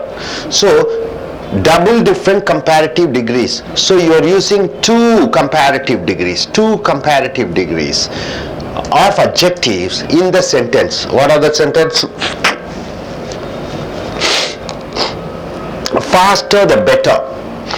Fast is a positive degree. Faster is comparative adjective. Fastest is superlative degree. Better, good, better, best. So two comparative degrees are there. Faster, the better. Next, the lesser, the more comfortable. Lesser, least, right? Lesser, comfortable, more comfortable, most comfortable. So the lesser, the more comfortable. So two comparative adjectives are there. The shorter, the sweeter. Short, shorter, shortest. So shorter is the comparative degree. The sweeter, sweet, sweeter, sweetest, right? So two comparative degrees you are using. Now coming here, for the faster the better. You do something fast, it is always good. So that's the meaning of that. So the faster the electricity shortage gets over in Chennai, you find, not in Chennai, in other parts of Chennai you find electricity.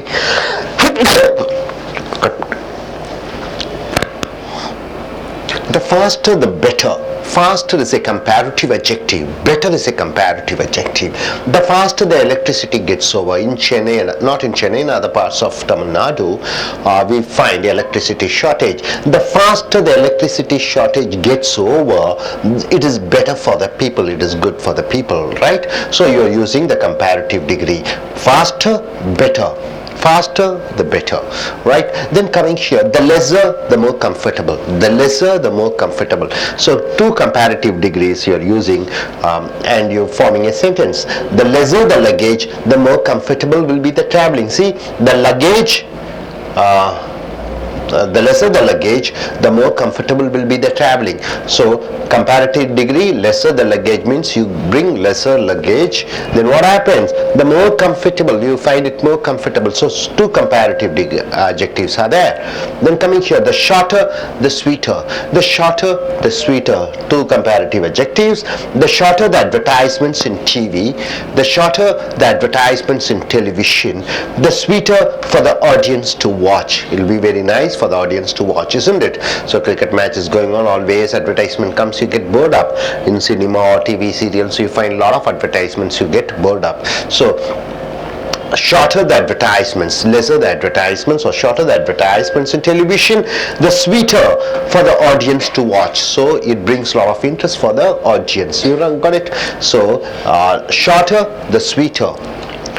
So all these adjectives, then above comparative degrees we use the to mention things. For the above comparative degrees we are using the. Generally we use the for superlative degrees. For comparative, double comparative adjectives you are using the right in front of the comparative adjectives.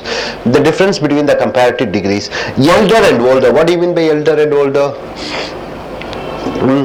If it is a blood relation, she is elder.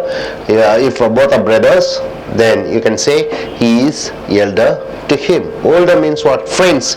He is older than him. For friends you use older. For blood relations you are using elder. Right? Okay, these are the comparative adjectives you have seen. My dear friends, once again I want to say you. So comparative adjectives. What are the comparative adjectives? When you compare the qualities of two persons using an adjective, that is called, what is that? Comparative adjective. You are describing about a noun, that is an adjective. When you compare the two nouns, then you are using comparative adjectives. Comparative adjectives should have a suffix er. Suppose if the adjective is the bigger adjective, then you are using more in front of the adjective. See, any longer, longer is a comparative adjective. Any is used to give a strength to the longer. Longer means the time duration, long, better. Any is used with the better to give a strength to the adjective better. That is the comparative degree. Any more shocking is the comparative adjective. You are using any to give the strength. Double different comparative adjectives, very important.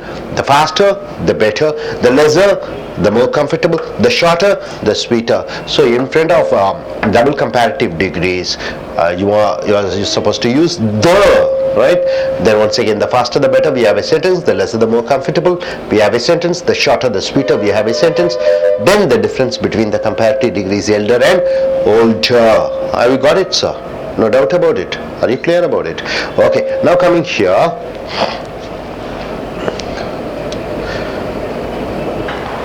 Yes, Ms. Darshana, what you are able to understand? Yes, today we are discuss about the any plus comparative adjectives forms, like any longer, any better, any more shocking, and the double different comparative degrees of adjectives, like the faster the better, the lesser the more comfortable, the shorter the sweeter.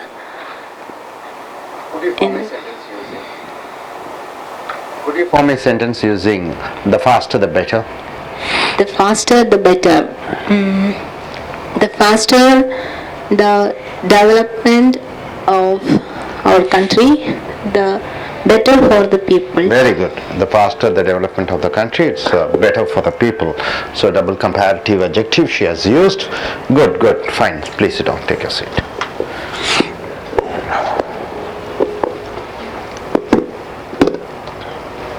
So நண்பர்களே, உங்களுடைய level 5 புக்கை எடுத்துக்கொள்ளுங்கள். Grammar book, video 91, adjective பெயருரு சொற்கள் 11வது video பார்க்கிறோம்.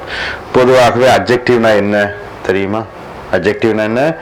இப்போ பையன், இந்த பையன் இருக்கார். இந்த பையன் எப்படி இருக்காரு? கொஞ்சம் எஞ்சிரிங்க. இந்த பையன் என்ன மாதிரி இருக்கான்? அழகான பையன், பிரமாதமான பையன், குண்டான பையன், உயரமான பையன். ஸோ இந்த பையனை பற்றி விவரிப்பது, ஒரு பெயர் சொல்லை பற்றி விவரிப்பது பெயர் ஒரு சொல், அதான் அட்ஜெக்டிவ், ரைட்டா? அப்ப இந்த அட்ஜெக்டிவ்னா கம்பேர் பண்றோம். கம்பேர்னா இந்த பையன் அழகான பையன், ஓகே, இந்த பையன் அந்த பையனை விட அழகான பையன், ரெண்டு பேர்த்த ஒப்பிட்டு பார்க்கும் பொழுது, அவங்களுடைய தன்மையை ஒப்பிட்டு பார்க்கும் பொழுது அதை கம்பேரிட்டிவ் டிகிரி என்று அட்ஜெக்டிவ் என்று சொல்லுகிறோம். ஒப்பிட்டு பார்க்கக்கூடிய பெயர் ஒரு சொல். சோ இந்த கம்பேரிட்டிவ் இவருடைய தன்மை குணாதிசயங்களை இன்னொரு பெயர் சொல்லிடம் இன்னொரு மனிதரை வைத்து ஒப்பிட்டு பார்க்கும் பொழுது அதை கம்பேரிட்டிவ் டிகிரி என்று சொல்கிறோம். ஹலோ ஹலோ யா இந்த கம்பேரிட்டிவ் டிகிரி ஒப்பிட்டு பார்க்கும் பொழுது அதுல பின்னொட்டு, இப்போ உதாரணத்துக்கு டாலுங்கிறோம், உயரமான. இப்ப கம்பேரிட்டிவ் டிகிரி ஒப்பிட்டு பார்க்கும் பொழுது ER சேர்த்தி கொள்ள வேண்டும், டாலர் என்று சொல்ல வேண்டும். அதே போன்று இங்க பாருங்க லாங்கர் என்று சொல்லியிருக்கிறோம். லாங்கர்னா நீண்ட நேரம் என்று சொல்கிறோம். இடம் நீண்ட தொலைவு ரெண்டையும் சொல்லலாம் லாங்கர். ஸோ ER பின்னொட்டை சேர்த்துக் கொள்கிறோம். அட்ஜெக்டிவ் பெரிய அட்ஜெக்டிவாக இருந்தால் உதாரணத்துக்கு எக்ஸலண்ட் இருந்தால் மோர் எக்ஸலண்ட் சேர்த்திக்கணும், மோர். அப்ப ரெண்டு பேர்த்த வைத்து ஒப்பிட்டு பார்க்கும் பொழுது அவர்களுடைய தன்மைகளை ஒப்பிட்டு பார்க்கும் பொழுது நீங்கள் ER சேர்த்திக் கொள்ள வேண்டும். சோ எனி லாங்கர் என்றால் எனி லாங்கர் இதற்கு மேல் என்று வருகிறது, இதற்கு மேல் குறிப்பிட்ட நேரம் என்று வருகிறது. ஐ cannot wait, உனக்காக ஐ cannot wait, நான் காத்திருக்க முடியாது. ஃபார் யூ, உனக்காக நான் காத்திருக்க முடியாது. எனி லாங்கர் இதற்கு மேல் அதிக நேரம் என்னால் காத்து கொண்டிருக்க முடியாது. தென் 1 hour, 1 மணி நேரம் காற்று கொண்டிருப்பேன், அதற்கு மேல் நான் காற்று கொண்டிருக்க மாட்டேன். எனி லாங்கர் என்ன அதற்கு மேல் நேரம் என்று வருகிறது. ஐ cannot waitனா காத்திருக்க முடியாது, அதற்கு மேல் ஒரு நேரம், அதற்கு மேல் ஒரு நேரம் என்ன, அந்த ஒப்பிட்டு பார்க்கும் பொழுது 1 மணி நேரம், 1 மணி நேரம் அதற்கு மேல், அப்ப நான் இருக்க மாட்டேன், காத்து கொண்டிருக்க மாட்டேன். எனி லாங்கர் என்றால் அதற்கு மேல். சோ இந்த லாங் என்பது பெயரொரு சொல், லாங்கர் என்பது கம்பேரிட்டிவ் ஒப்பிட்டு பார்க்கக்கூடிய பெயரொரு சொற்கள், ரைட்டுங்களா? எனி பெட்டர், இந்த எனி எல்லாம் என்ன யூஸ் பண்றோம், இந்த கம்பேரிட்டிவ் ஒப்பிட்டு பார்க்கக்கூடிய பெயரொரு சொல்லுக்கு எனியை சேர்த்து அந்த பெயரொரு சொற்களுக்கு வலிமை உண்டாக்குகிறீர்கள். பெட்டர், பெட்டர் எங்கே பயன்படுத்துகிறீர்கள்? இஸ் எ குட் பாய். ஒரு மனிதனை பற்றி அவருடைய ஒரு குணத்தை சுற்றும் பொழுது இஸ் எ குட் பாய். இதே இது அவரையும் இவரையும் ஒப்பிட்டு பார்க்கும் பொழுது this boy is better then that boy. இந்த பையன் அந்த பையனை விட நல்ல பையன். ஸோ நல்ல பையன் அவனை விட நல்ல பையன் என்று சொல்லும் பொழுது பெட்டர். ரெண்டு பேர்த்த ஒப்பிட்டு பார்க்கும் பொழுது பெட்டர் பயன்படுத்துகிறீர்கள். தனியாக சொல்லும் பொழுது இந்த பையன் நல்ல பையன், இஸ் எ குட் பாய். இந்த பையன் இந்த பையனை விட நல்ல பையன் என்று சொல்லும் பொழுது பெட்டர், பெட்டர் என்று சொல்கிறீர்கள். எனி பெட்டர் என்றால் எந்த வகையிலே பெட்டர், எந்த வகையிலே சிறந்த என்று வருகிறது எனி. அப்ப இந்த கம்பேரிட்டிவ் டிகிரி பெட்டர் கூட எனி சேர்த்து கொண்டு எந்த வகையிலே சிறந்த என்று கேள்வியாக வருகிறது. சோ இஸ் சென்னை, சென்னை கேள்வி வாக்கியம் பாருங்க, இஸ் முன்னாடி வந்துருச்சு. இஸ் சென்னை எனி பெட்டர் தென் பெங்களூர். அப்ப சென்னையும் பெங்களூரும் ஒப்பிட்டு பார்க்கிறீர்கள். இந்த சென்னை பெங்களூரை விட எந்த வகையிலாவது சிறந்ததாக இருக்கிறதா, எனி பெட்டர் என்று வருகிறது. சோ ரெண்டு பெயர் சொல், இந்த பையன் அந்த பையன், this boy that boy, is this boy any better than this boy? இந்த பையன் இந்த பையனை விட சிறந்தவனாக இருக்கிறானா? ஒப்பிட்டு பார்க்கும் பொழுது எனி பெட்டர் என்ற வார்த்தையை பயன்படுத்துகிறீர்கள். தேன் என்றால் இந்த பெங்களூரை விட சென்னை எந்த வகையிலாவது சிறந்ததாக இருக்கிறதா என்று கேள்வியாக கேட்கிறோம். அடுத்ததாக பாருங்க, any more shocking. ஷாக்கிங் என்பது பெயரொரு சொல், ஷாக்கிங் என்பது பெயரொரு சொல். இது பெரிய பெயரொரு சொல்லாக இருக்கிற காரணத்தினாலே நீங்க என்ன யூஸ் பண்றீங்க, மோர் என்ற வார்த்தையை பயன்படுத்துகிறீர்கள். மோர், any more shocking, இதற்கு மேல் ஆச்சரியம் அளிக்கக்கூடிய விஷயங்கள் இருக்கிறதா? You told me about train accident, நீ ட்ரெயின் விபத்தை பற்றி சொன்னாய். Is there any more shocking news? இதற்கு மேல் ஏதாவது ஆச்சரியம் அளிக்கக்கூடிய செய்திகள் இருக்கிறதா? இதற்கு மேல் ஏதாவது அதிர்ச்சி அளிக்கக்கூடிய செய்திகள் இருக்கிறதா?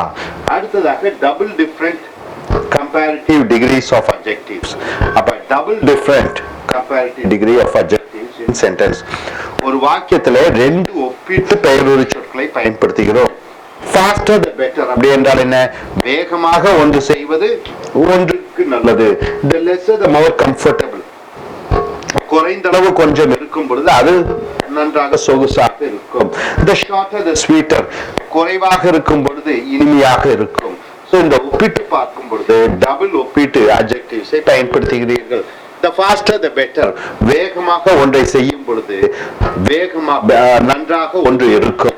the faster the electricity shortage gets over, மின்சார பிரச்சனைகள் வேகமாக குறைந்து விட்டால் it is better for the people, அது மக்களுக்கு நன்றாக இருக்கும். so faster the better, வேகமாக ஒன்று செய்யும் பொழுது அது ஒன்று நன்றாக இருக்கும். நீங்க வேகமாக படிச்சீங்கன்னா அது உங்க பரீட்சைக்கு நல்லது. எப்படி சொல்லுவீங்க இங்கிலீஷ்ல? faster you study, it is better for you to write the examination. நீ வேகமா இன்னைக்கு ஈவினிங் சாயந்தரம் கொஞ்சம் வேகமா வந்துட்டீங்கன்னா சினிமாக்கு போறதுக்கு சௌரியமா இருக்கும். எப்படி சொல்லுவீங்க? if you come faster to home, it will be better for us to go early to the theater. the lesser the more comfortable, குறைந்த அளவு ஒன்று இருந்தால் இன்னொன்று ரொம்ப பிரமாதமாக இருக்கும், சௌகரியமாக இருக்கும். the lesser the luggage, ட்ரெயின்ல போகும்போது லக்கேஜ் எல்லாம் ஜாமானங்கள்லாம் குறைவாக கொண்டு போகும் பொழுது the more comfortable will be the traveling, அப்ப பயணம் இனிமையாக இருக்கும். the lesser the luggage, the more comfortable will be the traveling. so இந்த ஸ்கூல்ல பேக்ஸ் எல்லாம் புக்ஸ் எல்லாம் எடுத்துட்டு வர்றீங்க, கொஞ்சமா புக்ஸ் எடுத்துட்டு வந்தீங்கன்னா நல்லா இருக்கும். எப்படி சொல்லுவீங்க? the lesser you carry the books, the more comfortable will be for you to walk. okay, the shorter the sweeter, எது குறைவாக இருக்கிறதோ அது இனிமையாக இருக்கும் என்று சொல்லும் பொழுது the shorter the advertisements in television, டிவியில குறைந்த அளவிலே விளம்பரம் இருந்தால் the sweeter for the audience to watch, அப்ப பார்வையாளர்களுக்கு பார்ப்பதற்கு இனிமையாக இருக்கும். so குறைந்த அளவு விளம்பரம் இருந்தால் பார்வையாளர்கள் பார்ப்பதற்கு இனிமையாக இருக்கும். so அடுத்தது above comparative degrees we use the to mention things. பொதுவாகவே சூப்பர்லேட்டிவ் டிகிரிக்கு தான் the யூஸ் பண்ணுவோம், அந்த adjective முன்னாடி. இங்க கம்பேரிட்டிவ் டிகிரிக்கு முன்னாடி the, இந்த டபுள் கம்பேரிட்டிவ் டிகிரிக்கு முன்னாடி the பயன்படுத்துகிறோம். the shorter the sweeter, the lesser the more comfortable, the faster the better. அந்த the என்ற சொற்றொடத்தை இந்த டபுள் கம்பேரிட்டிவ் ரெண்டு ஒப்பிட்டு பெயர் ஒரு சொற்களுக்கு முன்னாடி பயன்படுத்துகிறீர்கள்.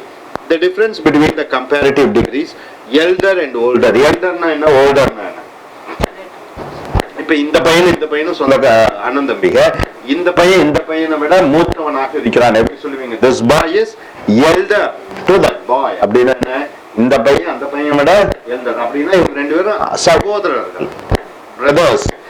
olderனா இப்போ உனக்கும் ஒப்பிட்டு பார்க்கும்போது this boy is older than that boyனா இந்த பையனுக்கு blood relations இல்ல, ரத்த சம்பந்தம் இல்ல, அவன் வயதானவன், இவன் மூத்தவன் என்று சொல்லிக்கிறோம். இவன் ரத்த சம்பந்தம் இருக்கிற பையன் காட்டி எல்டருங்கிறோம். ரத்த சம்பந்தம் இல்லாதவர்கள் ஒப்பிட்டு பார்க்கும் பொழுது அவர்கள் வயது மூத்தவர்களாக இருக்கும் பொழுது ஓல்டர் என்று சொல்கிறோம். ரைட்டா? சோ மை டியர் ஃப்ரெண்ட்ஸ், இந்த கம்பேரிட்டிவ் டிகிரினா இது வரைக்கும் என்ன பார்த்தீங்க? இந்த ஒரு பெயருரி சொல், அந்த பெயருரி சொல்லை ரெண்டெண்ணம் ஒப்பிட்டு பார்க்கும் பொழுது பின்னொட்டு சேர்க்கிறீர்கள், அதான் comparative degree. so longer, any போட்டு இதற்கு மேல் நேரம் என்று வருகிறது. any better, இதற்கு மேல் சிறப்பான ஒன்று. any more shocking, இதற்கு மேல் ஒரு அதிர்ச்சி அளிக்கக்கூடிய செய்தி. அடுத்து double comparative degree, the faster the better, ஒன்று வேகமா செஞ்சா இன்னொன்று நன்றாக இருக்கும். lesser the more comfortable, ஒன்று குறைந்தால் இன்னொன்று சௌகரியமாக இருக்கும். shorter the sweeter, ஒன்று குறைவாக இருக்கும் பொழுது இன்னொன்று இனிமையாக இருக்கும். அப்படியாக வாக்கியங்களை பார்த்திருக்கிறோம். ஓல்டர் எல்டரும் வாக்கியத்தை பார்த்திருக்கிறோம். சோ இந்த டபுள் கம்பேரிட்டிவ் டிகிரிஸும் இந்த கம்பேரிட்டிவ் அட்ஜெக்டிவ்ஸ்க்கு முன்னாடி நீங்க எனி பயன்படுத்தி உங்களுடைய பெயருரு சொற்களுக்கு வலிமையை உண்டாக்குங்கள். Thank you very much. இனி அடுத்து வரக்கூடிய வீடியோக்களில் அட்ஜெக்டிவ்னுடைய Dear folks, take your level 5 grammar book. It's video number 92 and we have come to adjective, 12th video on adjective. So far we have seen American Accent Training Center here. We teach accent training, call center training, I.E.L.T.S and TOEFL, personality development, corporate English, business executive English, soft skills, then aerospace training. For all these courses we make the students to attend the grammar classes which are mandatory over here.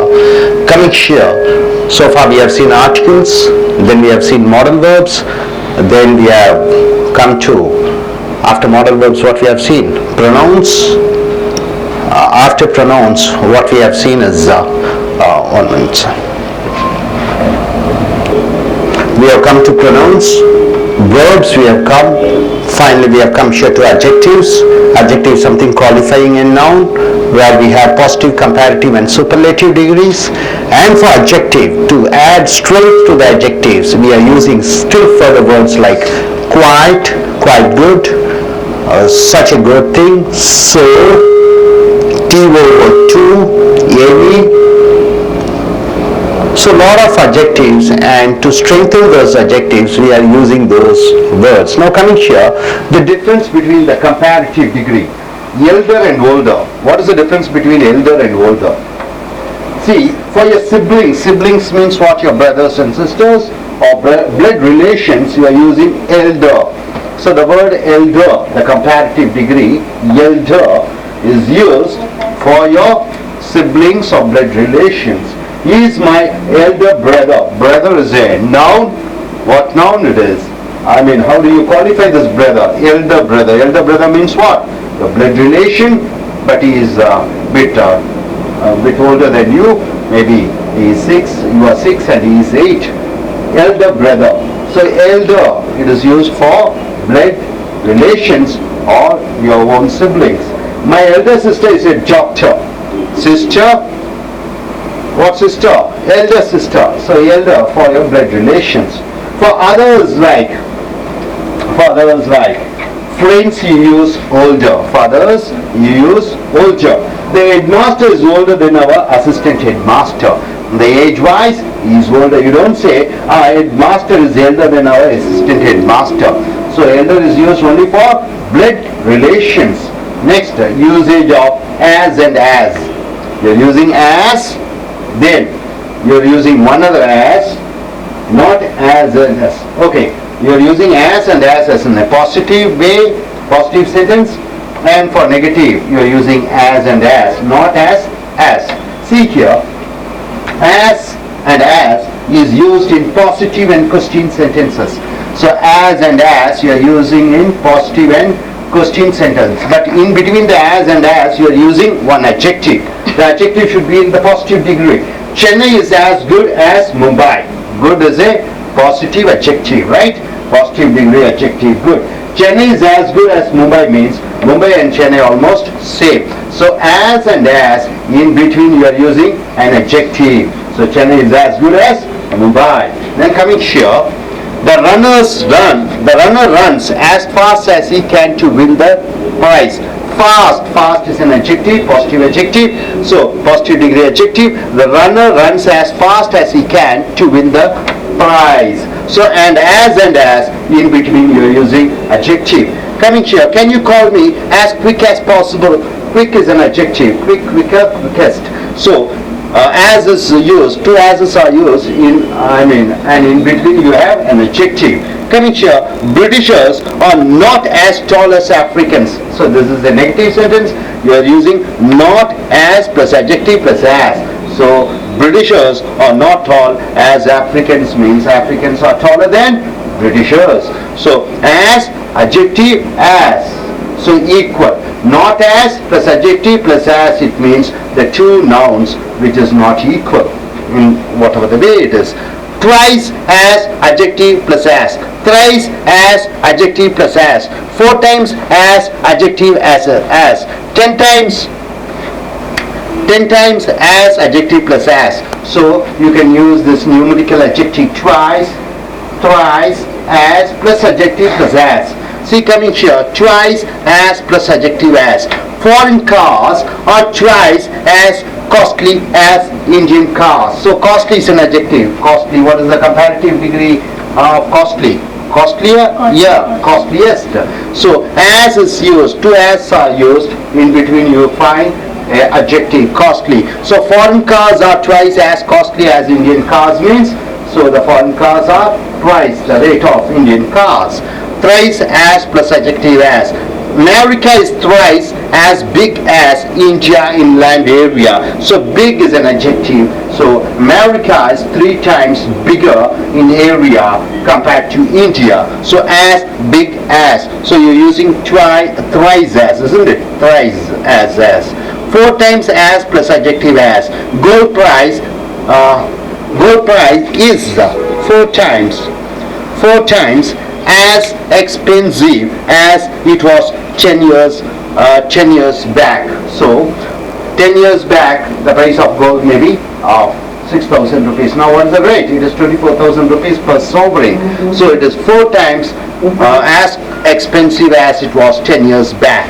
10 years, not 20 years. Then it will be 12,000, right? Okay, coming here. 10 times as adjective plus as. Africans are 10 times as strong as a lion. Lion is very strong, very strong animal, but the Africans are 10 times more stronger in the sense that physically they are very strong. So twice as plus adjective as, thrice as plus adjective as, 4 times as adjective as, 10 times as plus adjective as means the quality of the noun, it is 4 times better than one other noun, 2 times better than one other noun. So as plus adjective as is used when you go in for comparison with one other noun using an adjective. So if you are able to understand what's the difference between older and elder, what's the difference between older and elder? Yes, hello. Yes, please stand up.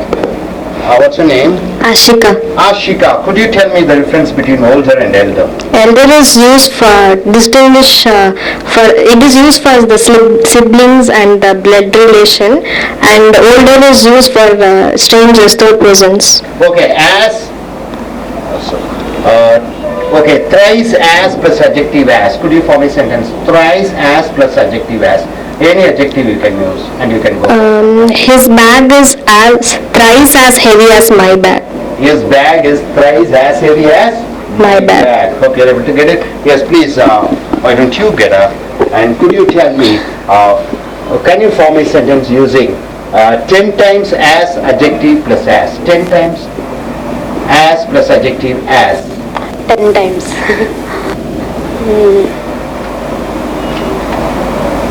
Okay, 2 times as plus adjective as. 2 times. Room rents in Chennai are twice as costly as Hyderabad. Okay, the room rent in Chennai is twice as costly as in Hyderabad. That's what I want to say. Okay, good. நண்பர்களே, உங்களுடைய level 5 புக்கை எடுத்துக்கொள்ளுங்கள். Video number 92. இங்கே adjectives என்று சொல்லக்கூடிய பெயர் ஒரு சொற்கள். உங்கள் லெவல் 5 புக் வீடியோ 92 adjective பெயர் ஒரு சொல் 12. ஸோ adjectiveல நிறைய பார்த்துருக்கோம். adjectiveல என்ன? பெயர் ஒரு சொல், ஒரு பெயர் சொல். பெயர் சொல் என்ன? கண்ணுக்கு தெரியாதெல்லாம் பெயர் சொல். நான் ஒரு பெயர் சொல், இந்த பெண் ஒரு பெயர் சொல், இந்த புக் ஒரு பெயர் சொல், அந்த ஷால் ஒரு பெயர் சொல், எல்லாமே பெயர் சொல். அந்த பெயர் சொல்லை விவரிப்பது பெயர் ஒரு சொல். நல்ல பையன், கெட்ட பையன், உயரமான பையன், குண்டான பொண்ணு, ஒல்லியான பொண்ணு, அழகான பொண்ணு, அழகான பையன், இதெல்லாம் அந்த பெயர் சொல்லை விவரிப்பது அட்ஜெக்டிவ் என்று சொல்லக்கூடிய பெயர் ஒரு சொல். நாம இப்ப பார்க்க போறது கம்பேரிட்டிவ். கம்பேரிட்டிவ்னா என்ன? இந்த பெயர் சொல்லும் அந்த பெயர் சொல்லும் ரெண்டையும் ஒப்பிட்டு பார்க்கிறோம், அதனுடைய தன்மையை பார்க்கிறோம். இப்ப இந்த பையன் உயரமான பையன், அந்த பையனை விட உயரமான பையன்னா this boy is taller. ஈயா சேர்த்திக் கொள்ள வேண்டும், பின்னொட்டி ஈயாவை சேர்த்திக் கொள்ள வேண்டும் அட்ஜெக்டிவ் கூட. சில சமயங்கள்ல மோர் யூஸ் பண்ணலாம். அட்ஜெக்டிவ் பெரிய அட்ஜெக்டிவாக இருந்தால், இப்ப இந்த பையன் வந்து மோர் ஹேண்ட்சம், இவனை விட ரொம்ப அழகான பையன் என்று சொல்லும் பொழுது மோர் யூஸ் பண்றீங்க. ஏன்னா அந்த அட்ஜெக்டிவ் பெயர் ஒரு சொல் பெரிய பெயர் ஒரு சொல்லாக இருக்கும் பொழுது ரெண்டு பேர்த்தை ஒப்பிட்டு பார்க்கும் பொழுது மோர் யூஸ் பண்றீங்க. சின்ன அட்ஜெக்டிவா இருந்தாலும் இந்த பையனை விட ஃபேட்டர், குண்டாக இருக்கிறார்னா this boy is fatter than that other boy என்று சொல்கிறோம்.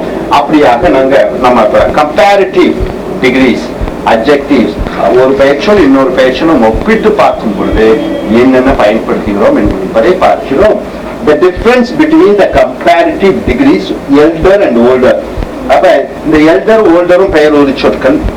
அந்த பெயர் ஒரு சொல்லுக்கு பின்னாடி ஈஆர்னு போட்டுக்குவீங்க. அதனால ஈஆர் பின்னோட்டு சேரும் பொழுது ஒப்பிட்டு பார்க்கக்கூடிய அந்த தன்மையை சொல்லக்கூடிய பெயர் ஒரு சொற்கள்.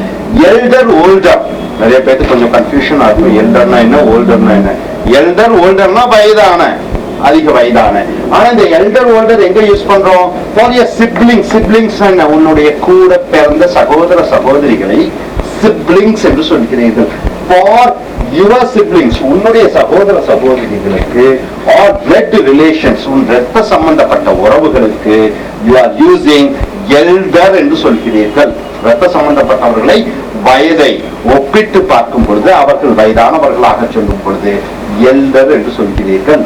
He is my elder brother. அவன் என்னுடைய மூத்த சகோதரன். அப்ப ரத்த சம்பந்தப்பட்ட உறவு அவர் இவரை விட வயதானவர் என்று சொல்லும் பொழுது எல்டர் பிரதர் என்று சொல்கிறோம். தமிழ்நாட்டுல பாத்தீங்கன்னா கருணாநிதி அவர்களுக்கு நிறைய பையன் இருக்காங்க. அதுல வந்து மூக்க அழகிரி ஸ்டாலின், மூக்க அழகிரி ஸ்டாலின், அது எப்படி சொல்லுவீங்க? மூக்க அழகிரி வந்து இவர் ஸ்டாலினோட ஸ்டாலினுக்கு மூத்த சகோதரர், எப்படி சொல்லுவீங்க? மூக்க Alagiri is elder brother of mister M.K. Stalin என்று சொல்றீங்க. ஏன்னா ரெண்டு பேர் சகோதரர்கள், உடன் பிறந்தவர்கள். My elder sister is a doctor. என்னுடன் உடன் பிறந்த சகோதரி, மூத்த சகோதரி ஒரு டாக்டராக இருக்கிறார். சோ உடன் பிறந்தவர்கள் வயது அதிகமானவர்கள் நம்மை விட என்று அல்லது மற்றவரை விட என்று சொல்லும் பொழுது எல்டர் பயன்படுத்துகிறீர்கள். For others like friends, உன்னுடைய நண்பர்கள், you use older. உன்னுடைய நண்பர்களை ஒப்பிட்டு பார்க்கும் பொழுது ரத்த சம்பந்தம் இல்லாத உறவுகள், அவர்கள் உன்னை விட வயதானவர்கள் என்று சொல்லும் பொழுது older என்று சொல்கிறீர்கள். The headmaster is older than our assistant headmaster. எங்களுடைய துணை தலைமை பேராசிரியர் அல்லது தலைமை ஆசிரியர், உதவி தலைமை ஆசிரியர், ஹெட்மாஸ்டர் தலைமை ஆசிரியர். அப்ப தலைமை ஆசிரியர் உதவி தலைமை ஆசிரியரை விட வயது மூத்தவராக இருக்கிறார். இந்த இடத்தில் ரெண்டு பேர் ரத்த சம்பந்தம் இல்லாத ஒரு ஆகையால் நீங்கள் ஓல்டர் என்று பயன்படுத்த வேண்டும். ரெண்டு பேர்த்த ஒப்பிட்டு பார்க்குறீங்க, ஹெட்மாஸ்டர் அசிஸ்டன்ட் ஹெட்மாஸ்டர். ஹெட்மாஸ்டர் இவரை விட வயதானவர் என்று சொல்லும் பொழுது ஓல்டர் என்று பயன்படுத்துகிறீர்கள். அவர்கள் ரத்த சம்பந்தம் இல்லாதவர்கள். ரத்த சம்பந்தமான உறவுகள்னா எல்டர் என்று சொல்ல வேண்டும். அடுத்ததாக யூசேஜ் ஆஃப் as என்ன? போலன்னு சொல்லுவோம். என்ன? போல. asனா இன்னொரு அர்த்தம் இருக்குதுன்னு அந்த காரணத்திற்காக as I am suffering from fever I am unable to attend the class. எனக்கு உடல்நிலை சரியில்லாத காரணத்தினாலே நான் வகுப்புக்கு வரவில்லை. அந்த ஒரு as. இன்னொரு asனா என்ன? போல. he looks as my brother என்றால் என்ன? என் சகோதரனை போல இருக்கிறார். இன்னொரு asனா என்ன அர்த்தம்? அந்த நேரத்துல ஹெட்மாஸ்டர் வர நேரத்துல பையன்கள் எஞ்சிருச்சாங்க. As the headmaster came, the boys stood up. அப்ப asனா அதே டைம். அப்ப asக்கு மூன்று மீனிங் இருக்கிறது. ஒன்று போல prepositionாக முன்னடை சொல்லாக வருகிறது. He looks as my brother. இன்னொரு asனா என்ன? Reason. As my brother is suffering from fever, he is unable to come to the class. So அவன் என் சகோதரன் உடல்நிலை சரியில்லாத காரணத்தினாலே வகுப்புக்கு வர முடியல. இன்னொரு asனா என்ன அர்த்தம்? அதே நேரத்துல ஹெட்மாஸ்டர் வந்து அதே நேரத்துல மாணவர்கள் எல்லாம் எழுந்திருந்தார்கள். இந்த இடத்துல டபுள் ஆஸ் போடுறீங்கன்னா போல என்று வருகிறது. இந்த இடத்துல டபுள் ஆஸ் போடுறீங்கன்னா போல. ஆனா இந்த ஆஸுக்கு நடுவில் என்ன யூஸ் பண்ணணும்? பெயரொரு சொல்லை யூஸ் பண்ண வேணும். அந்த பெயரொரு சொல் என்னவாக இருக்கணும்? பாசிட்டிவா, கம்பேரிட்டிவா, சூப்பர்லேட்டிவா? பாசிட்டிவாக இருக்கணும். ஆஸ்ன்னு போடும்போது நடுவில் என்ன வரணும்?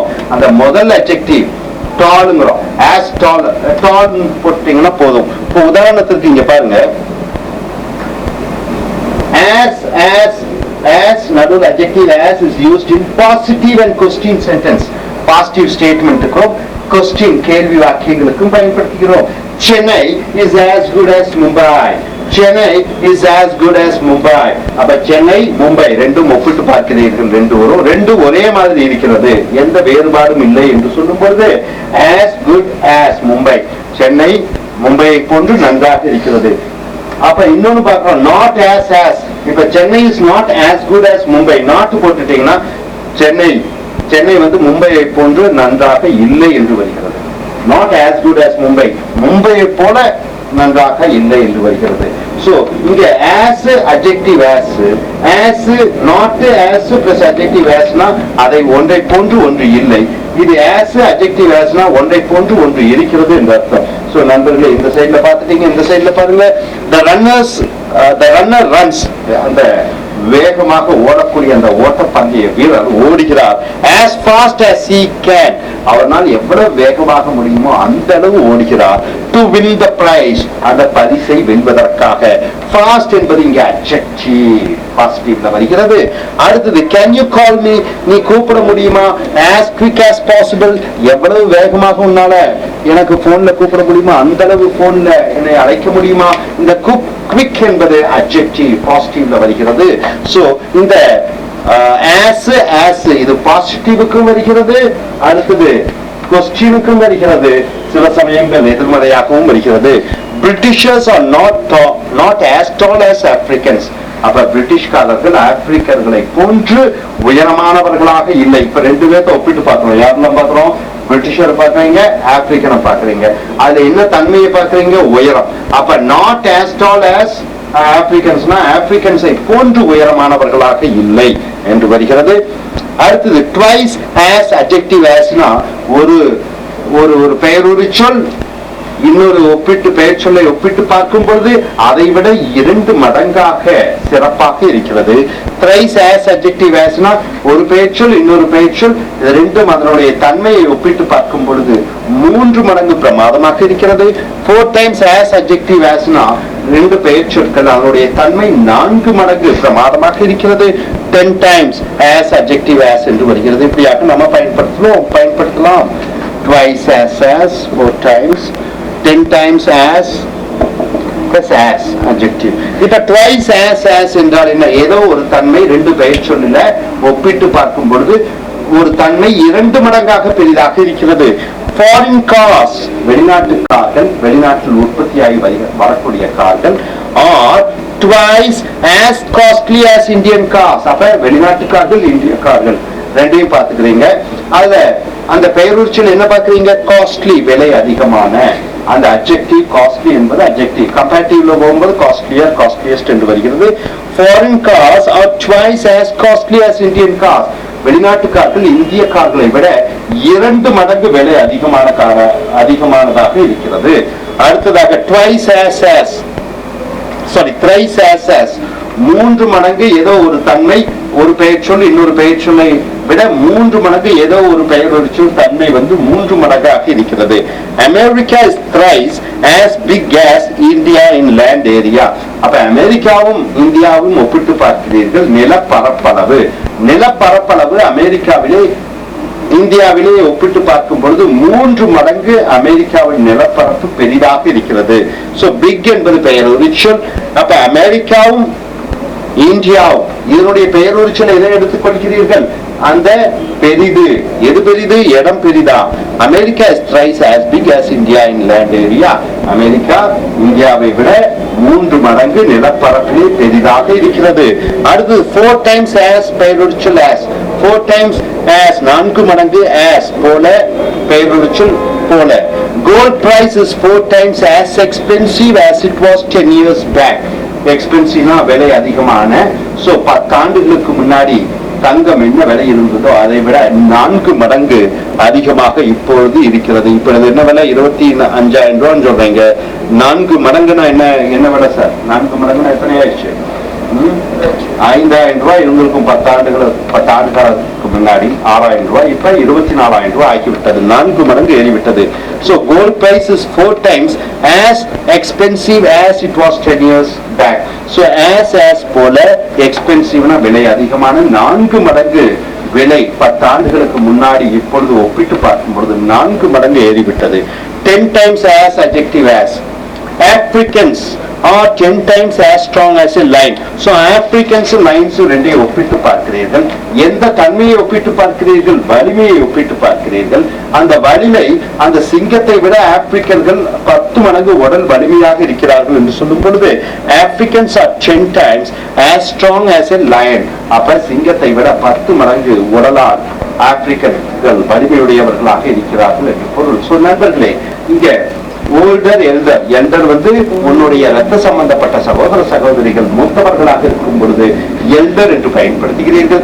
ரத்த சம்பந்தமில்லாத உறவுகள், நண்பர்கள், மற்றவர்களை வயதை ஒப்பிட்டு பார்க்கும் பொழுது அவர்கள் மூத்தவர்களாக இருந்தால் ஓல்டர் என்று பயன்படுத்துகிறீர்கள். அடுத்ததாக ஆஸ்ன்னு போட்டுட்டு, ஆஸ்னா போல பக்கத்துல பெயரொரு சொல் போட்டுட்டு ஆஸ்ன்னு போட்டுட்டீங்கன்னா 2 பெயர் சொற்களை ஒப்பிட்டு பார்க்கிறீர்கள். ஏதோ ஒரு பெயரொரு சொல்லுடைய தன்மையை ஒப்பிட்டு பார்க்கும் பொழுது as நடுவில் பெயரொரு சொல் போகும்போது 2 ஒன்றாக இருக்கிறது. 2 பெயர் சொல்லும் ஒன்றாக இருக்கிறது.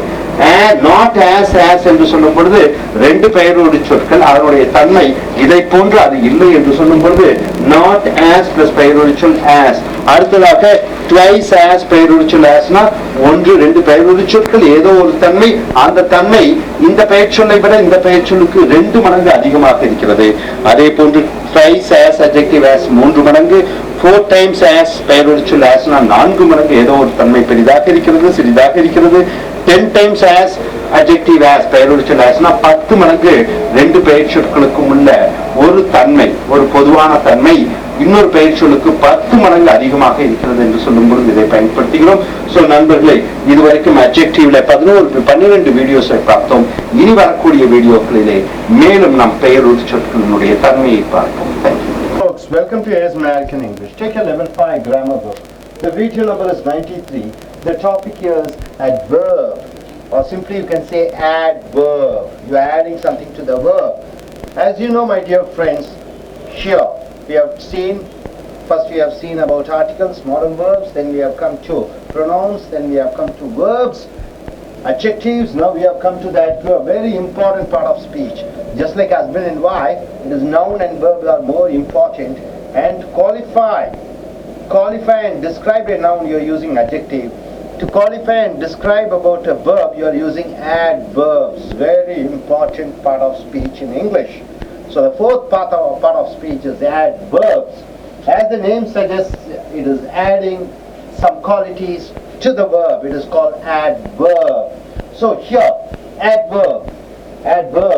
What are the adverbs? Adverbs like nicely, wonderfully, excellently are used to tell us about the verb. It tells about the verb. It tells how somebody does something. She dances wonderfully. He speaks nicely. He sings excellently. You ask to the verb, how does he sing? He sings nicely. How does she dances? She dances wonderfully.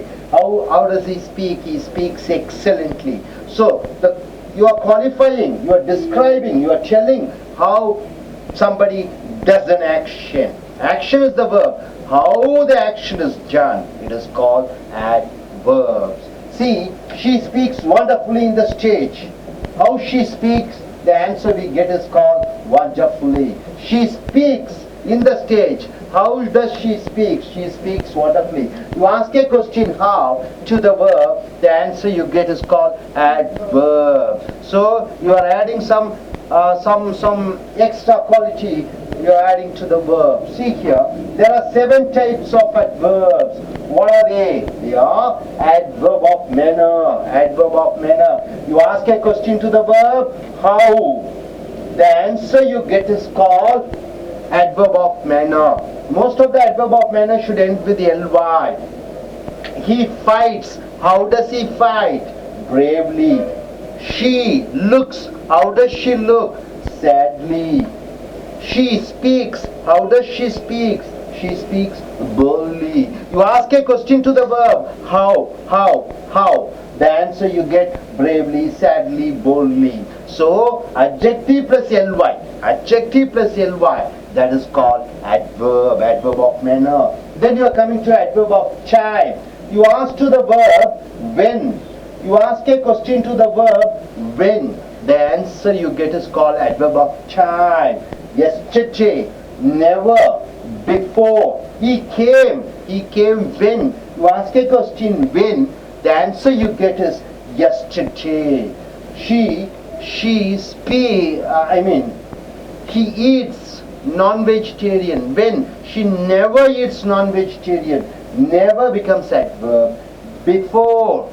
So he came. When did he come? He came before. So you ask a question to the verb when, the answer you get is called adverb of time. Now adverb of place. You ask a question to the verb where. You ask a question to the verb where. The answer you get is called adverb of place. There, here, behind, there. He came where? He came there. You ask a question where to the verb. He came where? There. He comes where? Here. So the here becomes adverb of place. He sits where? Behind. So behind becomes adverb of place. So you ask a question to the verb where. The answer you get is called adverb of place. Now you are asking adverb of frequency. How many times? How many times?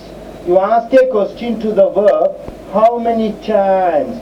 The answer you get is called adverb of frequency. So, he sings.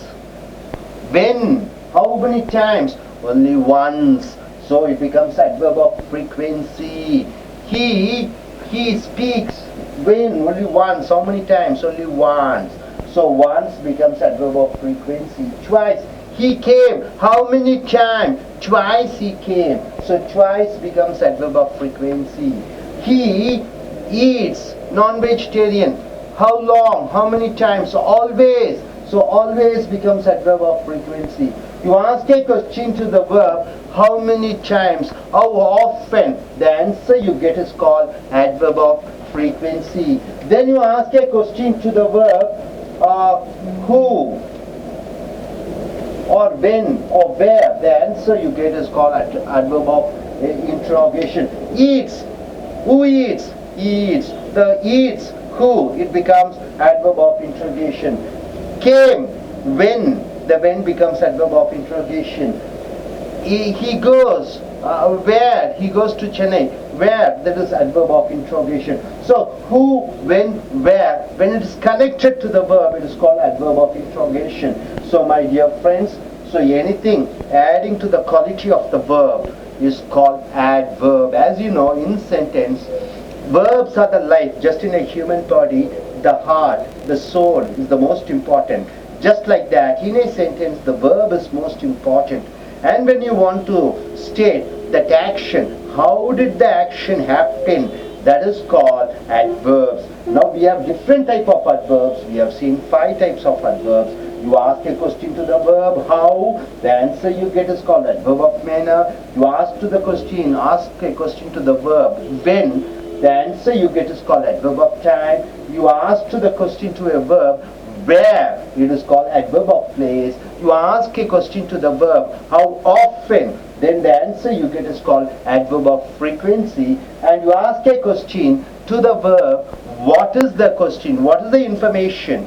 Then you get the answers who, when, and where. So which? So all these interrogative words also are called adverb of interrogation. So you have seen 5 types of adverbs. Now we are coming to 6th adverb. Adverb of affirmation. Adverb of affirmation. See, adverb of affirmation, confirmation. You are confirming, is it true? You are asking a question to the verb, is it true? Then the answer you get is called adverb of affirmation. Affirmation means confirmation. Will he come? He comes. Will he come? Surely. Is it 100% true? Surely. This is adverb of affirmation.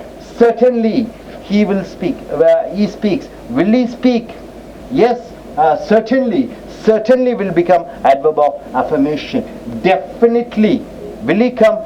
Definitely he will come. So definitely becomes adverb of affirmation. So adverb of affirmation is you are asking a question to the verb, how sure the matter is, how sure the action is. The answer you get is called adverb of affirmation.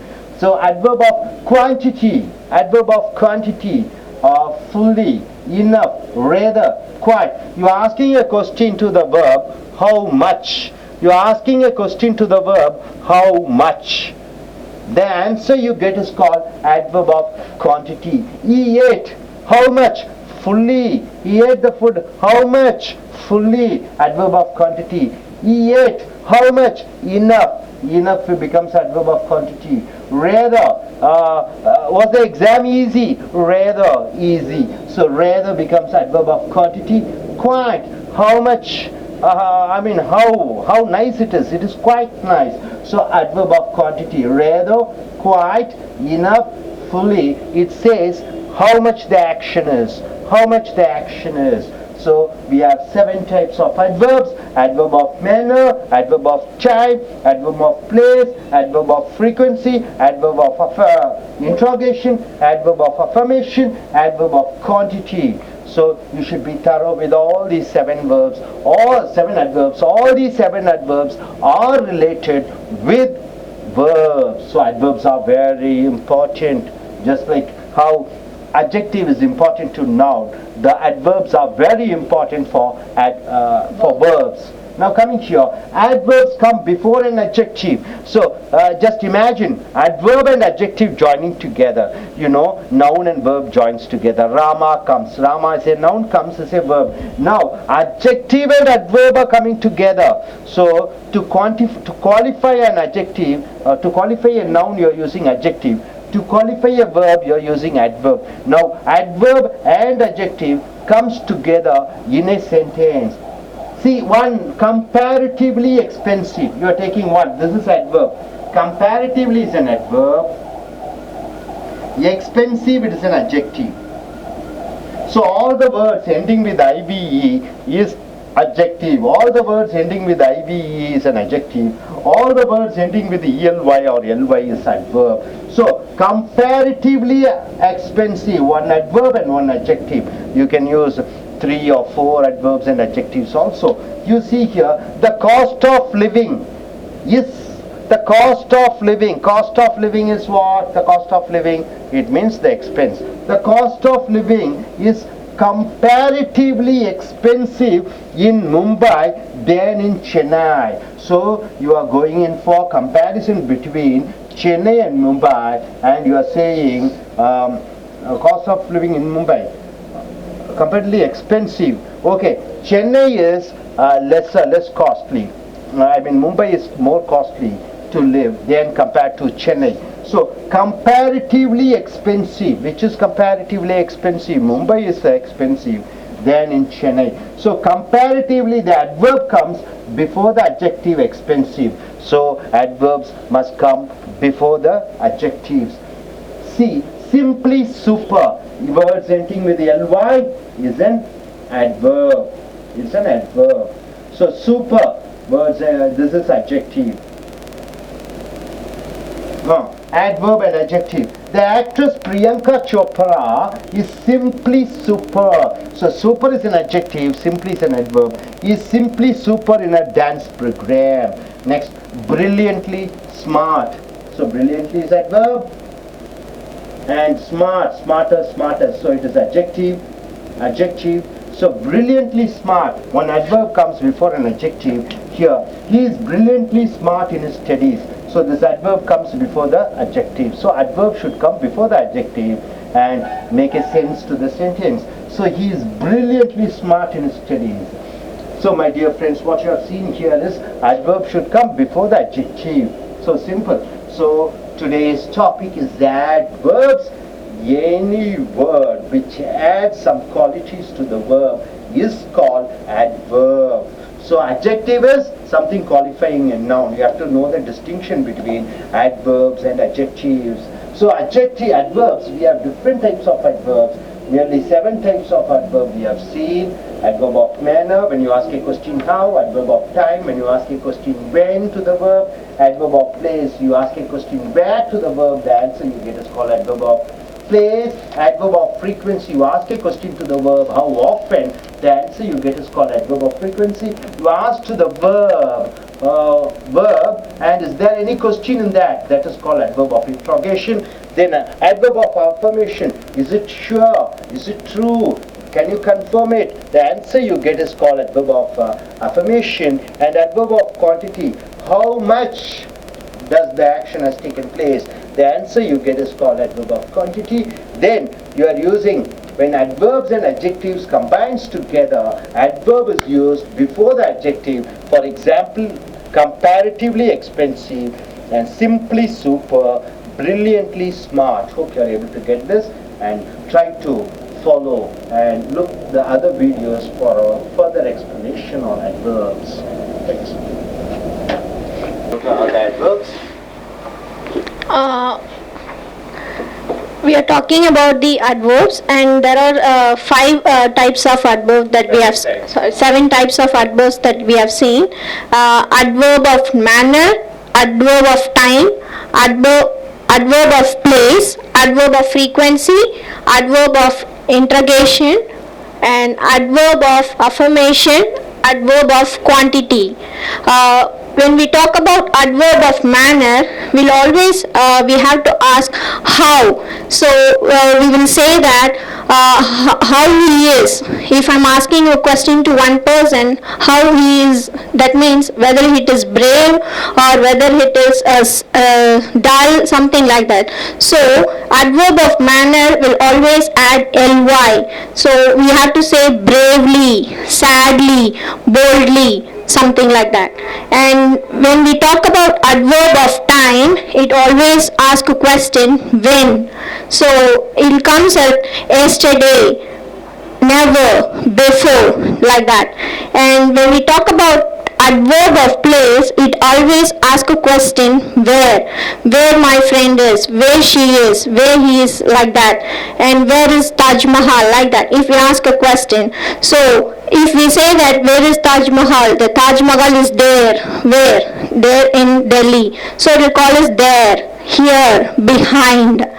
And when we talk about adverb of frequency, it always say that how many times, whether it is a one time or two times or many times. So we'll talk as once, twice, always. When I say that I always ride a bike, so that means I'm using bike for traveling to one place to one place. So always, I'm using that always.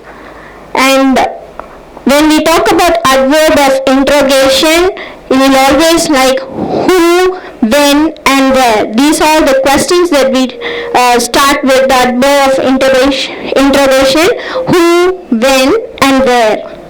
And adverb of affirmation, it is surely, certainly, definitely. That means when you confirm something with that, like I'm assuring something, I'm proving myself, I definitely do it, I'm sure with it, I'm always doing this, something like that, surely, certainly, definitely. And adverb of quantity is it describes how much, how did you eat, how much you eat, and that costs fully, enough, rather, quiet. Always it describes adverb of quantity with how much, fully, I had fully, something like that. Good. Thank you. Explanation she has made. Good. Next. Yes, please come forward.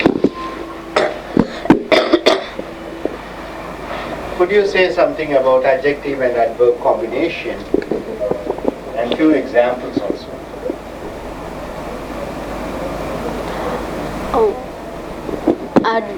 Now we are going to speak about difference between adverbs and adjectives.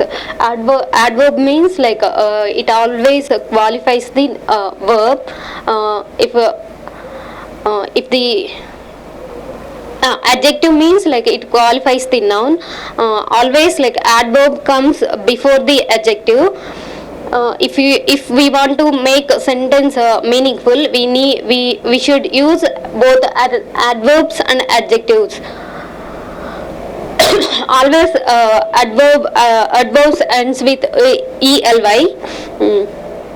Adjectives ends with ive.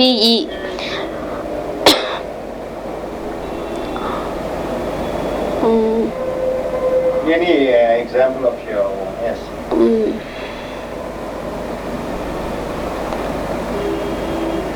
The nature of Kerala is always simply super. Always simply. Super. Very good. Nice.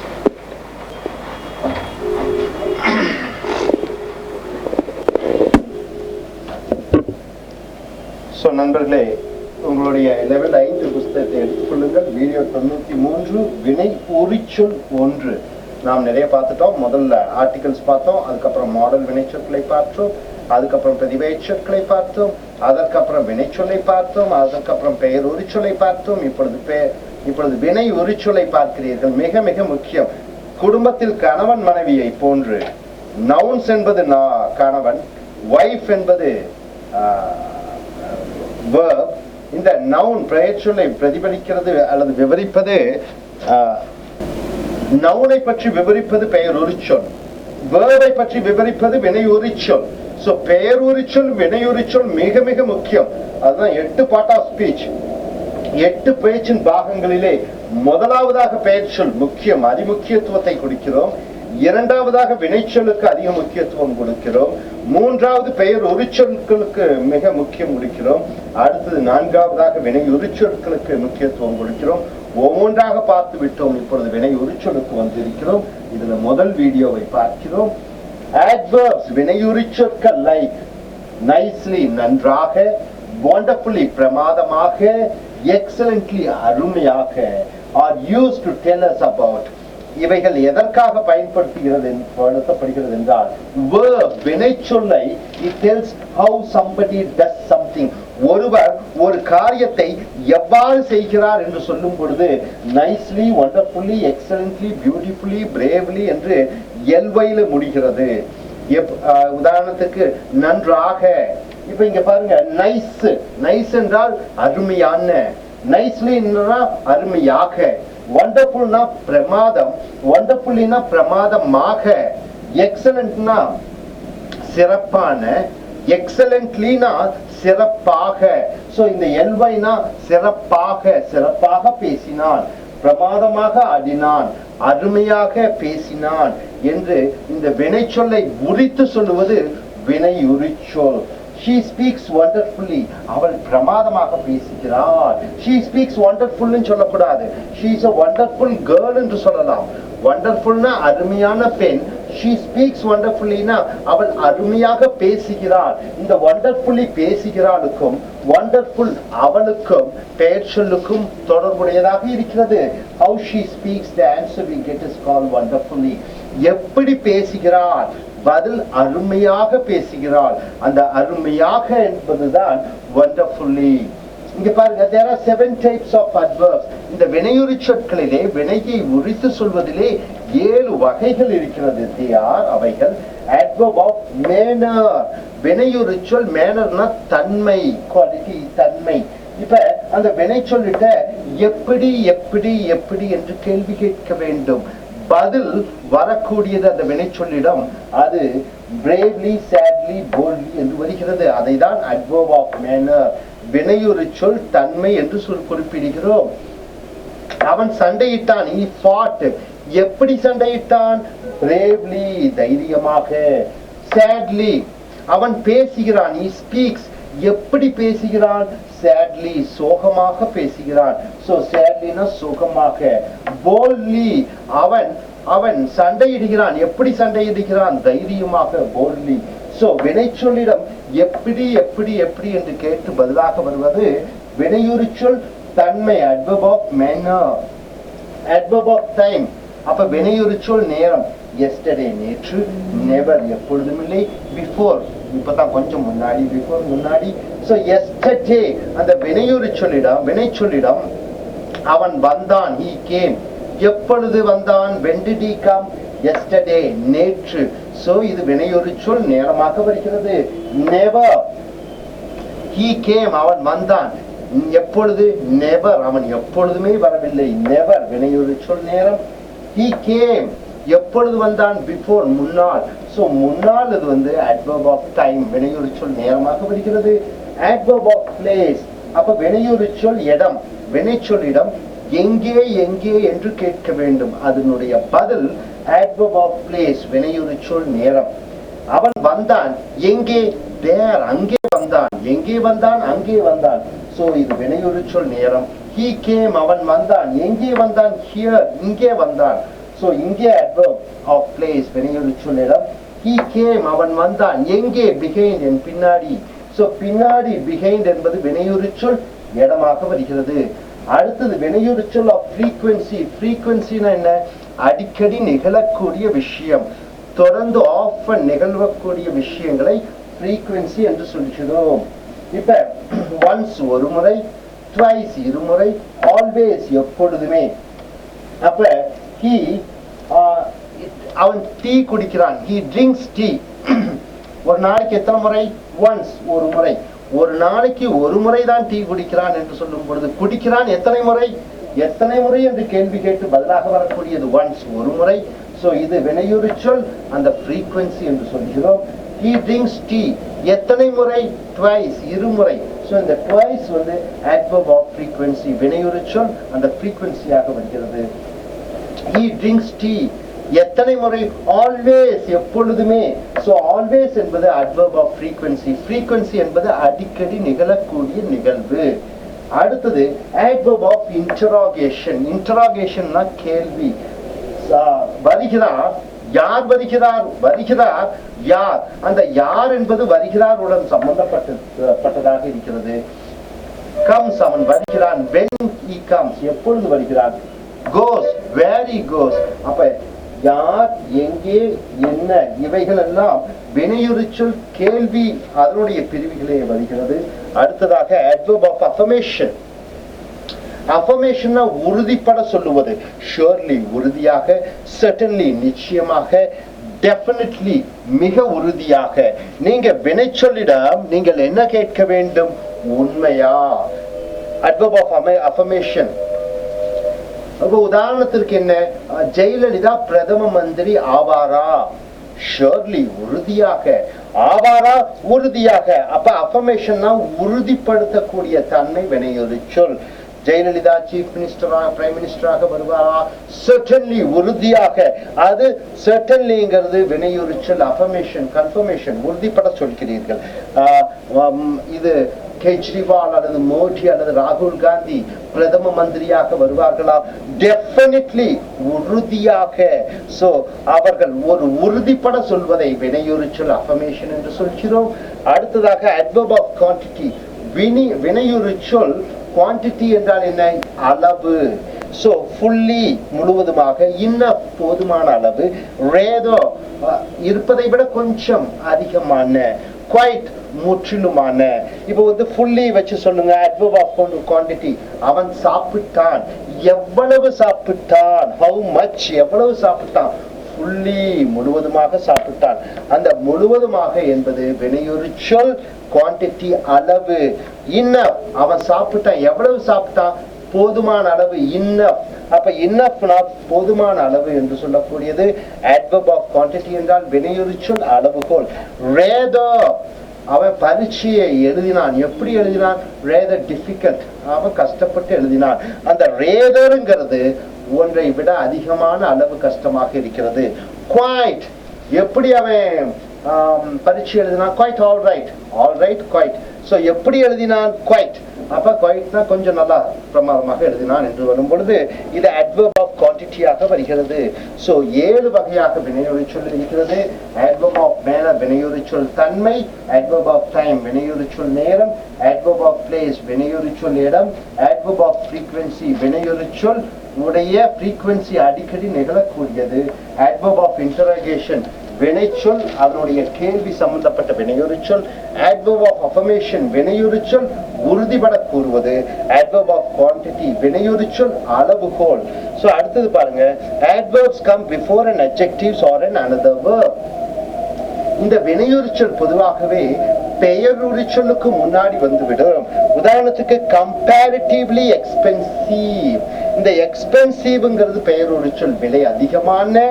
comparatively, ஒப்பிட்டு பார்க்கும் பொழுது. So இந்த ly முடியக்கூடியது அனைத்தும் வினையுரிச்சொல். IBE முடியக்கூடியது அனைத்தும் பெயருரிச்சொல்.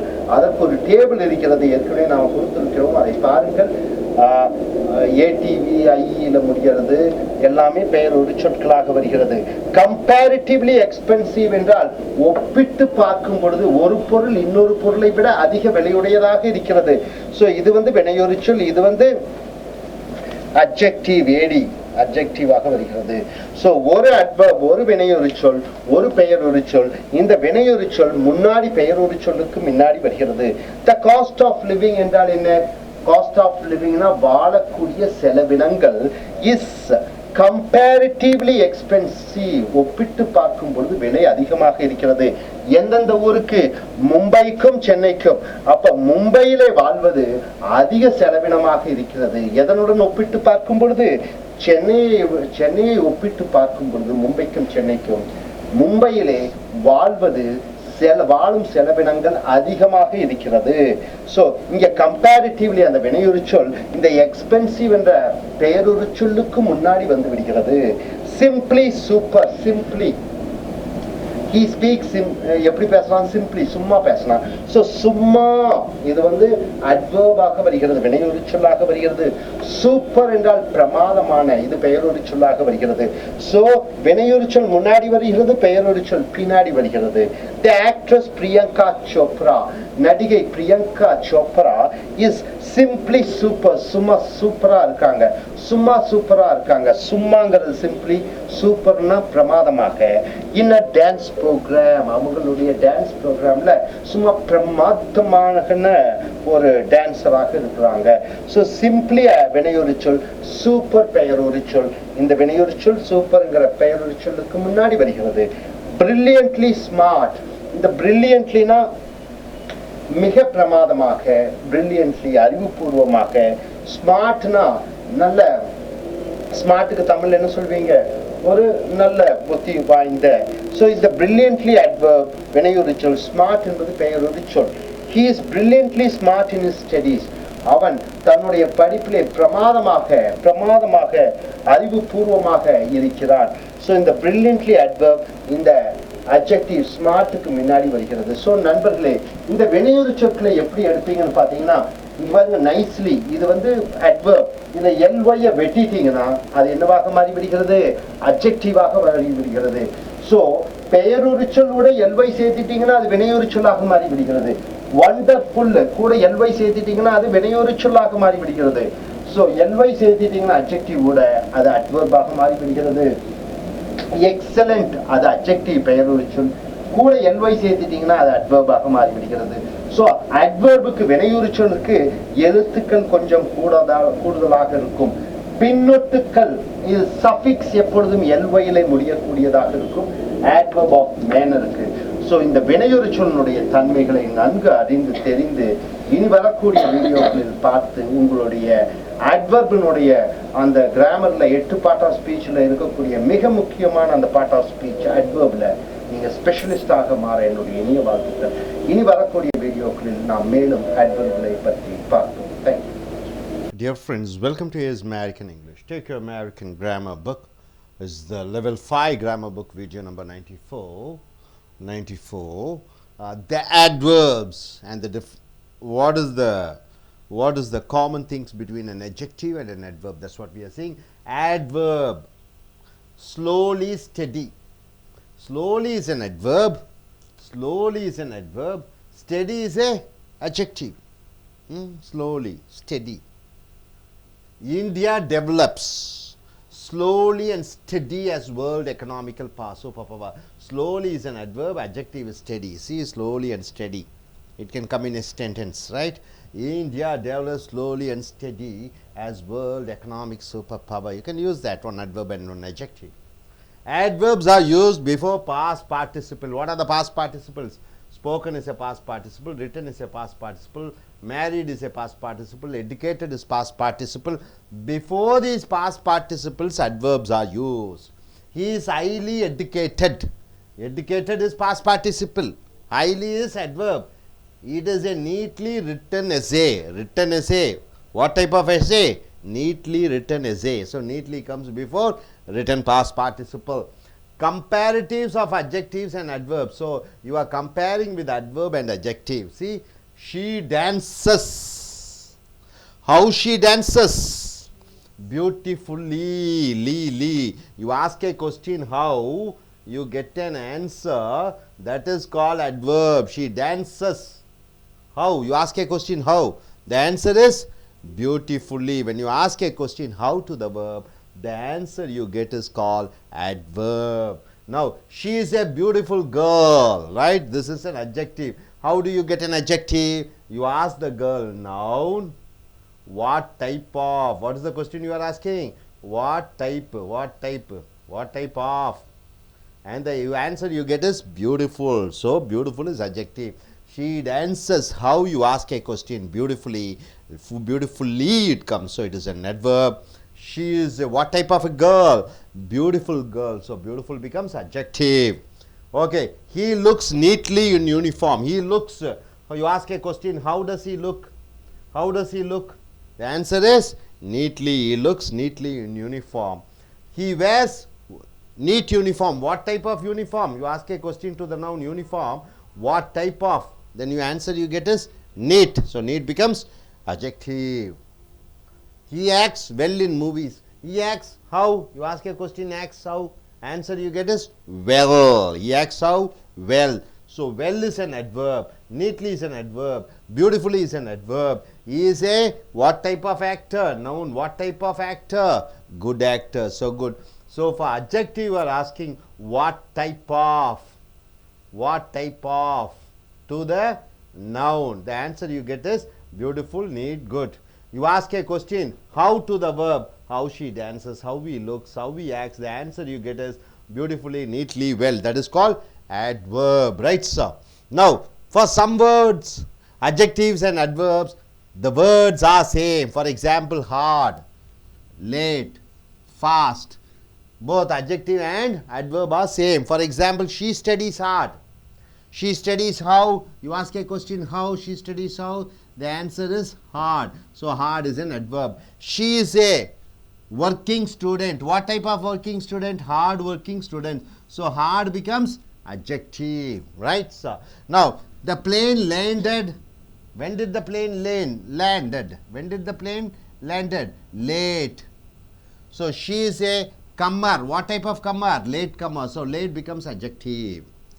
She learns how? You ask a question, how? Fast. She learns. You all the question you ask how. The answer you get is called adverb. You ask how to the verb. Studies how, plane landed how, learns how, fast, late, hard. This all becomes adverb. And you are asking, she is what type of student? Hard working. She is what type of girl? Late comer. She is a what type of learner? Fast learner. So hard, late, fast. What type of? Then the answer you get is called adjective, right sir? Now coming here, hardly, hardly means nothing, almost, at the most, nothing, no, very little. So adverb and adjective. He hardly saves money means what? He doesn't save money at all. He hardly saves money means what? He doesn't save money at all. Here hardly means not working hard. Hardly means never. He spends his earned money.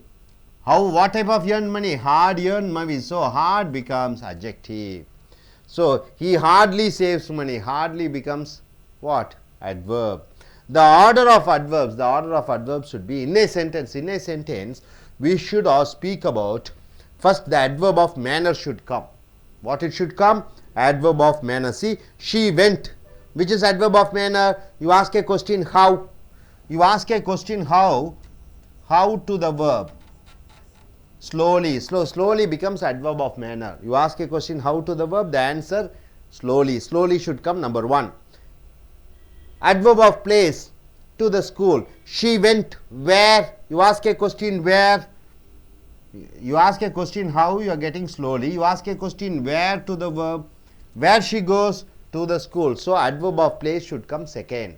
Third, adverb of time. Adverb of time. She went yesterday. She went yesterday. When did she go? You ask a question, when? The answer you get is yesterday. So this is adverb of time. So according to order, subject should come first, verb should come second, adverb of manner you ask how, the answer you get should come third. Adverb of place, it should come immediately after adverb of manner. You ask where, you ask when. Adverb of time should come the next. Hope you are able to understand. So adverb of manner, adverb of place and adverb of time, it should come in order. So what did you understand here? In a sentence, one adverb and adjective can come. So before past participles, adverbs comes. Here the comparison of adverb and adjective, and here is also comparison of adverb and adjective. Certain words, they are both adjective and adverb same, hard, late, fast. Then adverb of manner should come first. Adverb of manner means you are asking a question to the verb, how. The answer you get should be written immediately after the verb. Where, immediately after adverb of manner you have to use the answer for adverb of place. Then adverb of time should be used. Hope you are able to understand this sentence structure. Now let us go in for Tamil.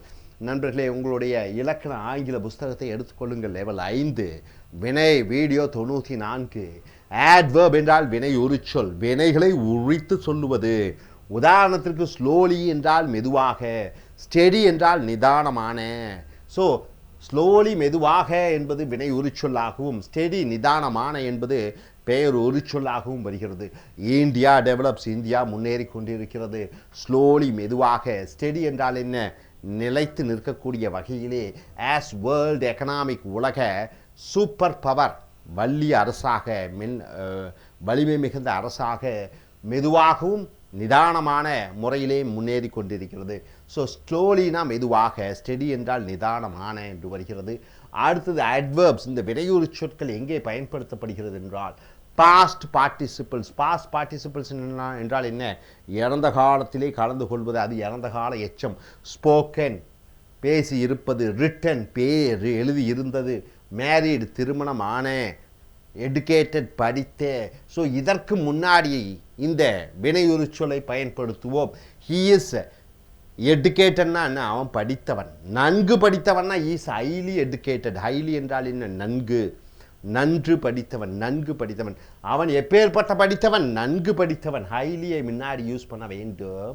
It is a neatly written essay. அது எப்படிப்பட்ட எழுதப்பட்ட ஒரு கட்டுரையாக இருக்கிறது? அழகாக எழுதப்பட்ட கட்டுரையாக இருக்கிறது. எப்படிப்பட்ட கட்டுரையாக இருக்கிறது? நீட்லி, அழகாக எழுதப்பட்ட கட்டுரை. அப்போ இந்த இறந்த கால எச்சத்திற்கு முன்னர் இந்த வினையுறு சொல்லை பயன்படுத்த வேண்டும். அடுத்தது கம்பேரிட்டிவ்ஸ், ஒப்பிட்டு பார்த்தல். அட்ஜெக்டிவ்ஸ் அண்ட் அட்வர்ப்ஸ், வினையுறு சொல்லுக்கும் பெயர் உரு சொல்லுக்கும் ஒப்பிட்டு பார்க்கிறீர்கள். ஷீ டான்சஸ், அவள் ஆடுகிறாள். எப்படி ஆடுகிறாள்? ஆடுகிறாள் எப்படி என்று கேட்டு பதிலாக வருவது அழகாக. ரைட்டா? பியூட்டிஃபுல்லி, எல்வை என்று முடிகிறது. எப்படி ஆடுகிறாள்? அழகாக ஆடுகிறாள். ஸோ பியூட்டிஃபுல்லி எப்படி என்று வினைச்சொல்லிடம் கேட்டு பதிலாக வருவது வினையுறு சொல். Adjective, she is a beautiful girl, அவள் ஒரு அழகான பெண்ணாக இருக்கிறாள். பெண், எப்படிப்பட்ட பெண்? அழகான. ஸோ அழகான என்பது இந்த பியூட்டிஃபுல், அழகாக என்பது பியூட்டிஃபுல்லி. இந்த பியூட்டிஃபுல்லி, அழகாக என்பது ஆடுகிறாள் சம்பந்தப்பட்டது. அழகான என்பது இந்த பெண்ணான, பெண்ணை குறிப்பிடுகிறது. அது வினையுறு சொல், இது பெயர் உரிச்சொல். அடுத்ததாக he looks neatly in uniform, அவனுடைய சீருடையிலே அழகாக தோன்றுகிறான். தோன்றுகிறான், எப்படி தோன்றுகிறான்? அழகாக தோன்றுகிறான். ஸோ இது ஷீ வேர்ஸ் நீட் யூனிஃபார்ம், அவள் சீருடை, அழகான சீருடை அணிகிறாள். எப்படிப்பட்ட சீருடை? அழகான சீருடை. நீட் என்றால் அழகான, நீட்லி என்றால் அழகாக, அழகாக தோன்றுகிறாள், இங்கே அழகான. ஸோ நீட்லி என்றால் அழகாக, நீட் என்றால் அழகான. He acts well in movies, அவன் நடிக்கிறான். வெல் என்றால் நன்றாக, இன் மூவிஸ் என்றால் என்ன? சினிமாவிலே நன்றாக நடிக்கிறான். வெல் என்றால் நன்றாக, குட் என்றால் என்ன? நல்ல. இஸ் எ குட் ஆக்டர், அவன் ஒரு நடிகன். எப்படிப்பட்ட நடிகன்? நல்ல நடிகன். அங்கே நன்றாக, வெல் என்றால் நன்றாக, குட் என்றால் நல்ல. அப்போ வெல்லுக்கும் நல்லக்கும் நன்றாக என்று குழம்பக்கூடாது. நன்றாக என்றால் என்ன? வெல். நல்ல என்றால் என்ன? குட். ஸோ இப்படியாக. அடுத்ததாக for some words, adjective and verb, the words are same. சில வார்த்தை பெயர் உரிச்சொல்லுக்கும் வினை உரிச்சொற்களுக்கும் வார்த்தை ஒன்றாகத்தான் இருக்கிறது. உதாரணத்திற்கு ஹார்ட் என்றால் என்ன? கடினமான, கடினமாக என்றும் சொல்லலாம். லேட் என்றால் என்ன? காலம் தாழ்த்தி, காலம் தாழ்த்தும் விதமாக என்று சொல்லலாம். ஃபாஸ்ட் என்றால் என்ன? வேகம், வேகமான என்றும் சொல்லலாம், வேகமாக என்றும் சொல்லலாம். உதாரணத்துக்கு ஷீ ஸ்டடீஸ் ஹார்ட், அவள் படிக்கிறாள். எப்படி படிக்கிறாள்? எப்படி என்று கேட்டு பதிலாக வருவது வினையொரு சொல். எப்படி படிக்கிறாள்? ஹார்ட். ஹார்ட்லின்னு எழுதக்கூடாது.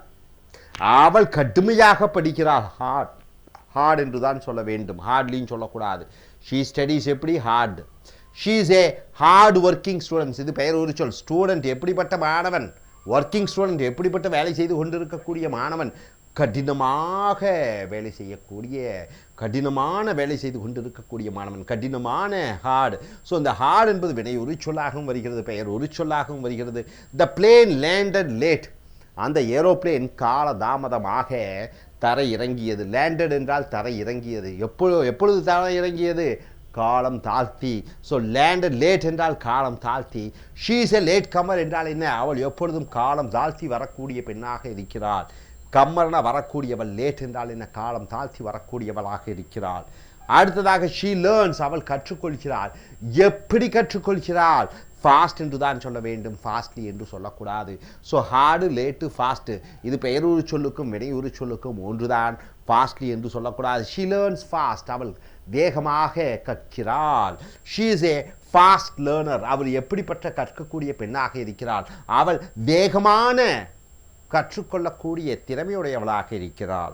ஸோ இந்த ஃபாஸ்ட் என்றால் வேகமான, இந்த ஃபாஸ்ட் என்றால் என்ன, வேகமாக, ரைட்டுங்களா? ஸோ ஒரே வார்த்தை அட்வர்பாகவும் வரும், வினை உரிச்சொல்லாகவும் வரும், பெயர் உரிச்சொல்லாகவும் வரும். அடுத்ததாக ஆட்லி என்றால் என்ன, அரிதாக, ஆல்மோஸ்ட் என்றால் அநேகமாக, நத்திங் என்றால் ஒன்றுமில்லை, நோ என்றால் இல்லை, வெரி லிட்டில் என்றால் என்ன, கொஞ்சம். அடுத்ததாக adverb வினையுறு சொல்லு பாருங்க. வினையுறு சொல்லுக்கும் பெயருறு சொல்லுக்கும் உள்ள வேறுபாடு. he hardly saves money என்றால் என்ன, அவன் அரிதாக பணத்தை செலவு செய்கிறான், சேமிக்கிறான். hardly என்றால் அரிதாக, கடினமாக இல்லை, அரிதாக. அவன் he hardly saves moneyனா அவன் அரிதாக பணத்தை சேமித்து வைக்கிறான். he spends அவன் செலவழிக்கிறான். is hard earned money அவனுடைய கடுமையாக உழைத்த பணத்தை அவன் செலவழிக்கிறான். ஸோ இங்கே ஹார்ட்லி என்றால் அரிதாக, அங்கே ஹார்ட் என்றால் கடினமான, உழைத்த என்று வருகிறது. த ஆர்டர் ஆஃப் அட்வர்ப்ஸ், அட்வர்ப்ஸ்னால் வினையுரிச்சொல். வினையுரிச்சொல்னா பல வினையுரிச்சொல் இருக்குது. வினை சம்பந்தப்பட்ட அனைத்தும் வினையுரிச்சொல்.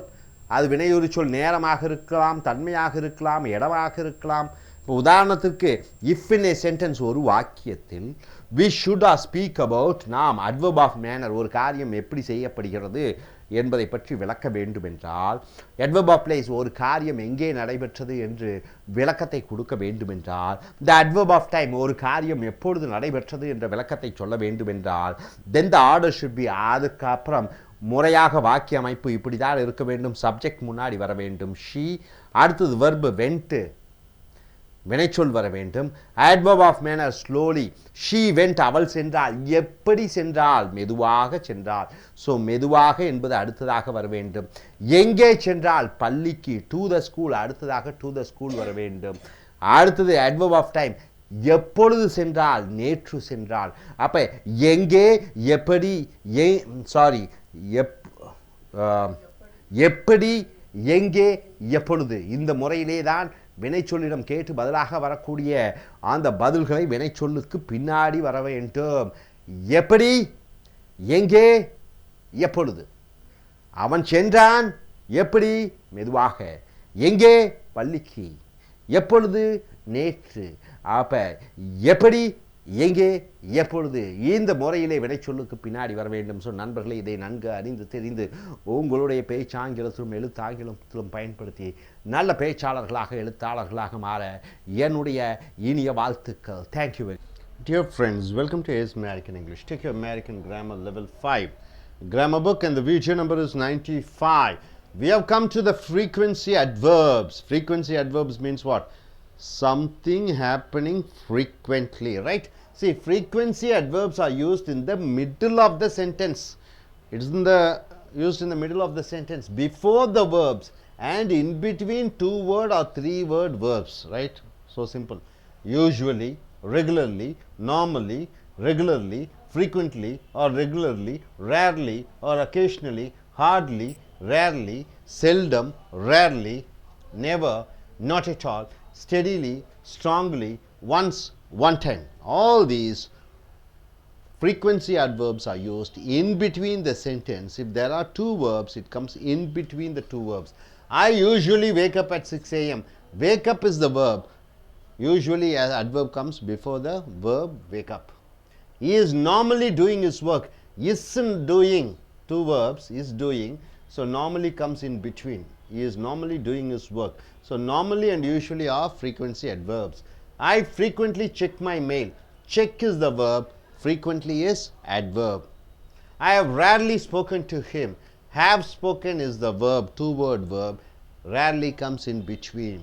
I hardly ever watch movies. Watch is the verb, hardly ever, hardly ever. So this 2-word adverb is called frequency adverb. I seldom drive my car. Drive is the verb, seldom, frequency adverb comes before the verb drive. I never eat non-vegetarian. Eat is the verb, never comes before the verb, frequency adverb comes before the verb. He steadily develops his business. He steadily develops his business. Develops is the verb and steadily comes before the verb. I have once been to Delhi. Have been is the verb, two-word verb, and once the frequency adverb comes in between the two-word verb. So frequency adverbs either comes before the verb if it is one-word verb. If it is two-word verb, it comes in between. Hope you are able to understand. Say everybody together. Usually. Regularly. I usually wake up at 6 a.m. Normally. Normally or regularly. He is normally doing his work. Frequently or regularly. I frequently check my mail. Rarely or occasionally. I have rarely spoken to him. Hardly ever or rarely. I hardly ever watch movies. Seldom or rarely. I seldom drive my car. Never or not at all. I never eat non-vegetarian. Steadily or strongly. He steadily develops his business. Once or one time. I have once been to Delhi. Hope you are able to understand. Once been to Delhi means what? I have been to Delhi and now I am here, right? So now coming here, the frequency adverb is used with. Frequency adverb is used with is, did, will, should, must, etc. Right, sir? So the frequency adverb is used with is, did, will, should, must, etc. At the end of the sentence. At the end of the sentence. So that there is no need to repeat the sentence. So frequency adverbs are used with is, did, will, should, must. It should come at the end of the sentence so that it is not necessary for you to repeat the sentence. For example, I have never drunk alcohol. I have never drunk alcohol means what? Never taken gin or rum or whiskey or brandy. I have never drunk alcohol. I have never drunk alcohol. Never is the frequency adverb.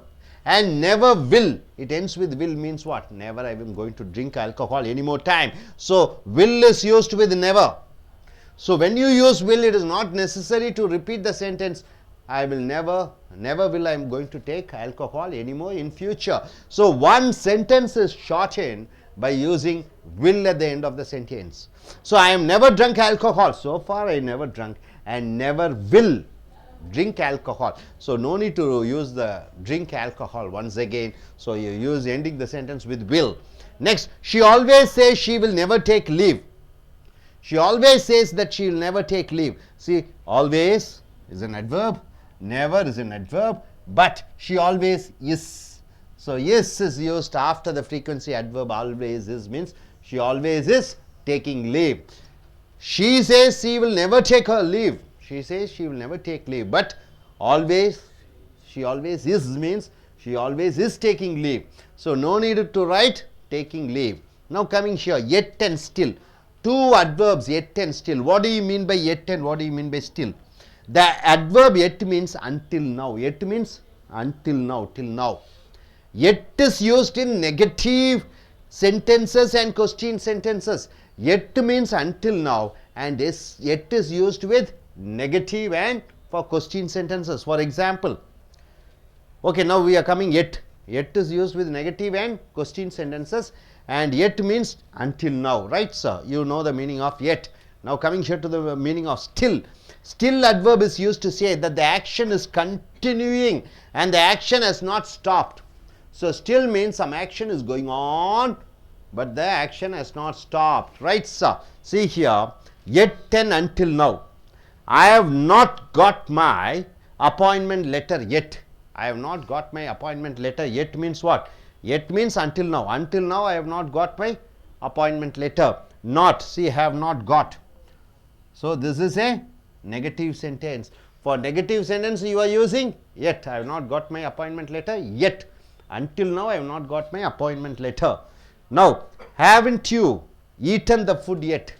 Haven't you eaten the food yet? So for question sentences you are using yet. So yet is used until now. It means until now.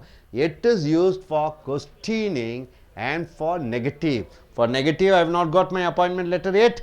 Haven't you eaten the food yet? Hope you are able to understand, sir.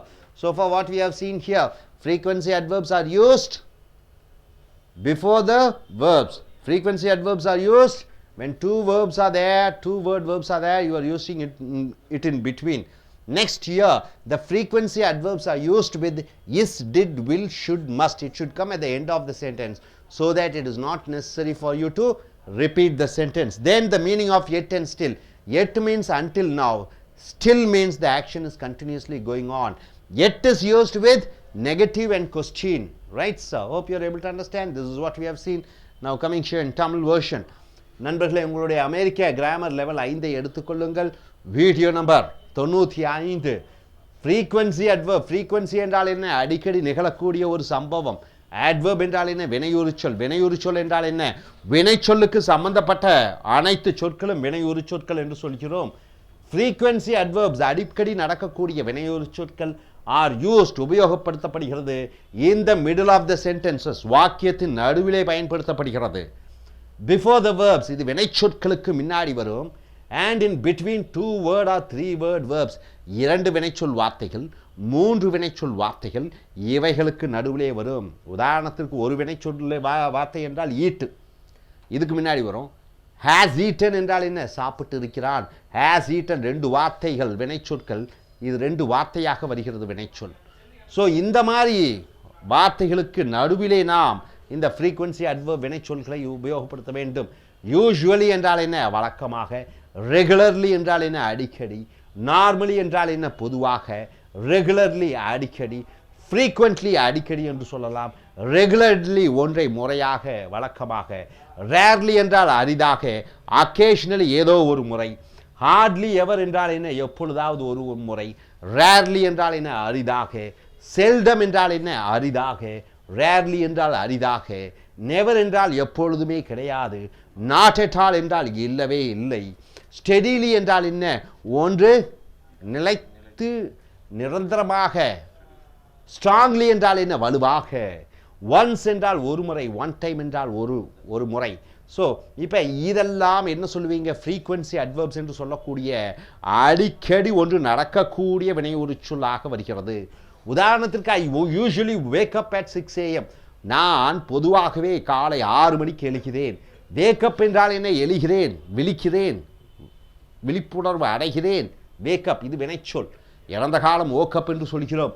Usually என்றால் என்ன? பொதுவாக. இந்த பொதுவாக என்பது இந்த wake up என்ற 2 வினைச்சொல்லுக்கு முன்னாடி வருகிறது. வேக்கப் என்றால் ஒரே வினைச்சொல்லாக வருகிறது. அப்போ நான் பொதுவாகவே 6 மணிக்கு முன்னர் எழுந்து கொள்கிறேன். Usually wake up at 6 AM. 6 மணிக்கு எழுகிறேன் பொதுவாக. ஸோ இந்த பொதுவாக என்பது இந்த வினைச்சொல்லுக்கு முன்னாடி வருகிறது. Is normally doing is work. அவன் வழக்கமாக அவனுடைய வேலையை செய்து கொண்டிருக்கிறான். செய்து கொண்டிருக்கிறான்னா இஸ் டூயிங். இந்த இஸ் டூயிங் என்பது 2 வினைச்சொல் வார்த்தையாக வருகிறது. நார்மலி வழக்கமாக. இந்த வழக்கமாக இதை வார்த்தை 2 வினைச்சொல் வார்த்தைகளுக்கு நடுவிலே நார்மலியை பயன்படுத்துகிறீர்கள். அடுத்ததாக ஃப்ரீக்வெண்ட்லி என்றால் அடிக்கடி. I frequently check my mail. Mail என்றால் என்ன? அஞ்சல் வழியிலே வரக்கூடிய தகவல்கள். செக் என்றால் என்ன? சோதிக்கிறேன். நான் ஃப்ரீக்வெண்ட்லி அடிக்கடி என்னுடைய அஞ்சல் என்னென்ன வந்திருக்கிறது, மெயில் லெட்டர் வந்திருக்கிறது என்பதை நான் சோதிக்கிறேன். செக் என்பது வினைச்சொல். ஃப்ரீக்வெண்ட்லி என்றால் அடிக்கடி. I have rarely spoken to him என்றால் என்ன? நான் அரிதாக அவனுடன் பேசி இருக்கிறேன். ஹேவ் ஸ்போக்கன் பேசி இருக்கிறேன். இந்த பேசி இருக்கிறேன் என்பது 2 வினைச்சொல் வார்த்தை. இதற்கு நடுவிலே ரேர்லி அரிதாக என்ற அந்த ஃப்ரீக்வன்சி அடிக்கடி வரக்கூடிய அந்த வினையொரு சொல் ரேர்லி இந்த 2 வினைச்சொற்களுக்கு நடுவிலே வருகிறது. அடுத்ததாக ஹார்ட்லி எவர் என்றால் என்ன? மிக மிக அரிதாக. ஐ ஹார்ட்லி எவர் வாட்ச் மூவிஸ் என்றால் என்ன? வாட்ச்னா கவனிக்கிறேன், இதுதான் வினைச்சொல். நான் எப்பொழுதுமே சினிமா பார்ப்பதில்லை. ஹார்ட்லி எவர் வாட்ச் மூவிஸ். அப்போ வாட்ச் என்பது வினைச்சொல். இந்த வாட்சுக்கு முன்னாடி ஹார்ட்லி எவர் என்ற அந்த ஃப்ரீக்வன்சி அட்வர்ப் வருகிறது. அடுத்ததாக செல்டம். செல்டம் என்றால் என்ன? செல்லுன்னா விற்பது. செல்டம் என்றால் விற்பனை என்று நினைத்து கொள்ளாதீர்கள். செல்டம் என்றால் அரிதாக என்று அர்த்தம். ரேர்லி என்றால் அரிதாக என்று அர்த்தம். ஐ செல்டம் டிரைவ் மை கார் என்றால் என்ன? டிரைவ் என்பது வினைச்சொல். 4 சக்கர வாகனத்தை ஓட்டுவது டிரைவ், 2 சக்கர வாகனத்தை ஓட்டுவது ரைட் என்று சொல்வோம். ஐ செல்டம் டிரைவ் மை கார் என்றால் நான் அரிதாக என்னுடைய 4 சக்கர வாகனத்தை ஓட்டுகிறேன் என்று அர்த்தம். இந்த செல்டம் என்பது இந்த வினைச்சொல்லான டிரைவுக்கு முன்னாடி வருகிறது. அடுத்ததாக நெவர் என்றால் என்ன? எப்பொழுதுமே கிடையாது. இது நெகட்டிவாக வருகிறது. நாட் எட் ஆல் என்றால் என்ன, இல்லவே இல்லை. இதுவும் வினைச்சொல்லுக்கு முன்னாடி வரணும். ஐ நெவர் ஈட் நான் வெஜிடேரியன் என்றால் ஈட் என்பது வினைச்சொல். இந்த ஈட்டுக்கு முன்னாடி இந்த வினையுறு சொல்லான அடிக்கடி வரக்கூடிய ஃப்ரீக்வன்சி வினையுறு சொல்லை பயன்படுத்துகிறீர்கள். ஐ நெவர் ஈட் நான் வெஜிடேரியன் என்றால் நான் எப்பொழுதுமே அசைவம் சாப்பிடுவதில்லை. நெவர் ஐ ஈட் நான் வெஜிடேரியன் என்று சொல்லக்கூடாது. ஐ ஈட் நான் வெஜிடேரியன் நெவர் என்று சொல்லக்கூடாது. ஐ நெவர் ஈட் நான் வெஜிடேரியன் என்று சொல்ல வேண்டும். அது வினைச்சொல்லுக்கு முன்னாடி வர வேண்டும். அடுத்ததாக ஸ்டெடிலி என்றால் என்ன, நிரந்தரமாக, ஸ்டெடிலி ஒரு நம்பிக்கை ஊட்டும் வகையிலே ஒன்றை தொடர்ந்து செய்தல், ஸ்ட்ராங்லி வலுவாக, இதுவும் இந்த வினைச்சொல்லுக்கு முன்னாடி வர வேண்டும். இந்த வினையுறு சொற்கள் நன்றாக நாம் வைத்துக் கொள்ளுங்கள். எல்ஒய் எல்ஒய் என்று முடியக்கூடிய அனைத்தும் வினையுறு சொற்கள். Is steadily developed is business, அவன் நிதானமாக தன்னுடைய வியாபாரத்தை முன்னேற்றினான். டெவலப்ஸ் என்றால் முன்னேற்றுகிறான். இதற்கு முன்னாடி அந்த வினையுறு சொல்லான ஸ்டெடிலியை போட வேண்டும். ஒன்ஸ் என்றால் ஒரு முறை, வினையுறு சொல்லான ஒன்ஸ் என்பது வினையுறு சொல். ஒன்ஸ் ஒரு முறை, one time. I have once been to Delhi. Been என்றால் என்ன, இருந்திருக்கிறேன். கான் என்றால் போயிருக்கிறேன். பீன் என்றால் இருந்திருக்கிறேன் என்று சொல்லும் பொழுது அங்கே சென்று திரும்பி வந்துவிட்டேன், இப்பொழுது இங்கே இருக்கிறேன் என்று சொல்லும் பொழுது ஐ ஹவ் பீன் டு அமெரிக்கான்னு சொல்லலாமா? I have gone to America என்றால் என்ன, அமெரிக்கா சென்று இருக்கிறேன். My father has gone to அமெரிக்கானா சென்றிருக்கிறார் அல்லது சென்று கொண்டிருக்கிறார் என்று அர்த்தம். பீன் இன் அமெரிக்கா என்றால் என்ன, அங்கே இருந்து வாழ்ந்து வந்து இங்கே எங்களுடன் இருக்கிறார். So I have once been to Delhi என்றால் டெல்லியிலே ஒரு முறை இருந்திருக்கிறேன். ஹேவ் பீன் இருந்திருக்கிறேன் என்ற இந்த ரெண்டு வினைச்சொல் வார்த்தையின் நடுவிலே ஒன்ஸ் ஒரு முறையை போட்டு விடுகிறீர்கள். ஸோ நண்பர்களே, இந்த usually, normally, frequently, rarely, hardly, seldom, hardly, ever, never, steadily, once, இவைகள் எல்லாம் அடிக்கடி ஃப்ரீக்வென்சி அட்வர்ப் என்று சொல்கிறோம். அடுத்ததாக இந்த ஃப்ரீக்வென்சி அட்வர்ப் இப்போ பார்த்தீர்கள், அதே அந்த வினையுறு சொல், அடிக்கடி வரக்கூடிய வினையுறு சொற்கள் இஸ் யூஸ்டு வித், அது பயன்படுத்தப்படுகிறது இஸ்ஸுடன், டிட்டுடன், வில்லுடன், ஷுட்டுடன், மஸ்டுடன். எங்கே? At the end of the sentence, வாக்கியத்தின் இறுதியிலே இந்த அடிக்கடி ஃப்ரீக்வன்சி அட்வர்ப் வினையுறு சொற்களுக்கு பின்னாடி இந்த வினைச்சொற்களை போட வேண்டும். எதற்காக போட வேண்டும் என்றால், so that there is no need to repeat the sentence. அந்த வாக்கியத்தை மறுபடியும் சொல்ல வேண்டிய அவசியம் இல்லாத பொழுது அந்த ஃப்ரீக்வன்சி அட்வர்புடன் இந்த do, did, will, should, must சேர்த்து கொள்ள வேண்டும். உதாரணத்திற்கு பாருங்க, I am never drunk alcohol என்றால் என்ன, நான் இதுவரைக்கும் மது அருந்தியதில்லை, சாராயம் அருந்தியதில்லை, பிராண்டி விஸ்கி அருந்தியதில்லை. I have never drunk alcohol. இந்த நெவர் என்பது எங்கே வருகிறது? ஹேவ், ட்ரங்க் என்ற இரண்டு வினைச்சொல்லுகளுக்கு நடுவிலே வருகிறது. அண்ட் நெவர் வில், வில்லோடு நிறுத்திக்கிறீங்க. நெவர் வில் என்றால் என்ன, எப்பொழுதும் இல்லை, குடிக்க மாட்டேன் என்ற அந்த தொடர்ச்சியான வார்த்தைகளை நிறுத்தி விடுவதற்காக, குறைப்பதற்காக நெவர் வில் என்ற வார்த்தையுடன் நிறுத்திக் கொள்கிறீர்கள். உதாரணத்துக்கு மறுபடியும் சொல்கிறேன், நெவர் ட்ரங்க் ஆல்கஹால், நான் குடித்ததே இல்லை. அண்ட் நெவர் வில், இனிமேலும் நான் இல்லை. அப்போ குடிக்க மாட்டேன் என்ற வார்த்தை, அந்த குடிப்பதற்கு never will I drink, I drink என்ற வார்த்தை சுருக்கப்படுகிறது. இந்த வில்லுடன் போட்டுவிட்டால் அதிலேயே அர்த்தம் முழுமையாக அடைந்து விடுகிறது. அடுத்தது, she always say she will never take leave. அவள் அடிக்கடி சொல்கிறாள் தான் வேலைக்கு விடுமுறை எடுக்கவே மாட்டேன், லீவ் எடுக்கவே மாட்டேன் என்று சொல்கிறாள். பட் ஆனால் ஷி ஆல்வேஸ் இஸ், அவள் எப்பொழுதும் செய்து கொண்டே இருக்கிறாள். இஸ் டேக்கிங் லீவ், டேக்கிங் லீவை குறைத்து இஸ் என்ற வார்த்தையுடன் முடித்துக் கொள்கிறீர்கள். அடுத்ததாக எட், எட்டு ஸ்டில். எட்டு ஸ்டில் என்றால் என்ன? த அட்வர்ப் வினையுறு சொல்லான எட்டு அப்படி என்றால் இதுவரை என்று அர்த்தம். எட்டு என்றால் இதுவரை, இப்பொழுது வரை, until now. எட்டு இஸ் யூஸ். இந்த எட்டு இதுவரை எங்கே பயன்படுத்தப்படுகிறது? நெகட்டிவ் சென்டென்ஸ், எதிர்மறை வாக்கியங்களுக்கும், அண்ட் கொஸ்டின் சென்டென்சஸ், கேள்வி வாக்கியத்திற்கும் பயன்படுத்துகிறீர்கள்.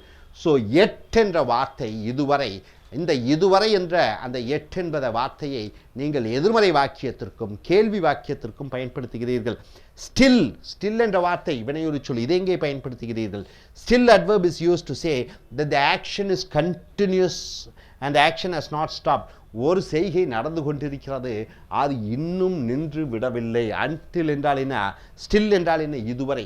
அப்ப எட் என்றால் இதுவரை, இப்பொழுது வரை, until now. ஸ்டில் என்றால் இன்னும் தொடர்ந்து நடந்து கொண்டிருக்கிறது. எட் என்றால் இதுவரை, ஸ்டில் என்றால் இன்னும் நடந்து கொண்டிருக்கிறது. இப்போ பாருங்க, எட்டு is equal to எட்டு until now. இந்த எட்டினுடைய அர்த்தம் இதுவரை, இப்பொழுது வரை. I have not got my appointment letter yet என்றால் என்ன? இன்னும் எனக்கு வேலை நிர்ணய கடிதம் கிடைத்திருக்கவில்லை. So I have not got my appointment letter yet. இன்னும் எனக்கு என்னுடைய வேலை நியமன கடிதம் கிடைத்திருக்கவில்லை. அப்போ இந்த 8 இதுவரை இல்லை என்று அர்த்தம். இந்த 8 இதுவரை இந்த இதுவரை என்பது இல்லை என்ற வாக்கியங்களுக்கு, நெகட்டிவ் எதிர்மறை வாக்கியங்களுக்கு தான் பயன்படுத்துகிறோம். அதே போன்று கேள்வி வாக்கியத்துக்கும் பயன்படுத்துகிறோம். haven't you eaten the food yet? நீ இதுவரை இன்னுமா சாப்பிடவில்லை. ஸோ இந்த கேள்வி வாக்கியத்திற்கும் எதிர்மறை வாக்கியத்திற்கும் இந்த 8ஐ பயன்படுத்துகிறோம். 8 என்றால் என்ன? இதுவரை, until now. still என்றால் என்ன? ஒரு காரியம் தொடர்ந்து நடந்து கொண்டே இருக்கிறது. ஸோ நண்பர்களை, ஃப்ரீக்வன்சி அட்வர்ப் பார்த்தீங்க. ஃப்ரீக்வன்சி அட்வர்ப்ஸ் என்றால் என்ன? வினைச்சொல்லுக்கு முன்னாடி வர வேண்டும். ஃப்ரீக்வன்சி அட்வர்ப்ஸ் என்றால் என்ன? இன்னொரு இடம் 2 வினைச்சொற்கள் வந்துவிட்டால் அந்த 2 வினைச்சொற்களுக்கு நடுவில் வர வேண்டும். அடுத்து இந்த ஃப்ரீக்வன்சி அட்வர்ப்ஸ் என்று சொல்லக்கூடிய இந்த அட்வர்புகளுக்கு பின்னாடி is, did, will, should, must பயன்படுத்தும் பொழுது ஒரு வாக்கியத்தையே சுருக்கி விடலாம். அதை எழுத வேண்டிய அவசியமில்லை. எட் என்றால் இப்பொழுது வரை, ஸ்டில் என்றால் ஒன்று தொடர்ந்து நடந்து கொண்டிருக்கிறது. எட் என்பது 2 இடங்களிலே பயன்படுத்தப்படுகிறது. ஒன்று எதிர்மறை வாக்கியங்களுக்கு, இன்னொன்று கேள்வி வாக்கியங்களுக்கு. ஸோ இதெல்லாம் நன்கு அறிந்து தெரிந்திருப்பீர்கள். இனி அடுத்து வரக்கூடிய வீடியோக்கள் மேலும் சில adverbs வினையொரு சொற்களை பார்ப்போம். அதுவரை thank you very much. Friends, welcome to Use American English. Take your level 5 grammar book. We have come here to the video number 96, and here the topic is adverb.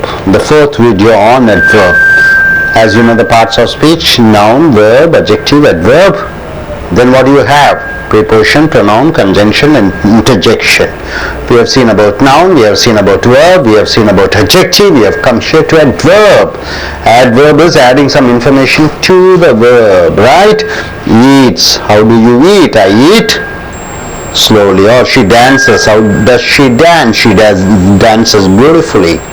Where does she dance? She dances in the stage. When did she dance? She danced last week. So last week in the stage, beautifully, all those things, adding information, adding weightage, adding certain qualifications, strengthening the verb or telling what the verb does. It is called adverb, right? We have seen plenty of adverbs, adverb of time, manner and everything. We have seen also how the adverb should be arranged, which should come first. Adverb of manner should come, then adverb of place should come, then adverb of time too should come. Then we have seen about yet and still. Yet as an adverb, yet means what? Something which is still the time. Still means something which goes on. So yet and still is used with the negative and question sentences. Now we are seeing still. Yet we have seen it is used with negative and question sentences. I have not seen the movie yet. I have not gone to America yet. Have you finished your, haven't you finished your homework yet? So you're using for question and negative yet. And now we are coming here to the word still as an adverb. Still means something, the action goes on. See here, the action has not changed. The action has not changed. The action keeps going on. I'm still waiting for my appointment letter. So I'm still waiting for my appointment letter means past, now, in future, the action goes on. What is the action? Waiting for the appointment letter. So still means some action is continuously going on. We're waiting for something. So still, I'm still working in this company means yesterday, now, and for tomorrow also I will be continuing working in that company. Still, India is a developing superpower. True, but still we see poverty in India, but we still see poor people in India, but still means the poverty and the poor people, unemployment, everything still going on. Still means some action keeps on going on, right sir? I understood the difference between yet and still. Yet means some action till the point. Still means the action keeps going on. Yet is used for only negative and question. Still is used for any type of sentences, right? Now coming here, even as an adverb, even as a verb means what? Even level it. Even as a noun means even number, adjective, right? Even as an adverb means, see here, when we want to say that something is different, see all boys are here, We want to say some action which he does is something different. So when we want to say that something is different, not in usual way, something is not in usual way, or something which gives us surprise, something which gives us surprise, something which is different, something which is not usual, something which is surprise, then we use the word even. Then we are using the word even. When something is different, something is unusual, something is not normal, something which gives surprise, then we are using the word even.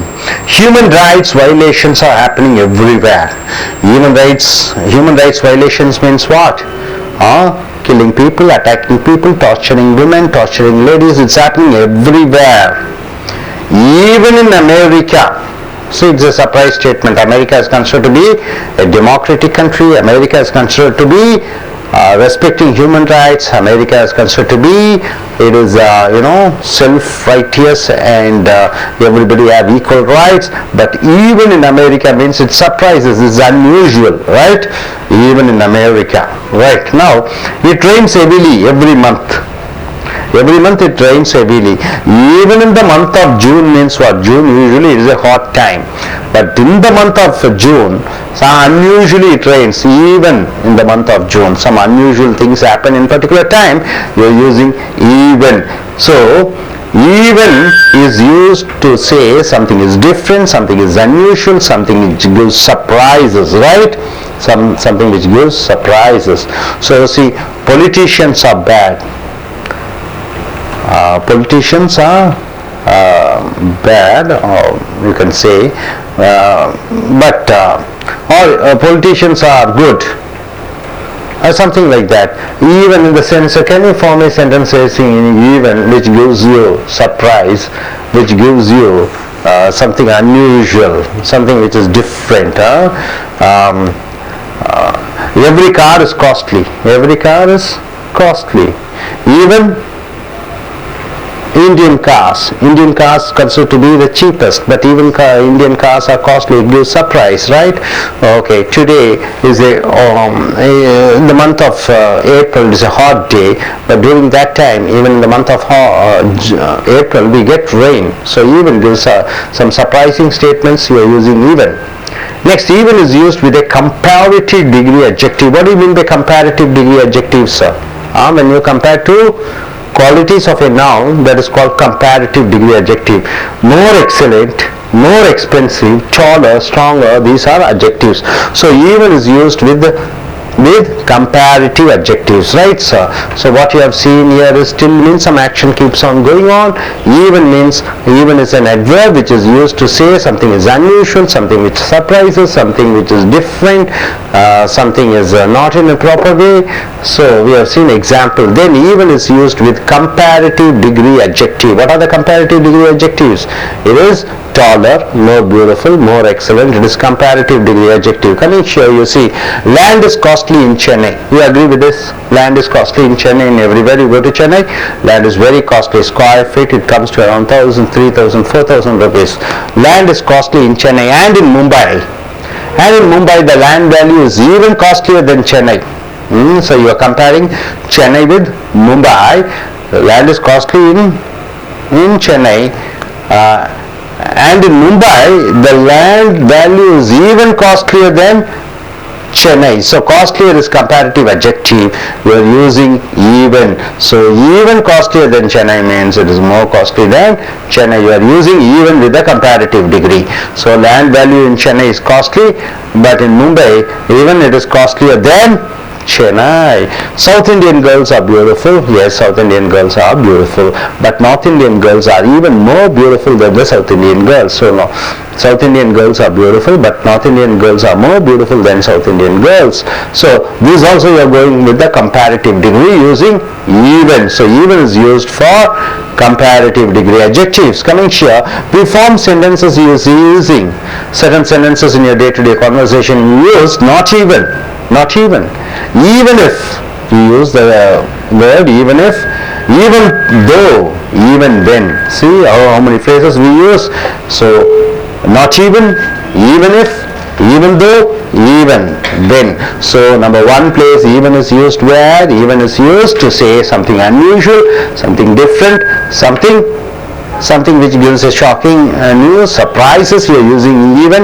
Then even is used with a comparative degree adjective. Now even is used with certain phrases like not even if, even though, even when. Not even. I did fasting yesterday. I did fasting yesterday. Yesterday I didn't take any food. I did fasting yesterday. I didn't eat anything. Not even snacks. Not even snacks means I didn't eat anything. Not even snacks means including snacks I didn't take. Food I used to fasting means you are not supposed to eat food. But snacks means what? One or two biscuits or whatever it is. Not even snacks, I did not even eat snacks. So not even is used in this way. Everybody opposed to slow marriage. Everybody opposed to slow marriage. So this boy wants to marry a girl. He married the girl whom he loved. Everyone opposed. No one came for the marriage, not even his close relatives, So we are using not even to state that including them, they have not come. So not even, we have seen sentences using not even, right? So my dear friends, coming here once again, still is used, even is used, still and yet. First yet we have seen it is used for some action which is going to end at the end of that point, and it is used with negative and question sentences. Still, where the action keeps going on, you are using still. Then even as an adverb, even as the word as an adverb, it gives surprises, some action, something which is unusual, something is different, then you are using even. Then you are using even with comparative degree adjectives like more expensive, more excellent, taller, and coming here we further used even with not even if, even though, even when. And for not even we have seen two sentences. Hope you are able to get it, no doubt about it. நண்பர்களே, உங்களுடைய level 5 grammar புக்கை எடுத்துக்கொள்ளுங்கள். Video 96, வினையுறு சொல் 4. So பேச்சின் பாகங்கள் 8, பெயர்ச்சொல், வினைச்சொல், பெயருரிச்சொல், வினையுரிச்சொல், அப்புறம் ப்ரீபொசிஷன் முன்னிடைச்சொல், ப்ரொனவுன் பிரதிபெயர்ச்சொற்கள், கன்ஜங்ஷன் கூட்டிடைச்சொல், அடுத்தது இன்டர்ஜெக்ஷன். இன்டர்ஜெக்ஷன் என்றால் ஆச்சரிய சொல். இப்படி பல வகையான பேச்சின் பாகங்கள் பார்த்திருக்கிறீர்கள். நாம் எல்லாத்தையும் பார்த்துட்டோம். இப்பொழுது வினை உரிச்சொல்லுக்கு வருகிறோம். வினை உரிச்சொல் என்றால் என்ன? வினை சொல்லை உரித்து சொல்வது. செய்கைகள் என்னென்ன செய்கை செய்கிறோமோ அந்த செய்கைகள்லாம் எப்படிப்பட்டது என்று உரித்து சொல்லும் போது வினை உரிச்சொல்லாக படுகிறது. நாம 7 வகையான வினை உரிச்சொல்லை பார்த்தோம். அதற்கு பிறகு 8 ஸ்டில். 8 என்றால் என்ன? இதுவரை. ஸ்டில் என்றால் என்ன? இன்னும் தொடர்ந்து ஒரு செயல் நடந்து கொண்டிருக்கிறது என்று சொல்லும் பொழுது ஸ்டில் பயன்படுத்துகிறோம். Still the action has not changed, அந்த செய்கை மாறவில்லை, அது தொடர்ந்து நடைபெற்றுக் கொண்டிருக்கிறது. I am still waiting for my appointment letter என்றால் என்ன? நான் இன்னும் என்னுடைய வேலை நியமன கடிதத்திற்காக காத்திருக்கிறேன். இந்த 8 எங்கே, இந்த ஸ்டில் எங்கே பயன்படுத்துகிறீர்கள்? போன வாரம் காத்துட்டு இருக்கிறேன், இப்ப காத்துட்டு இருக்கிறேன், நாளைக்கும் காத்துட்டு இருப்பேன். ஸோ தொடர்ந்து ஒரு காரியம் நடந்து கொண்டிருக்கும் பொழுது, தொடர்ந்து ஒரு நிகழ்ச்சி நடந்து கொண்டிருக்கும் பொழுது ஸ்டில் பயன்படுத்துகிறீர்கள். அடுத்தது, India is a developing super power. India வேகமாக முன்னேறி கொண்டிருக்கக்கூடிய அதிசக்தி வாய்ந்த நாடாக இருக்கிறது. பட் ஸ்டில், ஆனால் இன்னும் we see poverty, ஏழ்மையை பார்த்து கொண்டிருக்கிறோம். ஸோ ஸ்டில்னா இன்னும், 8னா இதுவரை, ஸ்டில் இன்னும் அதை பார்த்து கொண்டிருக்கிறோம். இன்னும் ஒரு செயல் நடந்து கொண்டிருக்கிறது, ஒரு தன்மை நடந்து கொண்டிருக்கிறது என்று சொல்லும் பொழுது ஸ்டில் பயன்படுத்துகிறீர்கள். அடுத்ததாக ஈவன் as an adverb. ஈவன்னா என்ன? கூட என்று வருகிறது. தமிழிலே சரியான வார்த்தை ஈவனுக்கு கூட. when we want to say that something is different, ஏதோ ஒன்று மாறுபட்டதாக இருக்கிறது, ஏதோ ஒன்று வேறுபட்டதாக இருக்கிறது என்று சொல்லும் பொழுது not in usual way, அது வழக்கமாக இல்லை, பொதுவாக இல்லை. ஏதோ ஒன்று மாறுபட்டு இருக்கிறது, அது வழக்கமாக இல்லை என்று சொல்லும் பொழுது something which gives us surprise, ஏதோ ஒன்று நமக்கு ஆச்சரியத்தை கொடுக்கிறது என்று சொல்லும் பொழுது then we use the word even. ஏதோ ஒன்று வித்தியாசமாக இருக்கிறது, ஏதோ ஒரு மாறுபட்டதாக இருக்கிறது, ஏதோ ஒன்று ஆச்சரியம் அளிக்கக்கூடியதாக இருக்கிறது என்று சொல்லும் பொழுது ஈவன் என்ற வார்த்தையை பயன்படுத்துகிறீர்கள். ஈவன் என்பது வினை உரிச்சொல், வினைச்சொல்லை உரித்து சொல்லுவது. Human rights violations are happening everywhere. மனித உரிமை மீறல்கள், ஹியூமன்னா மனித, ரைட்ஸ்னா உரிமைகள், வயலேஷன்ஸ்னா மீறல்கள், மனித உரிமை மீறல்கள் ஆர் ஹேப்பனிங் எவ்ரிவேர், அனைத்து இடத்திலும் நடந்து கொண்டிருக்கிறது.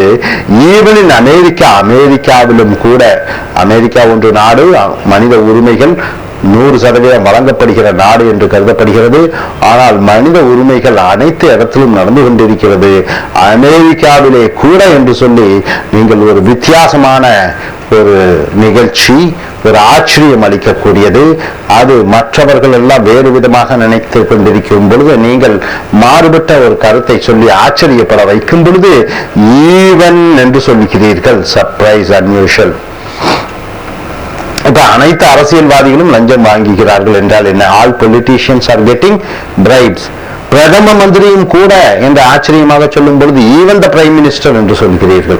அப்ப மற்றவர்களுக்கு ஆச்சரியமான திடுக்கிடும் விஷயத்தை, வழக்கமாக இல்லாத ஒன்று, பிரதம மந்திரி எப்பவுமே லஞ்சம் வாங்க மாட்டார், ஆனா பிரதம மந்திரியும் லஞ்சம் வாங்குகிறார் என்று வேறுபட்ட கருத்தை அல்லது ஆச்சரியம் அளிக்கக்கூடிய ஒரு விஷயத்தை சொல்லும் பொழுது ஈவன் என்ற கூட என்று சொல்லி நீங்க அந்த நபருடைய பெயரை சொல்லும் பொழுது, அல்லது நாட்டினுடைய even America, even Japan, even prime minister, even Mahatma Gandhi, எது வேணாலும் ஈவன் போட்டு அந்த பெயர் சொல்லை போடும் பொழுது ஆச்சரியம் அளிக்கக்கூடிய செய்தியாக வந்து விடுகிறது. அடுத்ததாக it Reigns heavily every month, ஒவ்வொரு மாசம் மழை பெய்து கொண்டிருக்கிறது, ஒன்றும் பெரிய வித்தியாசம் இல்லை. ஈவன் இந்த மந்த் ஆஃப் ஜூன், ஜூன் மாசத்துல வெயில் அடிக்கும், ஆனா ஜூன் மாதத்திலே கூட மழை பெய்கிறது. கூட ஆச்சரியம் அளிக்கக்கூடிய செய்தியை சொல்லும் பொழுது ஈவன் பயன்படுத்துகிறீர்கள். அடுத்ததாக ஈவன் இஸ் யூஸ்ட் வித், அந்த ஈவன் கூட என்பது எங்கே பயன்படுத்தப்படுகிறது என்றால் comparative degree adjective. Comparative degree adjective என்றால், அட்ஜெக்டிவ் என்றால் என்ன? பெயர் சொல். அழகான, எக்ஸலண்ட், பிரமாதமான, டால், உயரமான, இதெல்லாம் அட்ஜெக்டிவ். கம்பேரிட்டிவ் அட்ஜெக்டிவ்னா என்ன? ரெண்டு பேர்த்த ஒப்பிட்டு பார்க்கும் பொழுது அந்த கம்பேரிட்டிவ் ஒப்பிட்டு பெயர் சொல் என்று வருகிறது. கம்பேரிட்டிவ் ரெண்டு பேர்த்த ஒப்பிட்டு பார்க்கும்போது இவன் பிரமாதமா அவன் பிரமாதமா என்று ரெண்டு பேர்த்த ஒப்பிட்டு பார்க்கும்போது மோர் எக்ஸலண்ட், இவர் பிரமாதமா, இந்த படம் பிரமாதமா, அந்த படம் பிரமாதமா என்று பார்க்கும் பொழுது மோர் எக்ஸலண்ட், இது அதை விட பிரமாதம் என்று சொல்லும் பொழுது ஒன்றை ஒன்று ஒப்பிட்டு பார்க்கும் பொழுது அதை கம்பேரிட்டிவ் டிகிரி என்று சொல்கிறோம். மோர் எக்ஸ்பென்சிவ், ஒரு பொருளை எடுத்துக்கொள்கிறோம், இன்னொரு பொருளை எடுத்துக்கொள்கிறோம், இந்த பொருளை விட இந்த பொருள் விலை அதிகமா என்று சொல்லும் பொழுது மோர் எக்ஸ்பென்சிவ். டாலர், இந்த பையன் உயரமா அந்த பையன் உயரமா, இஸ் டாலர் தென் ஹிம் என்று சொல்கிறோம். ஸ்ட்ராங்கர், இவனை விட அவன் வலிமையானவன். இந்த கம்பேரிட்டிவ் டிகிரி பெயரொரு சொற்களுக்கு முன்னால் எதை பயன்படுத்துகிறோம்? ஈவன், கூட என்ற வார்த்தையை பயன்படுத்துகிறோம். சோ இங்க பாத்தீங்கன்னா land is costly in Chennai, சென்னையிலே இடத்தின் விலைகள் அதிகமாக இருக்கிறது. And in Mumbai the land value is even costlier then Chennai, சென்னையிலே இடத்தினுடைய விலை அதிகமாக இருக்கிறது. மேலும் மும்பையில அந்த இடத்தினுடைய விலை சென்னையை விட அதிகமாக இருக்கிறது. காஸ்ட்லியர், இந்த காஸ்ட்லியர்ங்கிறத ஒப்பிட்டு பார்க்கக்கூடிய, விலையின் ஒப்பிட்டு பார்க்கக்கூடிய பெயர் சொல். இந்த ஒப்பிட்டு பெயர் சொல்லுக்கு முன்னாடி என்ன வருகிறது? ஈவன் காஸ்ட்லியர் இன் சென்னை. அப்ப சென்னையில இடத்தினுடைய விலை அதிகமாக இருக்கிறது, மும்பையிலே நிலத்தின் விலை அதிகமாக இருக்கிறது, சென்னையை விட அதிகமாக இருக்கிறது என்று சொல்லும் பொழுது ஈவன் காஸ்ட்லியர் என்று சொல்கிறீர்கள். அடுத்ததாக south Indian girls are beautiful. அப்ப தென்னிந்திய நாட்டு பெண்கள் அழகாக இருக்கிறார்கள். பட் ஆனால் நார்த் இந்தியன் கேர்ள்ஸ், வடநாட்டு பெண்கள் ஈவன் மோர் பியூட்டிஃபுல் தென் த சவுத் இந்தியன் கேர்ள்ஸ், இந்த தென்னாட்டு பெண்களை விட கூட அதிகமாக அழகாக இருக்கிறார்கள். மோர் பியூட்டிஃபுல், இந்த பியூட்டிஃபுல் அழகான என்பது பெயர் சொல். மோர் பியூட்டிஃபுல் என்றால் ஒன்று ஒன்று ஒப்பிட்டு பார்க்கும் பொழுது இதை விட அது என்று சொல்லும் பொழுது ஈவன், இதை விட என்று வருகிறது மோர். அப்ப மோர் கூட ஈவன், கூட என்று வருகிறது. அடுத்து இந்த ஈவனுடைய கூட என்பதற்கு மேலும் சில விஷயங்கள் பார்த்தீங்கன்னா we form sentences using, நாம் வாக்கியங்களை அமைக்கிறோம் இந்த ஈவனை வைத்து. எப்படி எல்லாம் பாருங்க, நாட் ஈவன், அது கூட இல்லை என்று சொல்லும் பொழுது நாட் ஈவன். ஈவன் இஃப், ஒன்று இருந்தாலும் கூட. ஈவன் இஃப், ஈவன் தோ, ஒன்று இருந்தும் கூட. ஈவன் வென், அப்படி ஒரு நிலைப்பாடு இருந்தும் கூட. சோ ஈவன் என்றால் கூட கூட, நாட் ஈவன் அது கூட இல்லாமல், ஈவன் இஃப் அது இருந்தும் கூட, ஈவன்தோ அப்படி ஒரு சூழ்நிலை இருந்தும் கூட, ஈவன் வென் அப்படியாக ஒரு நிகழ்வு இருந்தும் கூட, நாட் ஈவன் அது கூட இல்லை. I did fasting yesterday. Fasting என்றால் சாப்பிடாமல் விரதம் இருப்பது. நான் நேற்று சாப்பிடாமல் விரதம் இருந்தேன். I did not eat anything, நான் ஒன்றும் சாப்பிடவில்லை. Not even snacks. ஸ்நாக்ஸ் என்றால் என்ன? தின்பண்டங்கள். தின்பண்டங்கள் கூட நான் சாப்பிடவில்லை. அப்ப நாட் ஈவனை வைத்து நீங்கள் வாக்கியம் அமைக்க அறிந்திருக்க வேண்டும். கூட இல்லை, நான் கூட இல்லை என்று சொல்லும் பொழுது நாட் ஈவன் என்று சொல்ல வேண்டும். அடுத்தது everybody opposed is love marriage. அனைவரும் அவனுடைய காதல் திருமணத்தை எதிர்த்தார்கள். Everybody opposed is love marriage. அனைவரும் அவனுடைய காதல் திருமணத்தை எதிர்த்தார்கள். No one came for the marriage. யாரும் அவன் திருமணத்திற்கு வரவில்லை. Not even is close relatives. அவனுடைய நெருங்கிய சொந்தக்காரர்கள் கூட. சோ நாட் ஈவன் என்றால் அவர்கள் கூட, அது கூட, ஒன்று கூட. சோ நாட் ஈவனை வைத்து வாக்கியம் அமைக்க அறிந்திருக்கிறீர்கள். அடுத்து even if, even though, even when வச்சு வாக்கியங்கள் அமைக்கப் போகிறீர்கள். சோ நண்பர்களே, இது வரைக்கும் என்ன பார்த்தீங்க? 8 வச்சு ஏற்கனவே பார்த்தீங்க. 8னா இதுவரை, ஸ்டில்னா இன்னும் ஒரு விஷயம் தொடர்ந்து நடந்து கொண்டிருக்கிறது. ஈவன் கூட. இந்த ஈவன் என்ற வார்த்தை வாக்கியத்துக்கு எங்க உபயோகப்படுத்துகிறீர்கள்? ஒன்று வழக்கமாக பழக்கமாக இல்லாமல் வித்தியாசமாக ஒரு நிகழ்ச்சி நடைபெறுகிறது. ஒன்று மற்றவர்களுக்கு ஆச்சரியத்தையும் அதிர்ச்சியையும் அளிக்கக்கூடிய பொழுது அங்கே வாக்கியத்திலே ஈவன் என்ற வார்த்தையை பயன்படுத்துகிறீர்கள். ஈவன் மேலும் ஒப்பிட்டு 2 பெயரொலி சொற்களை எடுத்து ஒப்பிட்டு பார்க்கும் பொழுது அந்த ஈவன் பயன்படுத்துகிறீர்கள். அடுத்ததாக ஈவன், நாட் ஈவன், அது கூட இல்லை. அடுத்து ஈவன் இஃப், அப்படி ஒன்று இருந்தாலும் கூட, ஈவன் தோ, ஈவன் வென், அப்படி ஒரு நிலை இருந்தும் என்று இந்த மாதிரி சொற்றொடர்களின் இடையே இந்த ஈவன் வார்த்தைகளை பயன்படுத்துகிறீர்கள். சோ நண்பர்களே, இதுவரைக்கும் பார்த்த அந்த வினையொரு சொல் 3 வீடியோ, இப்பொழுது நீங்கள் பார்த்து கொண்டிருப்பது 4வது வீடியோ. இனி வரக்கூடிய வீடியோக்களில் உங்களுடைய இந்த வினையொரு சொல்லினுடைய தன்மையை அறிந்து இன்னும் மேலும் உங்களுடைய வினையொரு சொல்லினுடைய அந்த வலிமையை. Dear friends, welcome to A.S. American English. Take your level 5 grammar book, video number 97. The topic here is adverb. So my dear friends, what we have seen is,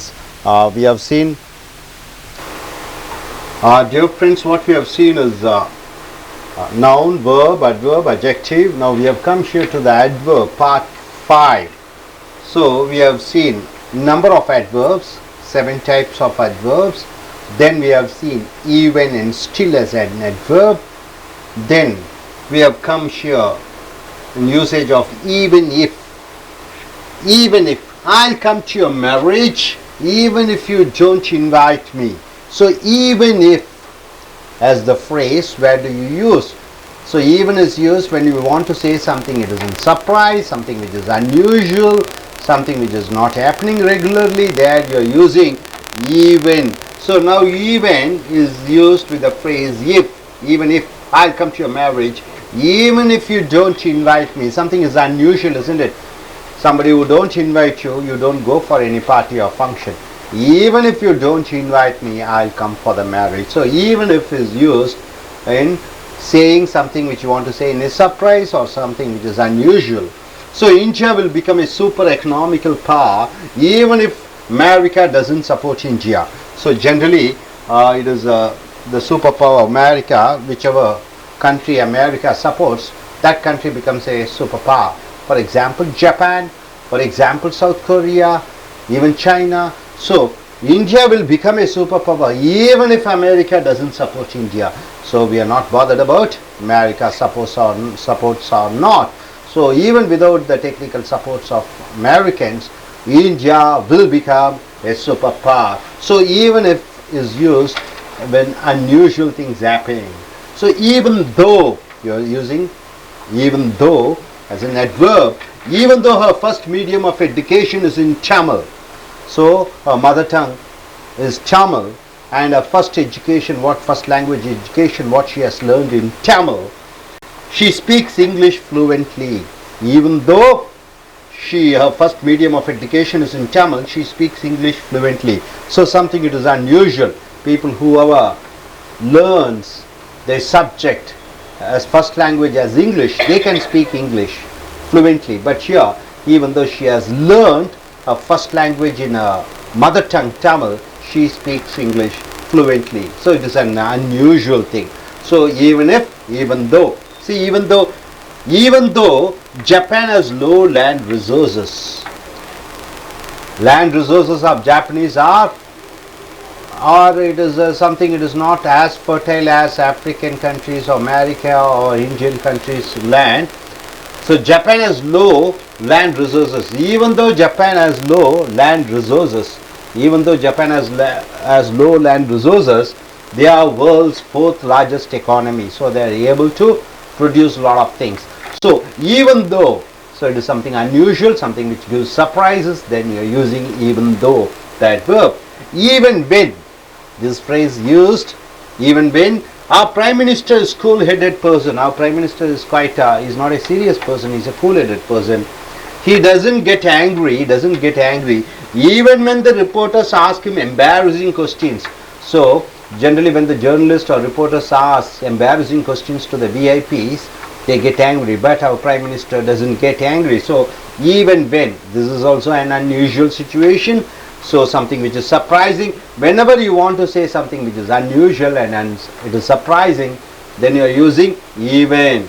If, even though, even when. Then coming here, he is an honest policeman, he is an honest cop, he is an honest policeman. Even when he faced financial problems, he didn't get bribed.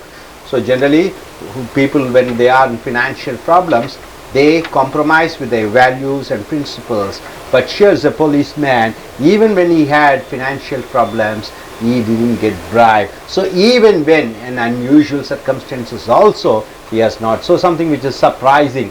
Whenever some surprising things, unusual things happen, then you're using the phrase even if. And coming here, usage of the adverbs. Already, the adverb already is used where? The adverb anymore is used where? Any longer, no longer. So the usage of adverbs already, anymore, any longer, no longer. See, already. We use adverb already. Where do we use already? To say something which has happened sooner than we expected. Something happened sooner than we expected. There we are using already. We expect something to happen for 1 hour. Within half an hour it happened. Then you are using the word, the adverb already. Already you say, you don't say already, already. This is the first time I go to the US. This is the first time I go to the US, but my brother has already gone there. He has gone there. So here, we should go to the theater fast. Already we are late. Already we are late. Something, we have to go soon. Already it is, time is up. So, already is used to say something which has happened sooner than we expected. So, my dear friends, in short, even if, even though, even when, and even when. Where do we use this? All these even phrases. Even phrases as an adverb, it is used to say something which is unusual, to say something which is giving surprise to something, some surprising news. There you are using even phrases as an adverb. Then usages of already, anymore, any longer, no longer. These are the adverbs which we use in our day-to-day conversation. So already is we are using already when some action happens sooner than we expected. So there we are using these adverbs already, anymore, any longer, and no longer. Hope you are able to get it. So நண்பர்களே, உங்களுடைய level 5 grammar புக்கை எடுத்துக்கொள்ளுங்கள். Video 97 வினை உரிச்சொற்கள் adverb 5வது பிரிவுக்கு வருகிறீர்கள். So adverb என்றால் என்ன? வினை உரிச்சொல். வினைச்சொல் சம்பந்தப்பட்ட அனைத்து சொற்களும் வினை உரிச்சொற்கள் என்று சொல்கிறோம். சாப்பிட்றேன், மெதுவாக சாப்பிடுகிறேன், ஹோட்டலில் சாப்பிடுகிறேன், சாப்பிட்டேன், நேற்று சாப்பிட்டேன், எங்கே, எப்படி, எப்பொழுது, ஏன், எதற்காக என்று வினைச்சொல்லிடம் கேள்வி கேட்டு பதிலாக வரக்கூடியது வினையுரிச்சொல். அவைகள் 7 வகைப்படுகிறது. அதை பார்த்தோம். ஈவன் கூட, அப்புறம் ஸ்டில் இன்னும் போய்கொண்டே, இன்னும் ஒரு காரியம் நடந்து கொண்டிருக்கிறது. இவையெல்லாம் வினையுரிச்சொற்கள். ஈவன், EVEN, அதை எங்கே பயன்படுத்துகிறோம் என்றால் வினையுரிச்சொல்லாக ஈவன் என்று வரும்பொழுது ஏதோ ஒன்று வழக்கத்துக்கு மாறாக, பழக்கத்துக்கு மாறாக, ஏதோ ஒன்று அதிர்ச்சி அளிக்கக்கூடிய, ஆச்சரியம் அளிக்கக்கூடிய விஷயங்களுக்கு ஈவன் பயன்படுத்துகிறீர்கள். ஈவனுடன் சொற்றொடர்கள் பாருங்க. ஈவன் இஃப் என்றால் I will come to your marriage even if you don't invite me. என்னை நீ திருமணத்துக்கு அழைக்காவிட்டாலும் கூட நான் உன் திருமணத்திற்கு வருவேன். இப்போ ஈவன் இஃப் எங்கே பயன்படுத்துகிறோம்? பொதுவாகவே பத்திரிகை வைத்து அழைத்தால் தான் திருமணத்துக்கு வருவார்கள். பத்திரிகை வைத்து அழைக்காவிட்டாலும் கூட நான் திருமணத்துக்கு வருவேன். ஈவன் இஃப், அப்போ வழக்கத்துக்கு மாறாக ஒன்று நடைபெறுகிற பொழுது இந்த ஈவன் இஃப் என்ற வினையொரு சொல்லை பயன்படுத்துகிறீர்கள். India will become a super economical power. India ஒரு வலிமையான பொருளாதார வல்லரசாக, நாடாக மாறிவிடும். Even if America doesn't support India. America இந்தியாவிற்கு உதவி செய்யாவிட்டாலும் கூட. ஸோ இன்று அறிவியலிலே தலை சிறந்த நாடாக இருக்கக்கூடிய அமெரிக்கா நாடு சவுத் கொரியா நாட்டை வல்லரசாக மாற்றுகிறது, ஜப்பான் நாட்டை வல்லரசாக மாற்றுகிறது, லண்டனை வல்லரசாக மாற்றுகிறது. ஆனால் அமெரிக்கா ஆதரவு இல்லாமல் கூட இந்தியா ஒரு மிகப்பெரிய சக்தி வாய்ந்த நாடாக மாறும். ஸோ வழக்கத்திற்கு மாறாக ஆச்சரியம் அளிக்கக்கூடிய விஷயங்களுக்கு ஈவன் இஃப் பயன்படுத்துகிறீர்கள். ஈவன் தோ இருந்தாலும் கூட, even though her first medium of education is in Tamil, அவளுடைய பாடத்திட்டங்கள் படிப்புகள் அனைத்தும் தமிழ் வழி கல்வியாக இருந்தாலும் கூட, ஷீ ஸ்பீக்ஸ் இங்கிலீஷ் ஃப்ளூவென்ட்லி, அவள் ஆங்கிலம் நன்றாக உச்சரித்து பேசுகிறாள். பொதுவாகவே படித்த பாடங்கள் அனைத்தும் ஆங்கில கல்வி முறையில் இருந்தால்தான் அவர்கள் ஆங்கிலம் நன்றாக பேசுவார்கள் என்று சொல்வார்கள். ஆனால் இங்கே இந்த பெண் தன்னுடைய தாய்மொழி தமிழாக இருந்தாலும் கூட, தன்னுடைய படித்த படிப்புகள் அனைத்தும் தமிழாக இருந்தாலும் கூட ஆங்கிலத்தில் சரளமாக பேசுகிறாள். ஈவந்தோ இருந்தாலும் கூட என்று வருகிறது. அடுத்தது even though Japan has low land resources, ஜப்பானினுடைய நில வளங்கள் ரொம்ப வலிமை குன்றியதாக செழிப்புடையதாக இல்லாவிட்டாலும் கூட, they are world's fourth largest economy, அவர்கள் உலகத்தின் 4வது தலை சிறந்த பொருளாதார நாடாக இருக்கிறது. பொதுவாகவே இடம் வளம் நிலங்களுடைய வளங்களை பொறுத்து தான் நாட்டினுடைய வளங்கள் இருக்கிறது. ஜப்பானிலே எந்த நேரத்திலும் பூகம்பம் வரலாம், சுனாமி வரலாம், மழை வரலாம், இடி வரலாம். ஸோ அப்படி ஒரு நிலப்பரப்பு வைத்திருந்தாலும் கூட அவர்கள் உலகத்தின் 4வது மிகப்பெரிய நாடாக வல்லரசாக பொருளாதார ரீதியிலே விளங்கி கொண்டிருக்கிறது. ஸோ இது ஆச்சரியம் அளிக்கக்கூடிய ஒரு வாக்கியம். ஸோ ஆச்சரியம் அளிக்கக்கூடிய வாக்கியங்களுக்கு ஈவந்தோ பயன்படுத்துகிறீர்கள். ஈவன் வென், இதுவும் ஆச்சரியத்தை அளிக்கக்கூடியது. ஈவன் வென் என்றால் அப்பொழுதும் கூட, வென்னுனா அப்பொழுது, ஈவன் வென் அப்பொழுதும் கூட. அவர் prime minister cool headed person, நம்மளுடைய பிரதம மந்திரி கோபப்படாத மனிதர். கூல் ஹெட்டட் பர்சன்னா தலை சூடாகாது, அப்போ ரொம்ப யதார்த்தமாக இனிமையாக பழகக்கூடியவர். he doesn't get angry, அவருக்கு கோபம் வராது. Even when the reporters ask him embarrassing questions, embarrassingனா தர்ம சங்கடமான. அப்போ பிரதம மந்திரியிடம் ரிப்போர்ட்டர்ஸ் என்றால் பத்திரிகையாளர்கள் தர்ம சங்கடமான கேள்விகள் கேட்டாலும் கூட அவருக்கு கோபம் வராது. அப்படி இருந்தாலும் கூட என்று வரும் பொழுது ஈவன் வென்னை பயன்படுத்துகிறீர்கள்.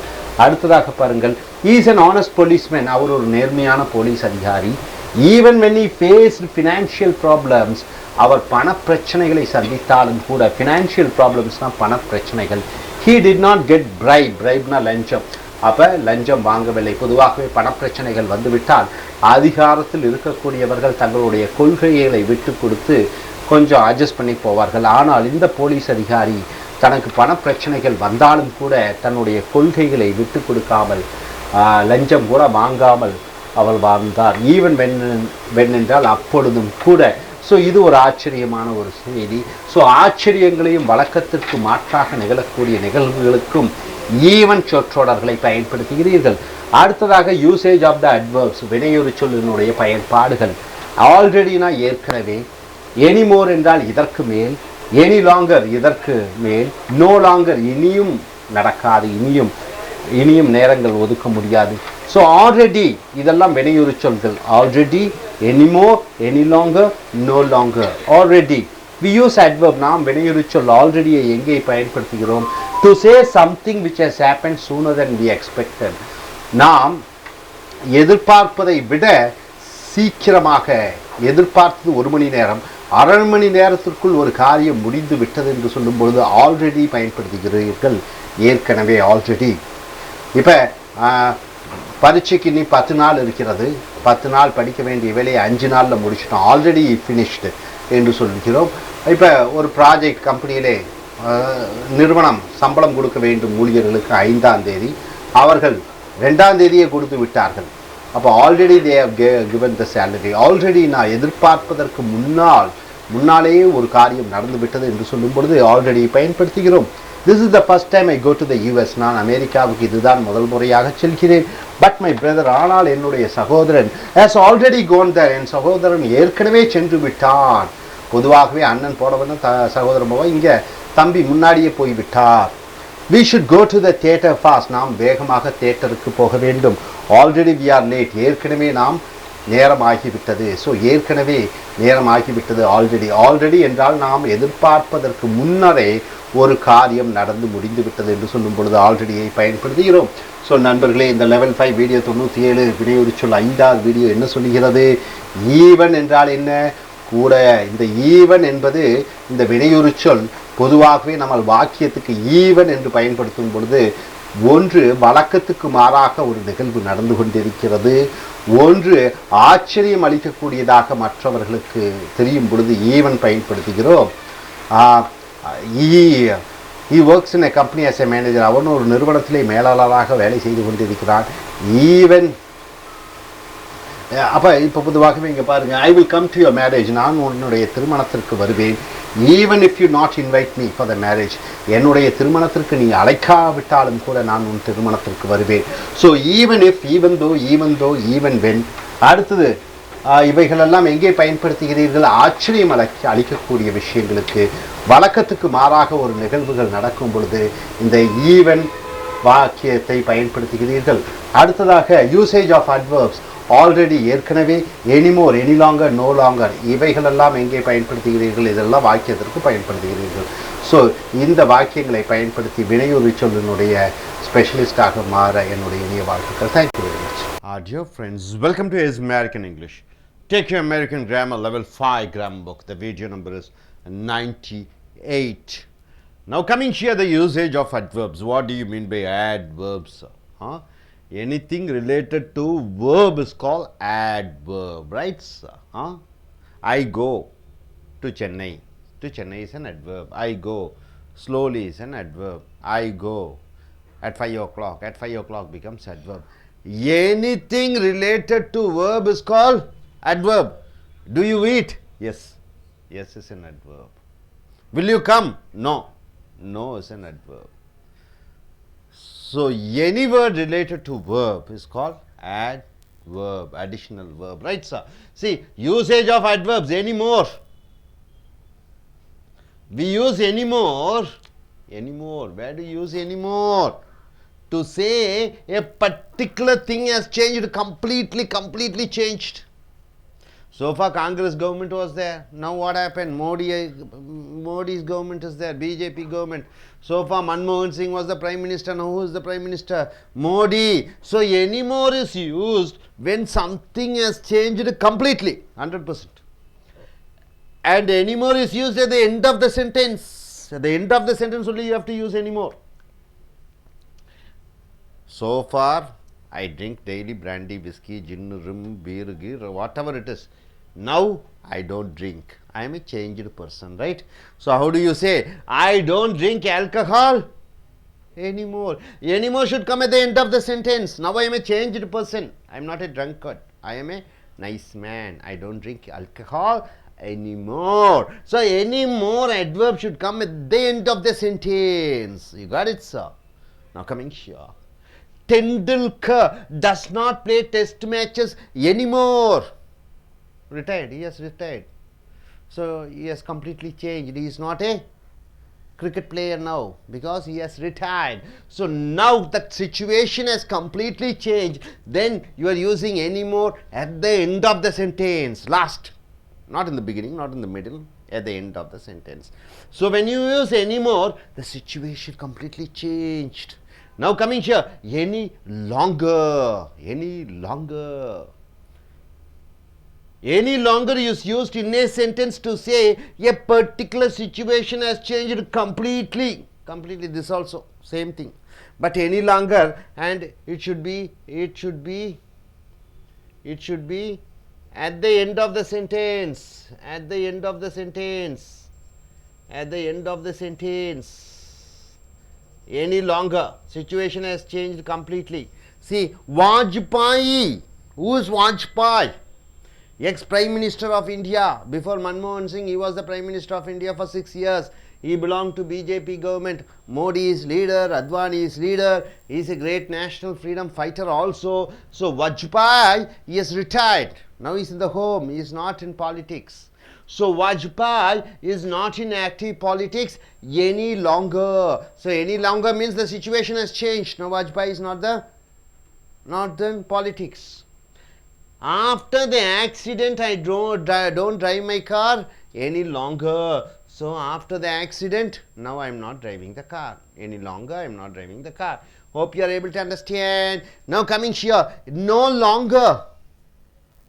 When a situation is completely changed, we use no longer. No longer can come in between the sentence. No longer, right? Anymore, any longer at the end of the sentence. No longer anywhere in between the sentence.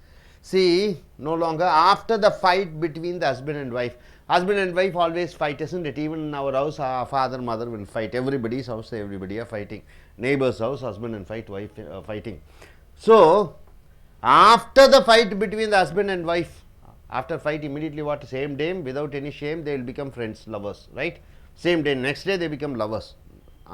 So, after the fight between the husband and wife, they are no longer living together. Oh, this is very, very serious fight. So, they become divorce. Daily in Chennai court, 5,000 divorce cases are coming 1 year.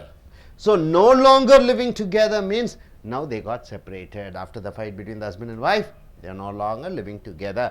Indian common people are no longer ready to cooperate with the corrupt government. Congress government is a corrupt government because 2G spectrum, Commonwealth Games and everything happened. So what happened? People, they didn't vote for Congress. Congress got only 44 seats, right? In the history of Congress, such a worst scene, this is the first time happened. So common people are no longer, not anymore, ready to cooperate with corrupt governments. No longer means not anymore. Able to understand? So anymore, any longer, end of the sentence, no longer, in between the sentence, right? Are you clear about it? So நண்பர்களே, உங்களுடைய அமெரிக்க grammar level 5 புஸ்தகத்தை எடுத்துக்கொள்ளுங்கள். இங்கே video number 98 adverbs என்று சொல்லக்கூடிய வினையுறு சொற்கள். வினையுறு சொற்கள் என்றால் என்ன? வினை என்றால் என்ன? செய்கை. செய்கை என்றால் என்ன? காலத்துக்கு உட்பட்டது. காலம் என்பது என்ன? நிகழ்காலம், இறந்த காலம், எதிர்காலம், ரைட்டுங்களா? இந்த நிகழ்காலம், இறந்த காலம், எதிர்காலம் சம்பந்தப்பட்ட அந்த வினைச்சொலை சம்பந்தப்படுத்தி வரக்கூடிய சொற்களை வினையுறு சொற்கள் என்று சொல்லுகிறோம், ரைட்டுங்களா? சாப்பிடுகிறேன், சாப்பிடல, இல்லை, இல்லைங்கிறது வினையுறு சொல். எஸ், ஆமா, ஆமாங்கிறது வினைச்சொல். ஆமாம் எதை சம்பந்தப்பட்டிருக்கிறது? சாப்பிட்டேன், நான் போகிறேன், சினிமாவுக்கு போகிறேன். சினிமா வினையுறு சொல். நான் போகிறேன், நேற்று போனேன், நேற்று பிகம்ஸ் வினையுறு சொல். நான் போகிறேன், மெதுவாக போகிறேன், மெதுவாக பிகம்ஸ் வினையுறு சொல். ஸோ வினைச்சொல்லை சம்பந்தப்பட்ட அனைத்து வினையுறு சொற்கள், ரைட்டுங்களா? இந்த வினையுறு சொற்களை பற்றி, அதனுடைய உபயோகங்களை பற்றி நீங்கள் பார்க்கிறீர்கள். எனிமோர் என்றால் என்ன? ஒரு செய்கையை இதற்கு மேல், எனிமோர், எனிமோர் இதற்கு மேல் இல்லை, இதற்கு மேல் இல்லை என்ற அர்த்தம். உதாரணத்துக்கு we use anymore, இதற்கு மேலே, to say a particular thing has changed completely. ஏதோ ஒன்று 100% மாறிவிட்டது, இப்பொழுது அதை போன்று இல்லை, இப்பொழுது அதை போன்று இல்லை என்று சொல்லும் பொழுது எனிமோர் யூஸ் பண்ணுறீங்க. அண்ட் எனிமோர் எங்கே பயன்படுத்தப்படுகிறது? எண்ட் ஆஃப் த சென்டென்ஸ், வாக்கியத்தினுடைய இறுதியிலே எனிமோர் பயன்படுத்தப்படுகிறது. உதாரணத்திற்கு ஐ டோன்ட் ட்ரிங்க் ஆல்கஹால், நான் மது அருந்துவதில்லை. எனிமோர் என்றால் என்ன? இதற்கு மேல் இல்லை, நிறுத்திவிட்டேன். முன்னாடி குடிகாரன், இப்போ இந்த ஒரு வாரமாக குடிக்கிறது இல்லை, இப்போ நான் குடிகாரன் அல்ல. எனிமோர் என்றால் இதற்கு மேல் நான் மாறுபட்டவன், அப்படி அல்ல. So I do not drink சம்மந்தப்பட்டது தான் எனிமோர். அடுத்தது Tendulkar does not play test matches anymore. Tendulkar இப்பொழுது விளையாடுவதில்லை, எனிமோர். இதற்கு மேல் ஒன்றும் இல்லை, இதற்கு மேல் இல்லை, விளையாடுவதில்லை. ஸோ இந்த எனிமோர் விளையாடுவதில்லை சம்பந்தப்பட்ட இருக்கிற காரணத்தினாலே அது வினையுறு சொல்லாக கருதப்படுகிறது.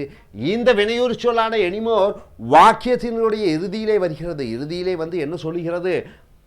ஒரு செய்கை இப்பொழுது இல்லை, இறந்த காலமும் நிகழ்காலமும் மாறிவிட்டது அந்த செய்கையின் மூலமாக. குடித்து கொண்டிருந்தேன் இப்போ குடிப்பதில்லை, புகைத்து கொண்டிருந்தேன் இப்பொழுது புகைப்பதில்லை, கார் ஓட்டி கொண்டிருந்தேன் இப்பொழுது கார் ஓட்டி கொண்டிருப்பதில்லை, விளையாடி கொண்டிருக்கிறார் டெண்டுல்கர் கிரிக்கெட் மேட்ச் இப்பொழுது விளையாடி கொண்டிருப்பதில்லை. இல்லை இல்லை, ஒரு காரியம் இறந்த காலத்திற்கும் எதிர்காலத்திற்கும் அது ஒரு மனிதனை அல்லது வாக்கியத்தை மாற்றி அமைக்கும் பொழுது இந்த எனிமோரை பயன்படுத்துகிறீர்கள். இந்த எனிமோர் வாக்கியத்தினுடைய இறுதியாக வருகிறது. ரைட்டுங்களா? அடுத்ததாக எனி லாங்கர், இதற்கு மேல் இல்லை, இதற்கு மேல் இல்லை, இதுவும் வினையுறு சொல்லாக வருகிறது.